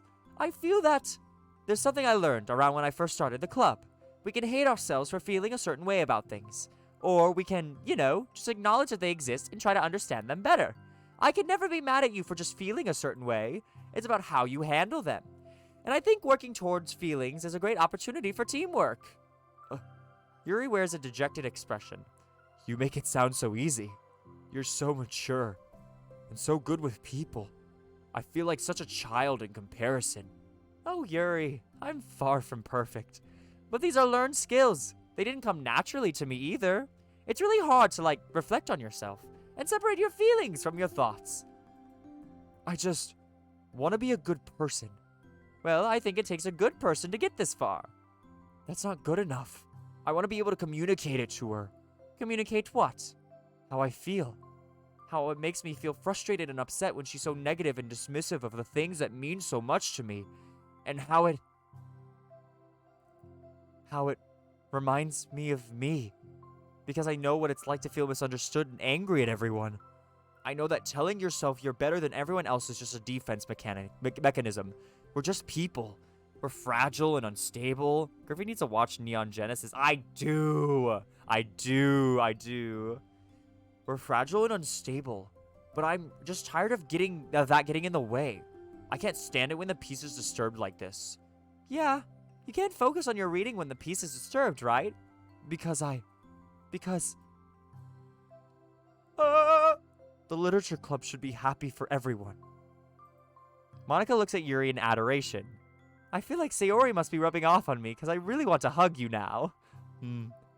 Sorry, I didn't mean to make you uncomfortable. No, well, if you wanted to, then I really wouldn't mind, so... Monica pulls Yuri into a short embrace. You're so gentle, and I love when you communicate your feelings. I feel lucky to get to see that side of you, and I'm sure Natsuki will too. I'm going to write her a letter. Oh, a letter? What a great idea. Just because I'm not good at talking, especially under pressure. Why am I doing this? Why are you doing this? Who are you killing? What? Okay. I mean, I'll give you your points back, I guess.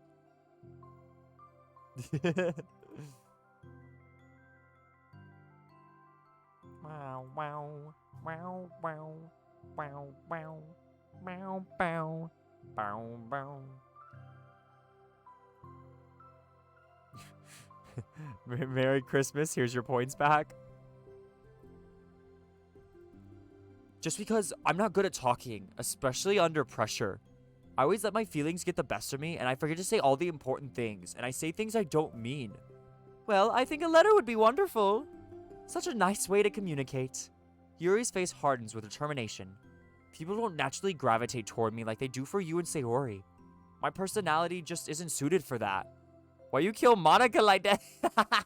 And I wouldn't want it to be. But something I've learned is that friendships don't always just magically appear out of thin air.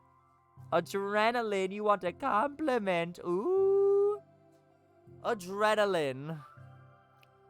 You know, I love and appreciate a lot of people in this community. Like, a lot. But if there's one person that is very true to their name, it's you. Because every time you come by and every time I am blessed with your presence, I feel a burst of adrenaline. I feel a burst of happiness. So thank you for that.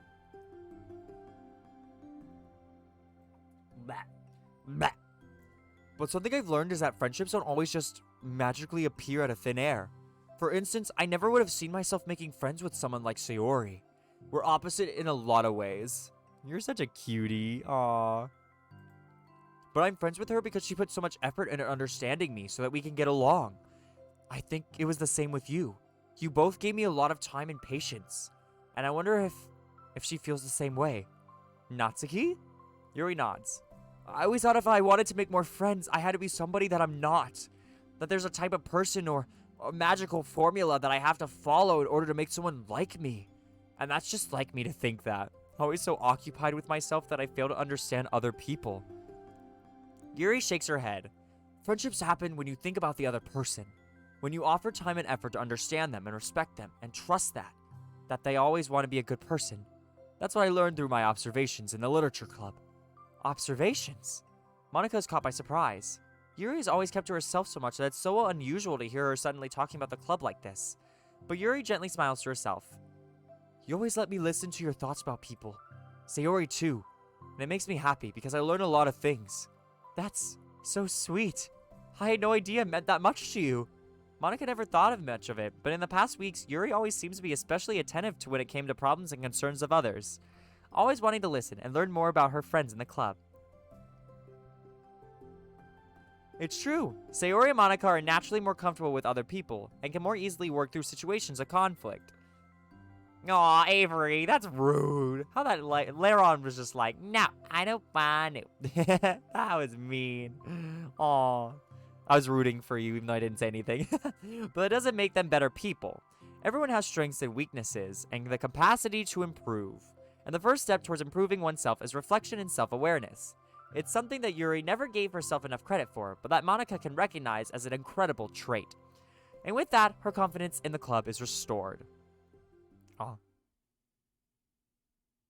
She, a very shy girl with long, pretty hair, is wandering the bustling lunchtime hallways, her fist pressed into her collarbone. Like that? When she finds the literature club president's classroom, she stands at the door, glancing all around her before peering inside. Monica is sitting and chatting with a group of unknown friends. Yeah, as expected, this was a bad idea after all. Suddenly, Monica glances toward the door, making the girl panic and duck out of sight. Before she can regain composure and decide for sure to leave, the classroom door gently opens. Yuri, what a surprise to see you during lunch! Yuri squeaks a response. Please help me. What? Is everything okay? Yuri shakes her head. I don't know how to write letters. Thank goodness. I thought there was some kind of emergency. Monica briefly glances over her shoulder at her other friends. Do you want some help? We can go find an empty classroom or something. Is that okay? I feel bad taking you away from your friends. It's totally fine, I promise. We weren't really doing anything. One sec. Monica trots back into her classroom, says something like, I gotta go to her friends, and grabs a pen off her desk before returning to Yuri. Okay, let's find somewhere quiet. Yuri nods and follows Monica as the two of them set off. Aww. How are you today? Huh? Me? Well, yes. Oh gosh, sorry. I was just caught off guard. I'm doing well today. Just tired. I never seem to get enough sleep during the week. How come? Oh, I don't know. I think I'm just easily distracted.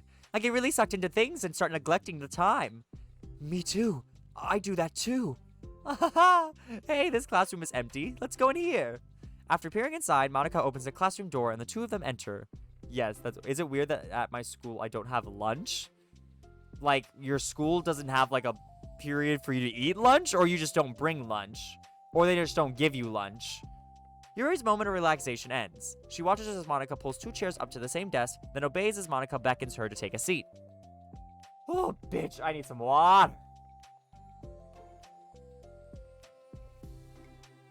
Man, okay. She stares down at the empty desk. You nervous? I don't want to do this. We don't have to. We can come up with something else.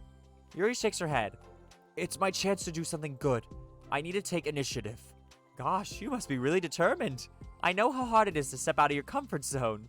I'll be sure to encourage you. Yuri pushes through her anxiety and grabs a handful of line paper from her notebook. We don't even have a cafeteria. What? Oh my god. How long are you at school for? Then she picks up her pen. Oh, looky! Moo moo moo moo. Hey, you're left-handed. That's neat. Yeah. Now I don't have to worry about bumping your arm. Monica playfully rubs her shoulder against Yuri. She said, not that again. We just put like a sandwich from home and we can eat it every break. Oh, okay. Well, that makes sense. But like that's so crazy. This is so cute. Ah, sorry. I'm just being silly, I guess. Anyway, how about we start by listing the different things you want to say to her? Yuri thinks. I feel embarrassed all of a sudden. Aw, it's okay. How about some of the things you said to me yesterday? But, never mind. I guess I'll try. Yuri thinks for a moment longer, her tension evident. Then she writes the word reflection. This is about my reflection on our behavior. The key question is why we act like this toward each other, but have been able to separately be friends with Sayori and Monica. That's me! Yes, it is. So, Yuri thinks, I've been able to befriend the two of you because you've taken the time to understand my needs and respect my interests. The same goes for Natsuki, too. We started off as pretty hostile to each other just because I was more worried about getting what I wanted, but she just wanted to be respected more than anything else. Once I stopped making that all about me, she was able to do the same. I want to do that too. So what kind of things do you want to do for her? I want to do the same things for her that I like to receive. I like it when people respond positively to the things I talk about and not just brush me off. Stay at school 7 hours a day? Okay, that's normal. But like, how long are your breaks? Are they only like 10 minutes? I like it when my feelings are taken seriously. And I like when you and Sayori trust that I want to be a good person even when I'm not doing a good job at it. Let's write those things down. Okay. Yuri writes some things down. I think the most important thing to remember here is that Natsuki is feeling vulnerable, so we should make sure that the letter puts her first. It's hard when you're feeling hurt, but it never helps to just tell someone all the things that they're doing wrong. I think first you have to make sure that they know you're ready to respect them and listen to them, and admit the things that you feel you could do better. They're 8 minutes. Oh my god! Then finally, you ask what you would like in return. How does that sound for the structure? It could be 3 paragraphs, one for each of those points. I like that. Yeah, 10. That's still, like, not enough time to eat. Like, that's... Nuh-uh. I'd be over here during the 10 minutes like, oh, don't talk to me. I only have so much time. Like, what? That's crazy. I like that. My thoughts were so disorganized, I had no idea how to come up with any kind of structure. Sorry, you're fine. You're so amazing at these things. Oh, stop. You've done so much more than I have, you know. You spent so much time reflecting and being open-minded. That's the hardest thing for anyone to do. Bitch, this scene right here is so... Like, I can already imagine the Rule 34 people like, ew, ew, ew, ew, but like, come on. All I'm doing is helping you put it on a piece of paper. So I think you're the amazing one. Monica gives Yuri's hand a quick squeeze. But as she lets go, she's caught by surprise when Yuri curls her fingers to hook Monica's hand in place. For a while, they sit like that in silence, save for the occasional scratching of Yuri's pen against the paper. Yesterday, you told me something that I'm thinking about a lot. What was that? The thing about how feelings aren't right or wrong, and that they're just a state of being we need to come to terms with. It made me think about how a person's behavior isn't always just how they decide to be. It's also made up of their past experiences and their insecurities. I think that helps me see other people as actual people, rather than as insignificant side characters who are out to get me somehow. Is that how you feel about Natsuki? Yuri nods. But in reality, everyone is always trying their best, and everyone wants to be happy. Monica peers over at Yuri's paper, but to her surprise, Yuri pulls it in closer, partially covering it with her arm.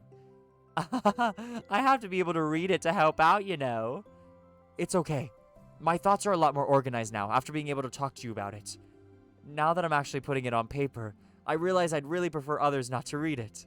Yuri laughs softly to herself, a rare expression. I'm kind of glad to hear that, actually. I somehow kept finding ways to butt into this whole thing. I've done enough damage. But it's also been so wonderful talking about this. I mean, I always thought you were really smart, but... Yuri smiles. I will always be terrible at these things.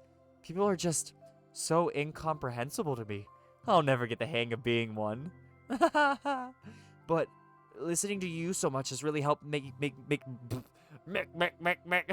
has really helped me make sense of some things. Then I come home and you try to do my math homework because our math teacher's like, okay, class, you have 1, 2, and 3, but 1 is like, blah, blah, blah, blah, blah, yep. So just don't call it damage, please. Monica gives Yuri a gentle smile. I can't believe I came to this club looking for fantasy geeks and all I got was real friends who value me. Is that a joke? Of course it is. I still can't tell with you. Sorry. No, I love it. Please never change. As you wish.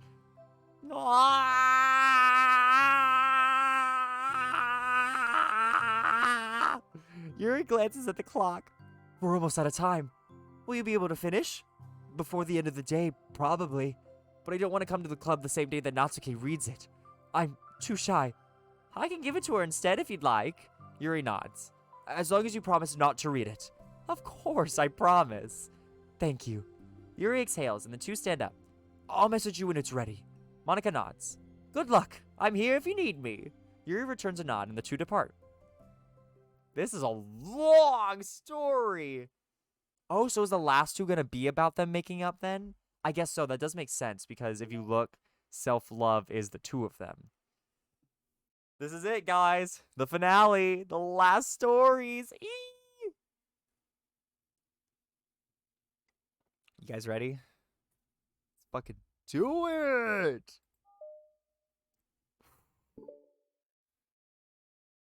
Oh, man. It's only been 1 day since Yuri's letter was delivered to Natsuki with Monika's help. Because Yuri chose not to attend the club meeting that day, she and Natsuki haven't faced each other since. Although it's only lunchtime, Yuri finds herself anxiously counting the hours until she will need to face the outcome of her efforts, whether good or bad. 4 hours, I know. By the time we reach the end, it might just be 5 hours. Shit. Fuck, that's so long. And because I have the day off, though, so we're okay. 10 p.m., I go to sleep before I eat dinner. Oh. I go to sleep before I eat dinner. Wait. Do you then wake up and then eat dinner? Wait. And because the passing by of students was making her feel even more anxious, Yuri picked out the most secluded spot she could find to spend her lunch. Because this staircase is under maintenance, no student would have any reason for coming here. 6 a.m. again. It's such a relaxing feeling to have a moment of solitude in the middle of a frantic school day. Heap! What are you doing here? I just... Yuri grips her book with enough force to wrinkle the pages beneath the pressure of her thumbs. Well, what are you doing here? I just came to get a drink from the vending machine. The other one is out of the drink I like. Yuri notices Natsuki fidgeting with a few coins between her fingers. She nods, avoiding eye contact. Natsuki, also looking away, shuffles over to the vending machine. It's so quiet that every one of her movements seems to reverberate throughout the entire stairwell. After far too long, she finally receives her beverage, which she then fidgets with in place of the coins. It's some kind of iced tea. But instead of leaving right away, Natsuki just stands in place. She glances all around her. It's like way too quiet back here. It's creepy.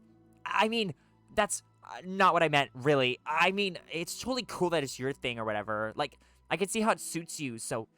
Not because I think you're creepy or something. I didn't mean that either. You know, I'm just gonna stop talking. This seems like a good idea. It's okay. Everything is okay. Yuri finds herself attempting some words of comfort after hearing Natsuki stammer herself into dejection. Seemingly in response, Natsuki approaches the base of the staircase and hesitantly sits herself down near Yuri. I'm sorry for bragging. Bragging, you're fine. Well, I can leave if you want. Yuri shakes her head. Natsuki twists the cap off her drink and takes a sip. Despite receiving Yuri's general permission, Natsuki doesn't say anything more. Yuri continues to read, or at least pretends to. And the two just sit there for a long time. The tension seems to fade a little bit as time passes. Even without any words, this seems to mean at least something, though it's not clear what that might be. Lunch ends more quickly than expected. Natsuki is the first to stand up with her empty drink bottle. Are you coming today? To the club? Yuri nods. I'm sorry for being so awkward. I'm really bad at talking about this stuff.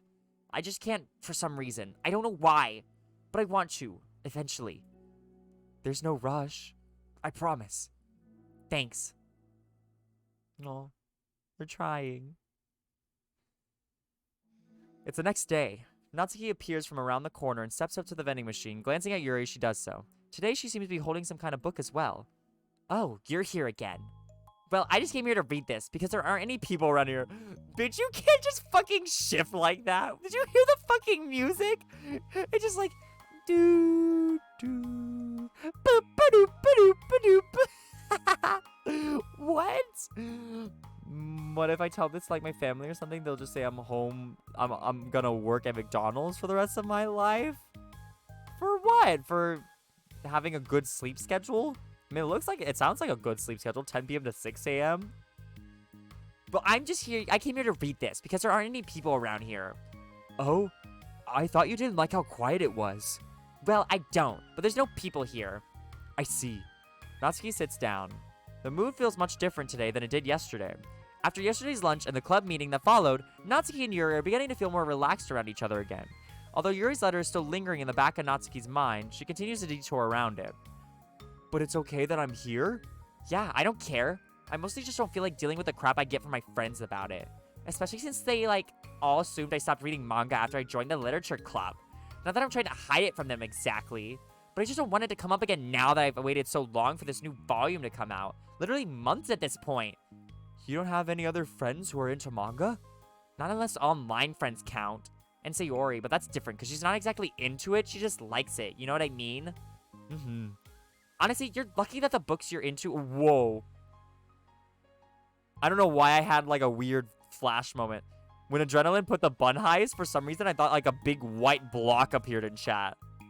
That threw me off. I was like, what the fuck just happened to my chat? That scared me. Oh my god. I'm tripping. Honestly, you're lucky that the books you're into at least look like books, so you don't have to feel like everyone is constantly judging you by what you're reading. That would be so awful. Especially since I already hate attention so much. Well, it's a good thing I have thick skin, I guess. By the way, I would totally recommend finding some friends online if you haven't already. If you're like me and have no one to share your hobbies with. Oh, I have online friends. Since middle school, actually.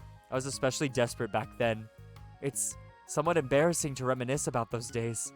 Sometimes I feel like the me from a few years ago would have benefited from a good smack across the face. Oh, whatever. We were all just stupid kids back then anyway. Some of the fanfics I wrote, thank God I used a pseudonym. But I liked it at the time. Is that a read? Am I gonna look back at my live streaming 10 years in the future and be like, man, thank God I used a pseudonym, Griffy Buns, as I'm over here hi guys, I'm Chase, and oh my god. I'm kidding. But I liked it at the time. I got a lot of fulfillment out of it. And plus, I can look back and say with confidence that I've become a better person since then. Oh, I need to change how I'm sitting. Ow. Also, Adrenaline. That is so many points. Oh my god. Ow, ow, ow. Okay. Okay. So I don't think I would change anything. I wonder if a few sorry, wow. Hold up. Let me just get myself comfy again. All right, Benjamin, we're almost there. You hanging in there, buddy? I'm into this. I'm bored. I'm sorry. I know it's not the most entertaining, but I'm having fun with it. So, you're always more than you're always more than welcome here, Mike, but I understand if this is not your cup of tea. I wonder if a few years from now, we'll think the same thing about our current selves. Probably. That doesn't make you uncomfortable? No, of course not. I don't care what other people think of me, especially someone who doesn't even exist yet. Huh. Alright, here. Natsuki raises her hand to her face and forcefully slaps her own cheek. I like to stream. I'm just bored. Oh, okay. Sounds good. That's me from the future coming to terms with me right now. Also, ow. I didn't mean to do it that hard. Yuri doesn't seem to react. But then, to Natsuki's surprise, Yuri shyly looks the other way before lifting her arm and doing the same thing to herself, loudly smacking her cheek. She turns red and stares into her lap, but is unable to hide a smile as though it was a really funny joke. Oh, that's what I'm talking about. I didn't know you had it in you. I don't even know why I did that. Maybe I thought it would be funny. Sorry, I keep distracting you. You said you were looking forward to reading, but I keep going on about all this nonsense. I'll let you get to your reading. Oh, right. Adrenaline! Damn! Oh my god! Wow! Holy shit! Oh my god! Yeah, I guess I'll do that then. The conversation ends quickly, and Natsuki opens her book. Damn. The two read silently for the remainder of the lunch hour. For the whole time, Yuri feels distracted by a twist of regret over having so abruptly forced the end of their conversation.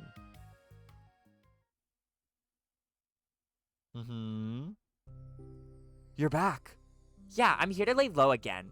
Another day has passed. During lunchtime, Natsuki finds herself having wandered to the stairwell once more. Hey, did you buy that? Natsuki quickly notices a bottle of iced tea on the staircase where she normally sits. Yuri nods, avoiding eye contact. She bought it for Natsuki. What, like for me? But you didn't know I was coming here today. What if I didn't show up? Well, I would have drank it myself, I guess. It was a stupid thing to do. No, it wasn't stupid. I just thought, never mind. What I meant to say is thank you. And that is a really nice gesture. It's okay if you don't feel that way. I do. It was the other things that I didn't mean. I swear. Please believe me. Yuri pauses, then nods. Talking is hard. I get it wrong a lot too, so I believe you. Natsuki exhales in relief. She then sits down next to Yuri and takes the drink. Knowing Yuri, she was probably overthinking it so much that Natsuki's tepid response filled her with self-doubt. I'll do something nice for you next time. Please, don't feel obligated. I want to. I want to do nice things too. Okay. Thank you. You can thank me after I figure out how to do something nice. Ew, literature is stupid. I'm thrown in the anime club. I was in the anime club in middle school. So, yeah. You can thank me after I figure out how to do something nice. I'll do it then too. Natsuki sighs. Huh? Nothing. It just reminds me how I haven't been getting along with my friends lately. Is that why you've been coming here? Well, no, not exactly. I haven't been avoiding them on purpose or anything. They're just other things I'd rather be doing during lunch lately. I like being around them when we're all just having fun, but they also just can't take anything seriously. So when I'm, I don't know, feeling serious, then their attitudes just really get on my nerves. It's only gotten worse ever since I joined the literature club. How come? I don't know. I feel like I get used to being really, I feel like I used to be really good with just putting up with it, because it would be so stupid to cause drama over a joke I didn't like or something. That's also weird we don't have clubs. Oh, your school? Really? What the hell's wrong with your school? Like, what? But I just have a hard time doing that lately. But it's my fault for being overly sensitive. If I have a problem, I'm not going to demand for everyone around me to change. But, yeah, I know. Monica and Sayori really don't agree with that kind of thing. But they're not in my position, so it's easy for them to say that you should just communicate your feelings or whatever. It's not like my friend group does that kind of thing. I would just be making an embarrassment of myself. Sorry, none of this has anything to do with you. I don't know why I'm talking about it. it's okay. I like listening. What, listening to other people's problems? Yes. That's weird. Sorry. I just like learning about people. Do you think it's weird? No, that's not weird. I probably just misunderstood, so I don't know. Does that mean I should keep going? If you'd like. Okay. Well, I don't know what to talk about now. What are some things that you like about your friends? A lot of things. I mean, they're really fun to hang out with, like after school and on the weekends.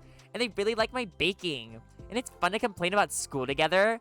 They make me laugh a lot, and we have a lot of good memories and inside jokes. Oh, I'm bad at a lot of those things. So? Are those all things that are important to you? Well, kind of, but they're not things that I need to get out of everybody. Everyone in the club is really different from that, but I'm still friends with them too. Well, Sayori really likes your baking, and she makes you laugh, and she complains a lot. That doesn't mean she's anything like my other friends. Well, unlike them, she's a nice person who cares about your feelings. Excuse me? How about you don't talk about that way about my friends that you don't know anything about? Natsuki stands up. No, wait! I'm sorry, I didn't mean it. I didn't want to say something bad. Please don't leave. Natsuki sighs and shakes her head. It's fine. As long as you understand that you can't just judge people like that. I'm sorry. Natsuki sits back down. You can't just compare friends like that and like measure who's better than who. Everyone's different. I'm so close to. Oh my god! Bet it all, bet it all. Nah, right. I'm gonna tell you right now, Adrenaline. You remember how Canada was talking mad crap about how he had more than you? He lost nearly 350,000 buns. So you're definitely in the lead right now. I'm sorry. I just don't like people who want to hurt you. A moment of silence stretches between them. Oh, shit. They don't want to hurt me. We just like to tease each other about stupid things. It's fun. I don't like that. Well, that's why I'm friends with them and you're not. You like it? Just don't worry so much about me. It's not worth it. I'm sorry. I wish I knew how to help with social conflicts. Like how Monica can. She's good at these things. Not really. Also, I don't always want help. Sometimes it's just stuff I have to deal with myself. That's what Monica and Sayori never seem to understand. Sometimes all you do is look at them wrong and they're all like, "Aw, what's wrong? Is everything okay?" I just want to mind my own business sometimes and decide myself if I want to talk about things. The only one who understands that is you. So you really shouldn't be so hard on yourself. You're not as bad as you think. Oh, you don't need to reassure me or anything. I mean that. Plus, it makes sense that someone who doesn't talk a lot would make a good listener. Ah, thank you. You're also nice. It's really hard for me. It doesn't come naturally at all. It's so weird because I always thought of myself as someone who can just say whatever's on my mind. But I feel like that only works when I'm annoyed or upset or I want to say something mean. Why am I like that? You don't have to answer that. I'm just talking to myself. Yuri nods and remains silent. Natsuki notices her fidgeting with the pages of her book. How come you like reading so much? Let's see what we don't have. Walmart, Target, lunch, and clubs. Oh, well, a lot of reasons. But I just get sucked into it so easily. It's so immersive, like I want to be a part of it. I think there are a lot of things about people in real life that make me feel uncomfortable and frustrated, especially when it comes to following social conventions and group interactions. I just don't really understand it, and I have no real desire to participate. But it's different with books. I feel like I always want to be around the characters. I feel such a strong emotional connection with them in ways that I've never felt with real people. So, in that way, it can sometimes feel more real than real life. Really? It's that hard for you to be around people? Like, all the time? Maybe you live in a simulation. Fairly often, especially in group settings. When people are making all kinds of conversation and saying jokes and all of that, I don't know what to do and I just disengage. Oh, that doesn't get lonely? I don't think so. I can still enjoy spending time with people one-on-one, and I have online friends too, of course. Oh. Do you ever wish that you could be friends with the characters in your books? All the time. Sometimes so badly that it makes my heart ache. Yeah, me too. Really? Mm-hmm. A lot. Like, more than anything. After Natsuki mutters that, silence fills the stairwell once more. But it's a mutual silence. One full of understanding. Aww. Oh shit, this is the last one! Ethics. Simply put, it's not our job to arbitrarily decide upon some code of ethics just because we're the first ones to do this, to our knowledge. That's the government's job to figure out, long after we've made enough headway for it to no longer apply to us. It's fundamentally flawed to apply ethical reasoning to this anyway, because humanity's code of ethics is based upon nothing more than our knowledge and understanding of life forms similar to ourselves. We don't have ethics for killing bacteria or plants, only for the creatures that we can convincingly project our emotions onto. The humans in our VMs operate completely differently from us on a fundamental level, and therefore should not be taken any more seriously than a machine that's programmed to print "I feel sad." We're engineers, not philosophers. So Monica. They're totally talking about Monica. Holy shit, bro. Oh, we got all the pictures. Hi, Yuri. You're so cute. We got 3 more cutscenes to go, and there's only one more story. Oh my god.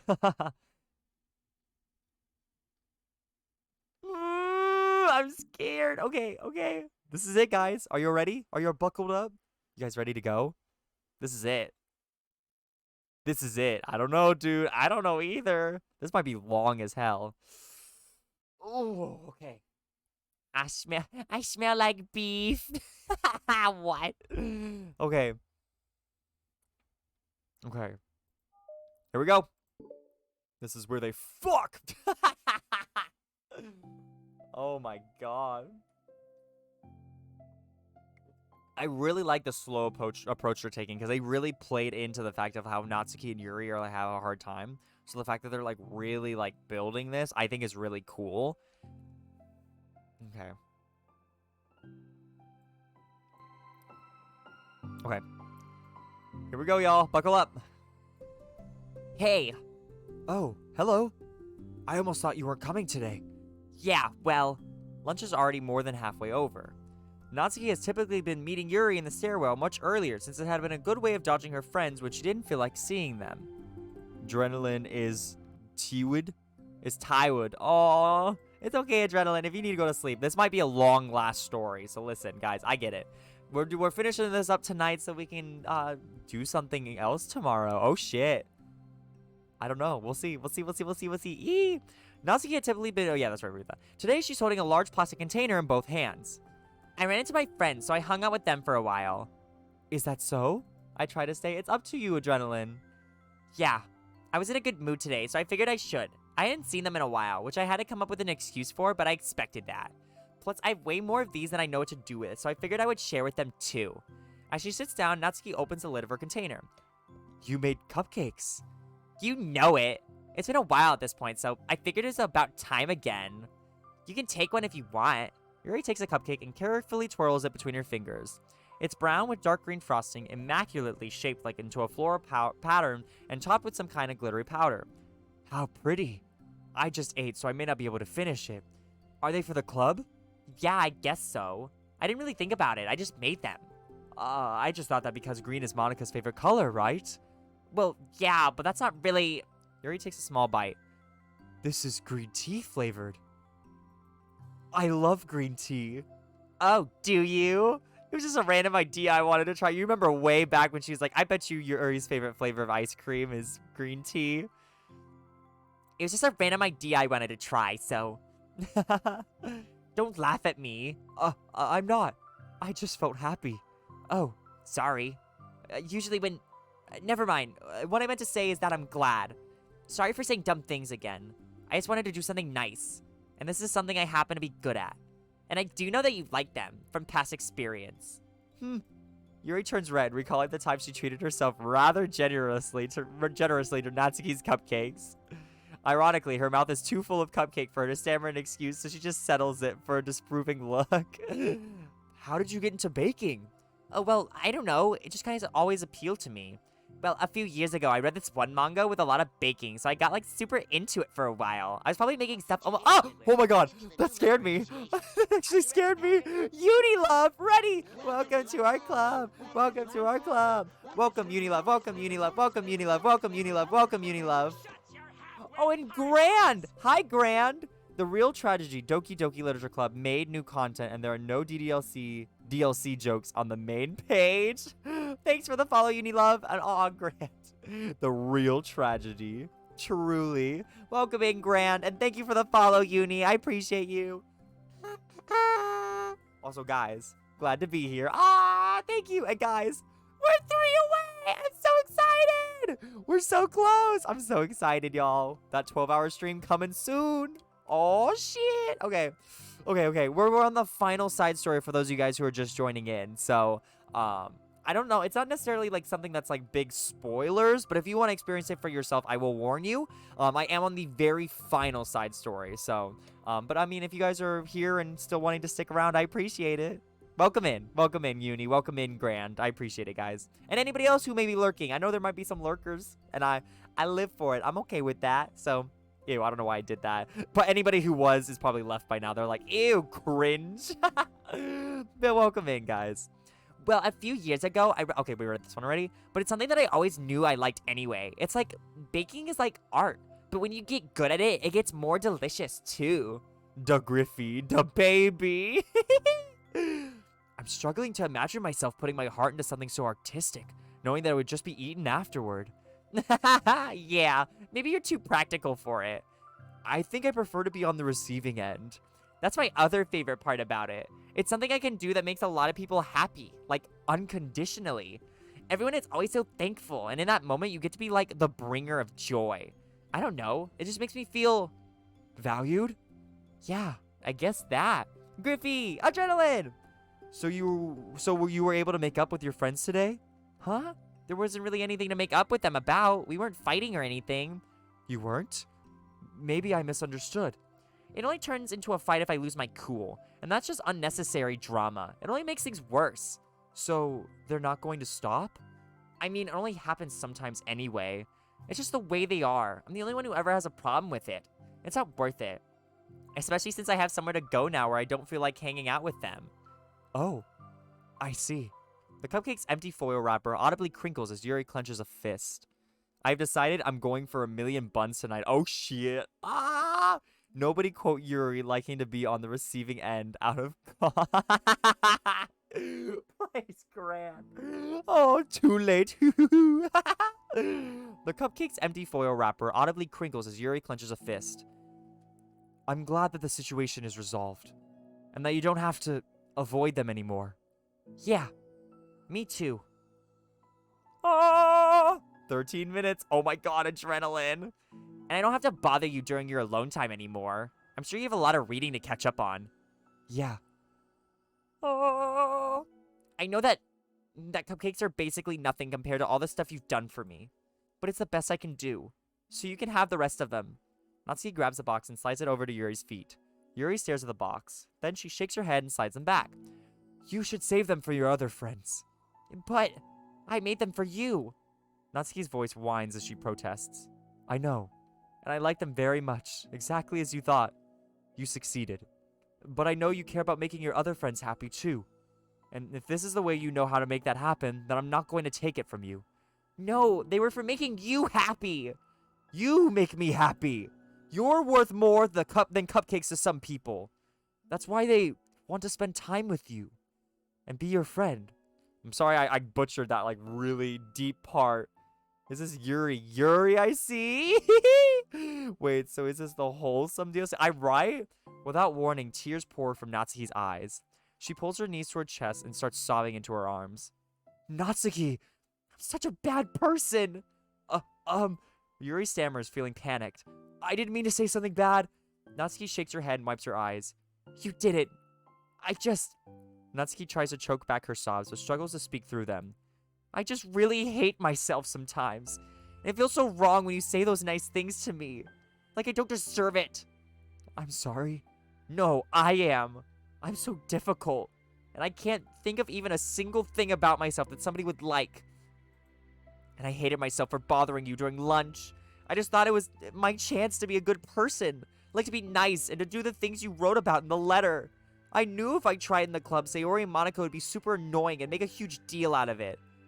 You know, I think a lot about those negative things too, about myself. I never felt like a good person. I always scrutinize everything I say, and later I feel like I said all the wrong things. And I just spend so much time thinking about myself, hating myself, and feeling like everyone else must hate me too. So I understand some of that through my own experience. And that's why I wanted to write the letter and express my feelings. It pained me to see those things in someone else that I saw in myself. Natsuki sniffles. Yuri rustles through her bag and pulls out some tissues, then hands them to Natsuki.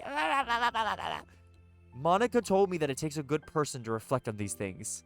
The desire to improve yourself. That makes you a good person, so don't worry so much. Also, there are things about you that people would like, so... Like what? Like how you're fun for people to be around. And you're not shy, and you know how to make people laugh. And you're very passionate about things, and you know how to take the lead. And you care a lot about other people.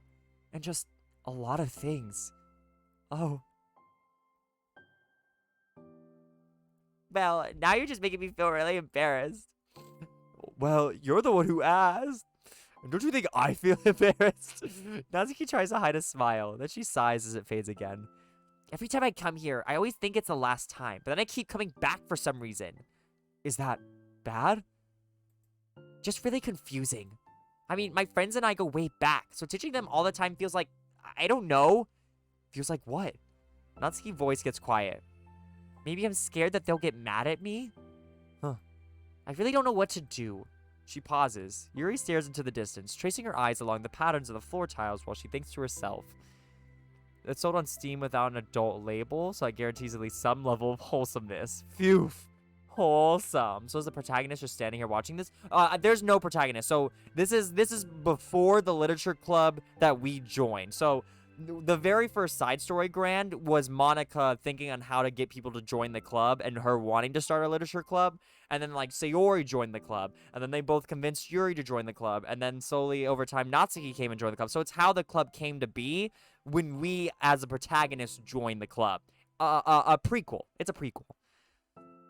She pauses. Yuri stares into the distance, tracing her eyes along the patterns of the floor tiles while she thinks to herself. What would you do, hypothetically, if your friends were happy for you instead of mad at you?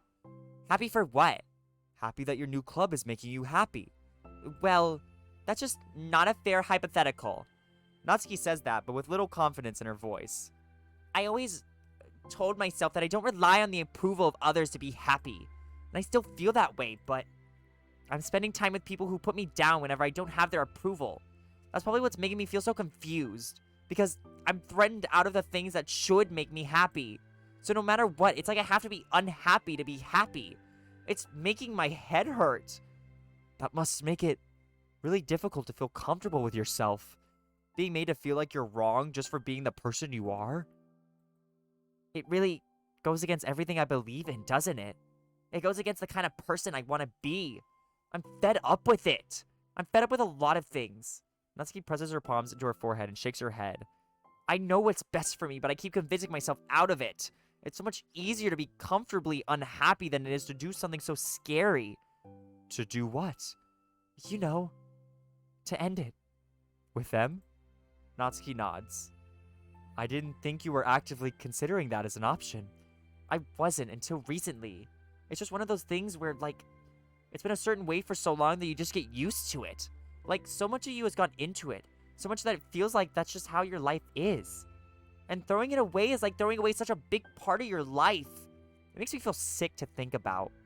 Natsuki sighs. It's just really scary. It's terrifying. You're heading out. I'm gonna lurk for the stream. Good night, people. Good night, Dwight. I think so. Yeah, so if I'm correct, I think the protagonist is not here. Sayori has mentioned the protagonist, saying that, like, oh, she knows a friend that she could talk to. But otherwise, that's it. So we are God. The unlimited powers we have if we are God, right? Think of, never mind. I'm not gonna make that joke. But yeah, thank you for the lurk, Dwight. And, oh yeah, okay, that's, okay. I thought Adrenaline was saying night, Griffey, so I thought you were leaving Adrenaline. Never mind. I see. Yeah, good night, Dwight. It's just really scary. It's terrifying. What are you scared of? I don't know. A lot of things. Like being alone. Not having anyone to talk to or hang out with. Not being able to replace what I have with them. And I don't want them to hate me. And I'm scared they'll hurt me for going against them. Physically? Not physically. But Yuri clenches her fists. Natsuki. what? If anyone even thinks to cause you harm, I will unleash hell upon them. Natsuki snorts in laughter. Don't laugh at me. Sorry. I like that. That's all. Oh, well, I meant it. I know you did. Natsuki gives Yuri an endearing look. I needed it. As a comment, Oh, fucking God, this is so cute. Oh, wholesome. Wholesome. Wholesome. as the conversation lapses, Natsuki again slides her box of cupcakes over to Yuri. Just take them, okay? I don't want other people to have them anymore. Are you sure? Natsuki nods. I'm sure. I will then. I'll enjoy them. Natsuki looks away, but a feeling of warmth spreads through her. She holds on to that feeling, knowing it will give her courage. There's no way it just ends like that. What's happening? Okay. Like, what's the conclusion? Ah, you're here first today. Mm-hmm. And you brought reading material. Mm-hmm. Natsuki is sitting at her usual spot, this time holding a volume of manga while her lunch sits beside her. Yuri sits down as well and opens her own book. It sucks when a good series has to come to an end. Like, it's such a big part of your life, and then one day there's just nothing left. Makes you feel so empty. Unfortunately, I'm about to experience that myself. I'm on the last book of the series. That sucks. But there's also something satisfying about letting a story conclude. I don't know if I'd want it to go on forever. Maybe. But there are some things that I wish could. On the other hand, have you ever read something that overstayed its welcome? Yeah, definitely. I can think of at least one thing I've read that got pretty unbearable like halfway through, and the ending really sucked. So it sucks when something good has to end, but it also sucks when they just keep inventing more plot until you don't like it anymore. I guess it sucks either way. Mm-hmm. Well, that's just the nature of all things. They come to an end. The two fall silent. They slowly eat while making their way through their respective reading material. Except Natsuki doesn't seem to be touching her food at all. You don't go out during the weekends, right? Excuse me? Like with friends, at the mall or downtown or whatever? I'm not a total shut-in, you know. No, my bad for making assumptions. Well, I'm sure I go out less often than other people, like you and the others in the club. I don't really meet with friends and arbitrarily spend time like that. I'm usually meeting with my board game group. Board game group? It doesn't matter. It's just more nerdy stuff. Why do you ask anyway? I was just curious. I just realized that I couldn't picture it, so I was just curious. Yuri looks at Natsuki and realizes that she's shaking. Don't look at me like that. Sorry. Natsuki pulls her knees into her chest and puts her head down. I can't take this. Did I do something? Yuri gets flustered, her mind racing over what she may have said or done. I did. I ended it. I texted them earlier telling them. And then I just blocked them because I'm so afraid of their responses. And now it feels like I'm dying inside. Oh, that's... I'm sorry. Oh, totally unsure of what to do, Yuri can barely find any words of support to offer. Meanwhile, the sound of Natsuki's unusually hard breathing fills the air. Then she speaks again, barely above a whisper. Help me. I feel sick and I want to hit my head against things. Please help. I can't take this. You may be having a panic attack. With that realization, Yuri's demeanor suddenly changes. I have experience with this, so I'll help you through it, okay? Natsuki meekly nods through her rapid breath, head still buried in her knees. Yuri slides herself over to Natsuki and sits on the step behind her. Then she puts her hands on Natsuki's shoulders. Can you feel my hands? Natsuki nods. Her shaking becomes much more apparent through Yuri's sense of touch. Yuri keeps her voice low and gentle. You're safe right now. You're in a good and safe place where nothing can hurt you. Natsuki nods once more. Although Yuri is only touching Natsuki's shoulders, she can practically feel her racing pulse through the base of her neck. We'll do a breathing exercise together. All you have to do is listen to my breaths and breathe along with me. Let's breathe in now. Yuri takes a deep, slow breath.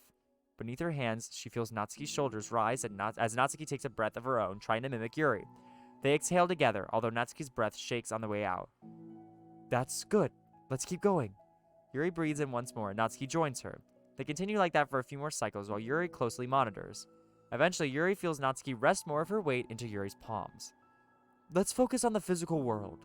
All you have to do is focus on the feelings of your breaths going in and out, and the weight of my hands on your shoulders. You're in a safe and comfortable physical space. Minutes pass in silence. By now, the worst of it has passed, but Yuri is determined not to move away until Natsuki prompts her to. Meanwhile, Natsuki has lifted her head off her knees and her breathing has mostly steadied. Then she takes a final deep breath and slowly pulls herself to her feet, causing Yuri to let go. She stretches her arms. I'm sorry. I didn't mean to freak out. I don't know what my deal is. You don't have to apologize. This must be enormously stressful for you. Is that going to keep happening? It may. Or it may not. We can take measures to help prevent it in the future, but I think it will naturally get better over time. Natsuki motions to sit back down again, so Yuri moves over. Yuri turns away to pick up her open book from the dusty floor, which she had hastily set down earlier. She brushes the dust off the cover. I don't think I could have gotten through that alone. You're not alone. Feeling shy again, Yuri speaks into her own lap. From now on, you don't have to do anything alone. As she says that, Yuri tenses up. It's rare for her to so openly share her thoughts, but something about Natsuki, of all people, makes it feel so much more natural to do so. Perhaps because, like Yuri, Natsuki is so timid and uncertain of herself. Natsuki does such a good job at hiding it that it's taken a long time for Yuri to finally realize it. And because of that, Yuri is able to deliver the reassurance that she herself would have wanted, demonstrating that you deserve the love of others. If you can accept that for the first time, then perhaps you can begin the tumultuous journey of learning to love yourself.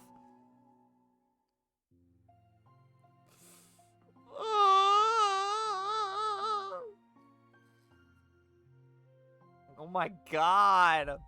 Do you really mean that? You're probably gonna regret saying that if you do. How so? Because I'm probably gonna have a lot of free time during the weekends from now on. So you're giving me permission to be as annoying as I want and drag you around to a lot of places. I see. But you already said it, so you can't take it back now. Nah. Well, I suppose I have no choice but to accept that responsibility then. Mm-hmm. Road to 1 million. Oh shit! Adrenaline! Holy shit, holy shit, holy shit! Oh my god! Bun God, shed thy grace on me. Adrenaline! Oh no! That's so much! I know a good ice cream place. Oh? That means you'll finally figure out my favorite ice cream flavor. Huh? What are you talking about? Oh, you don't remember? The first day that you came to the club, you guessed everyone's favorite ice cream flavor, but for me, you said you had no idea. Seriously? I don't remember that at all. Oh, wait. Yes, I do. I said it was probably green tea. Yuri shakes her head. It's a good guess, but my favorite is usually to get chocolate and raspberry together. Chocolate and raspberry? How fancy. How is that fancy? Oh, I don't know. I feel like I should have guessed something like that. Well, maybe next time I'll try chocolate and strawberry. Hey, strawberry's my favorite. What a coincidence. No. I think it helps to have something to look forward to do. I still have the sick feeling in my stomach. But it's easier now to convince myself that I did the right thing. Is there anything better I could be doing? Not that I know of. There's nothing that will make this easy for me. And you already did more than I thought anyone could. Come to think of it, we never talked about the letter you wrote. But I feel like we're way past that at this point. I don't even know what to talk about. Except that I think it helped me understand my needs are a little bit better. The way I like to be treated. And the kinds of friends that I want to have. That's why I wanted to start coming here in the first place. I love you, bun God. You better start praying. Ooh. That's why I wanted to start coming here in the first place. Even though I was so scared of causing more problems. I thought it was a coincidence that you ran into me here initially. Oh, well, not exactly. What do you mean? Nothing. Oh, please, give me what I want. I may have tracked you down first. With the help of Sayori. But you said... I was shy, okay? I wasn't ready to, whatever. You know what I'm saying. Well, I guess I'm glad that you worked up the courage. Even if it was in your own way. I can tell that you've been making a lot of difficult decisions. It's brave, and it'll make things better in the long run. I think anyone will be proud of you for it. Anyone? Oh! Oh my fucking god! Wait! Oh my god! You did it! You did it! Oh my god! Adrenaline! I'd scream right now for you, but I can't scream. I did it! Oh my god! I'm giving you a shout out in the Bun Hub just for that.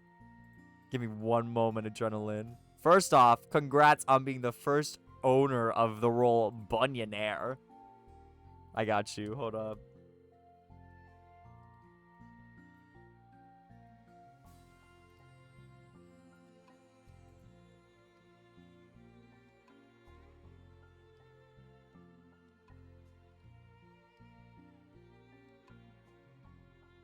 I can't believe that. That's crazy.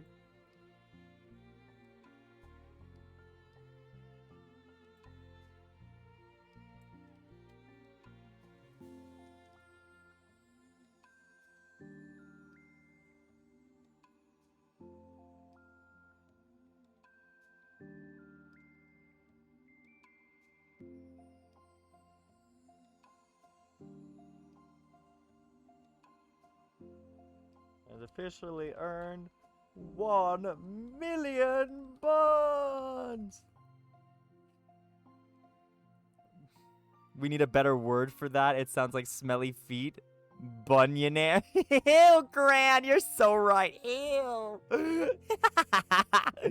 Ew, ew. Now I'm never gonna not think of that. Oh no. Oh my god. Okay, let's see what we missed really quick. It's brave. And it'll make things better in the long run. I think anyone would be proud of you for it. Anyone? You mean like you? Yes. Like me. Aww. You know, I could get used to this. As long as you don't tease me too much. Fine. Just a little then. That's fine. Oh my god! I know how uncertain everything feels to you right now, but I really do think that good things are in store. Those are my honest feelings. Thanks. It feels nice to be reassured.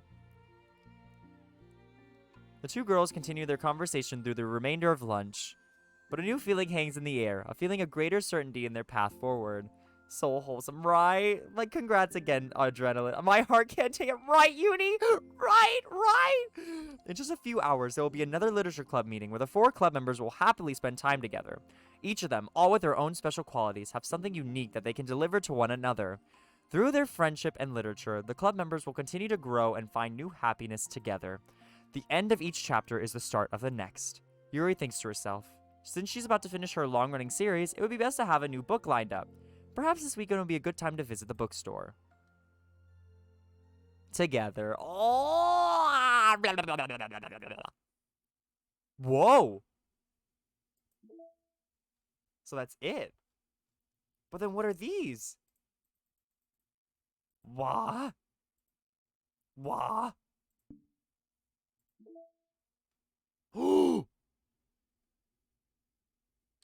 There's another fucking story? Bruh. It's so late right now, though. Oh my god, we've been going for almost 5 hours. Oh my god. Oh my god. Surprise chapter, right? I was like, how is this all gonna come together and end? Okay. Oh my god, do I do it tonight? I have to. I called this the finale. Oh my god. Oh my god. Ooh. Okay, first things first, I need to pee. So, hang in there, guys. More than you've already hung in there. Listen, I appreciate you guys for hanging out with me for this. I'm gonna go pee really fast, and while I am urinating, I'm going to think. Be responsible. There might be more than... Okay, I'm gonna go piss. Be right back.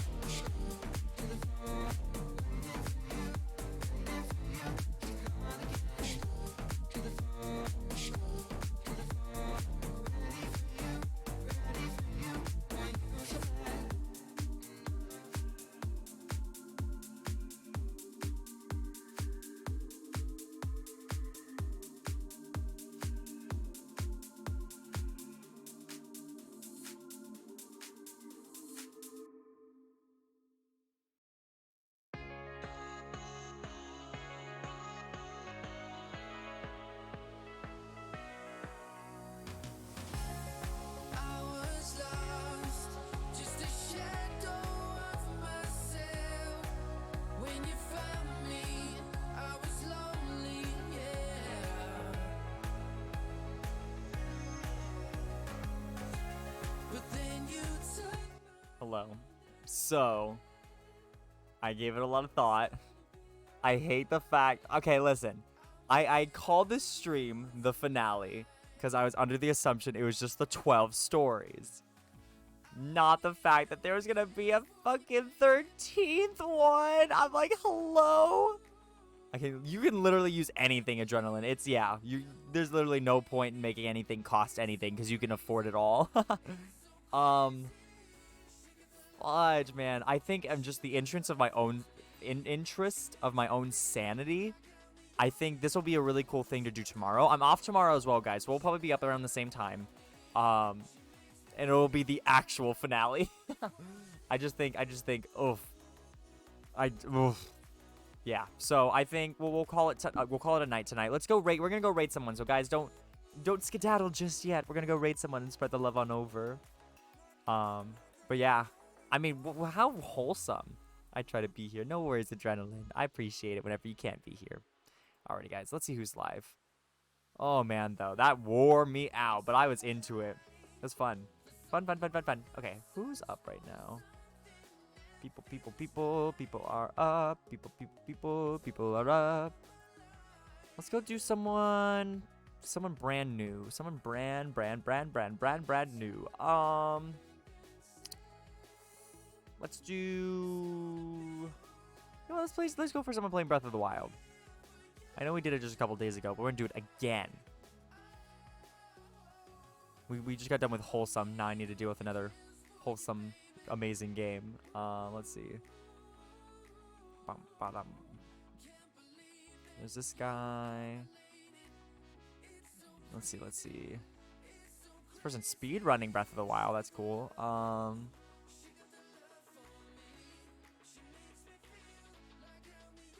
Let's see. I'm just looking through people right now. I'm so sorry.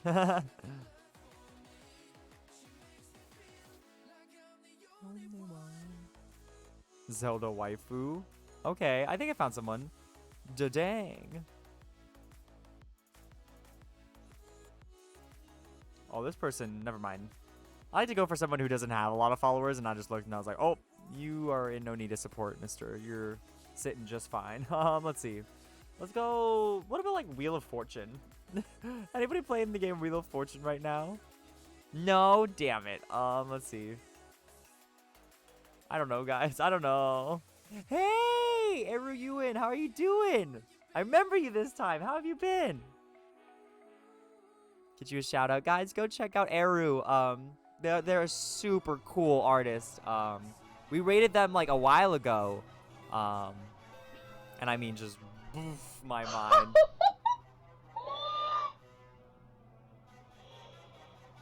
Hello. We are Eru, I'm so sorry that you just came in now, but we are gonna go raid someone. We've been going at it for almost 5 hours. Let's see. I don't know, y'all. I don't know. Do I know? I don't know. Oh no, I know. We've been going so long. I thought about it. Although, Eru, you did just miss it. I had a hard moment of contemplation. Like, should I keep going? Should I just push through? I've been going so long. I was so excited to catch it. I'm so sorry. I'll be back the same time though tomorrow. I should be around like 8 p.m. PST, Pacific Standard Time. It might be up for a bit. I don't know how much longer we have left in the game. We're playing Doki Doki and we're doing the side stories, and I did 11 side stories. But then there ended up being more. I was like, there's more? Are you kidding me? So, I'm giving myself the break. And also, it would be nice to just kind of reflect over everything. I'll visit tomorrow. Dan, sounds good. I'm happy. I appreciate it. All right. Vocal the King. We found the person we're going to raid. All right, guys. Sorry, it took me a hot minute. I was unsure. Also, it's just a weird time of day. Depending on where you are. I mean, for some people, it's not a weird time of day. Whatever. Time zones. Complicated. Vocal the King is the person that we are going to raid. For those of you guys who have not been a part of a raid on my channel before, here's your little preparatory message on how it works. Guys, stick in my chat. I'm going to throw you guys all on over to Vocal's channel in just a moment, who's currently playing Terraria. Literally up to you. You do not have to stick around the whole stream for his stream. If you just want to just come to be a part of the raid, you do earn channel points for being a part of the raid, so that's something that's fun and cool. And also, I love my raids because what we do is we bombard people. We are essentially going to go steal Vocal's buns. So the way we do so is through our raid responses. So for those of you who are not a subscriber, which is totally fine, go ahead and take this message that I just posted in chat with the rockets and copy and paste that. Get that copied and get that ready to go. Because what happens is once we pop up in Vocal's channel, you're going to post that message and we're going to paste it. So once you see the raid alert appear in Vocal's channel, you're going to use that message and post it in his chat. You only have to do it once. You don't have to do it multiple times. But essentially, everyone is just going to pop in and be like, oh, we're here to steal your buns and fun stuff. Those of you who are subscribers, however, you can go ahead and copy that one with the Griffy 11 buns in it because that's going to use our buns emotes. If you are not a subscriber, please make sure you're getting the one with the rockets. Otherwise, the Griffy 11 buns will not work. It'll just post as that word. If you are a subscriber, though, copy that because that will actually turn into the buns emotes. Otherwise, guys, that is going to do it for me. Okay, General Buns. I'll see you guys tomorrow to finish off Doki Doki. Thanks for hanging out with me, guys. Bye.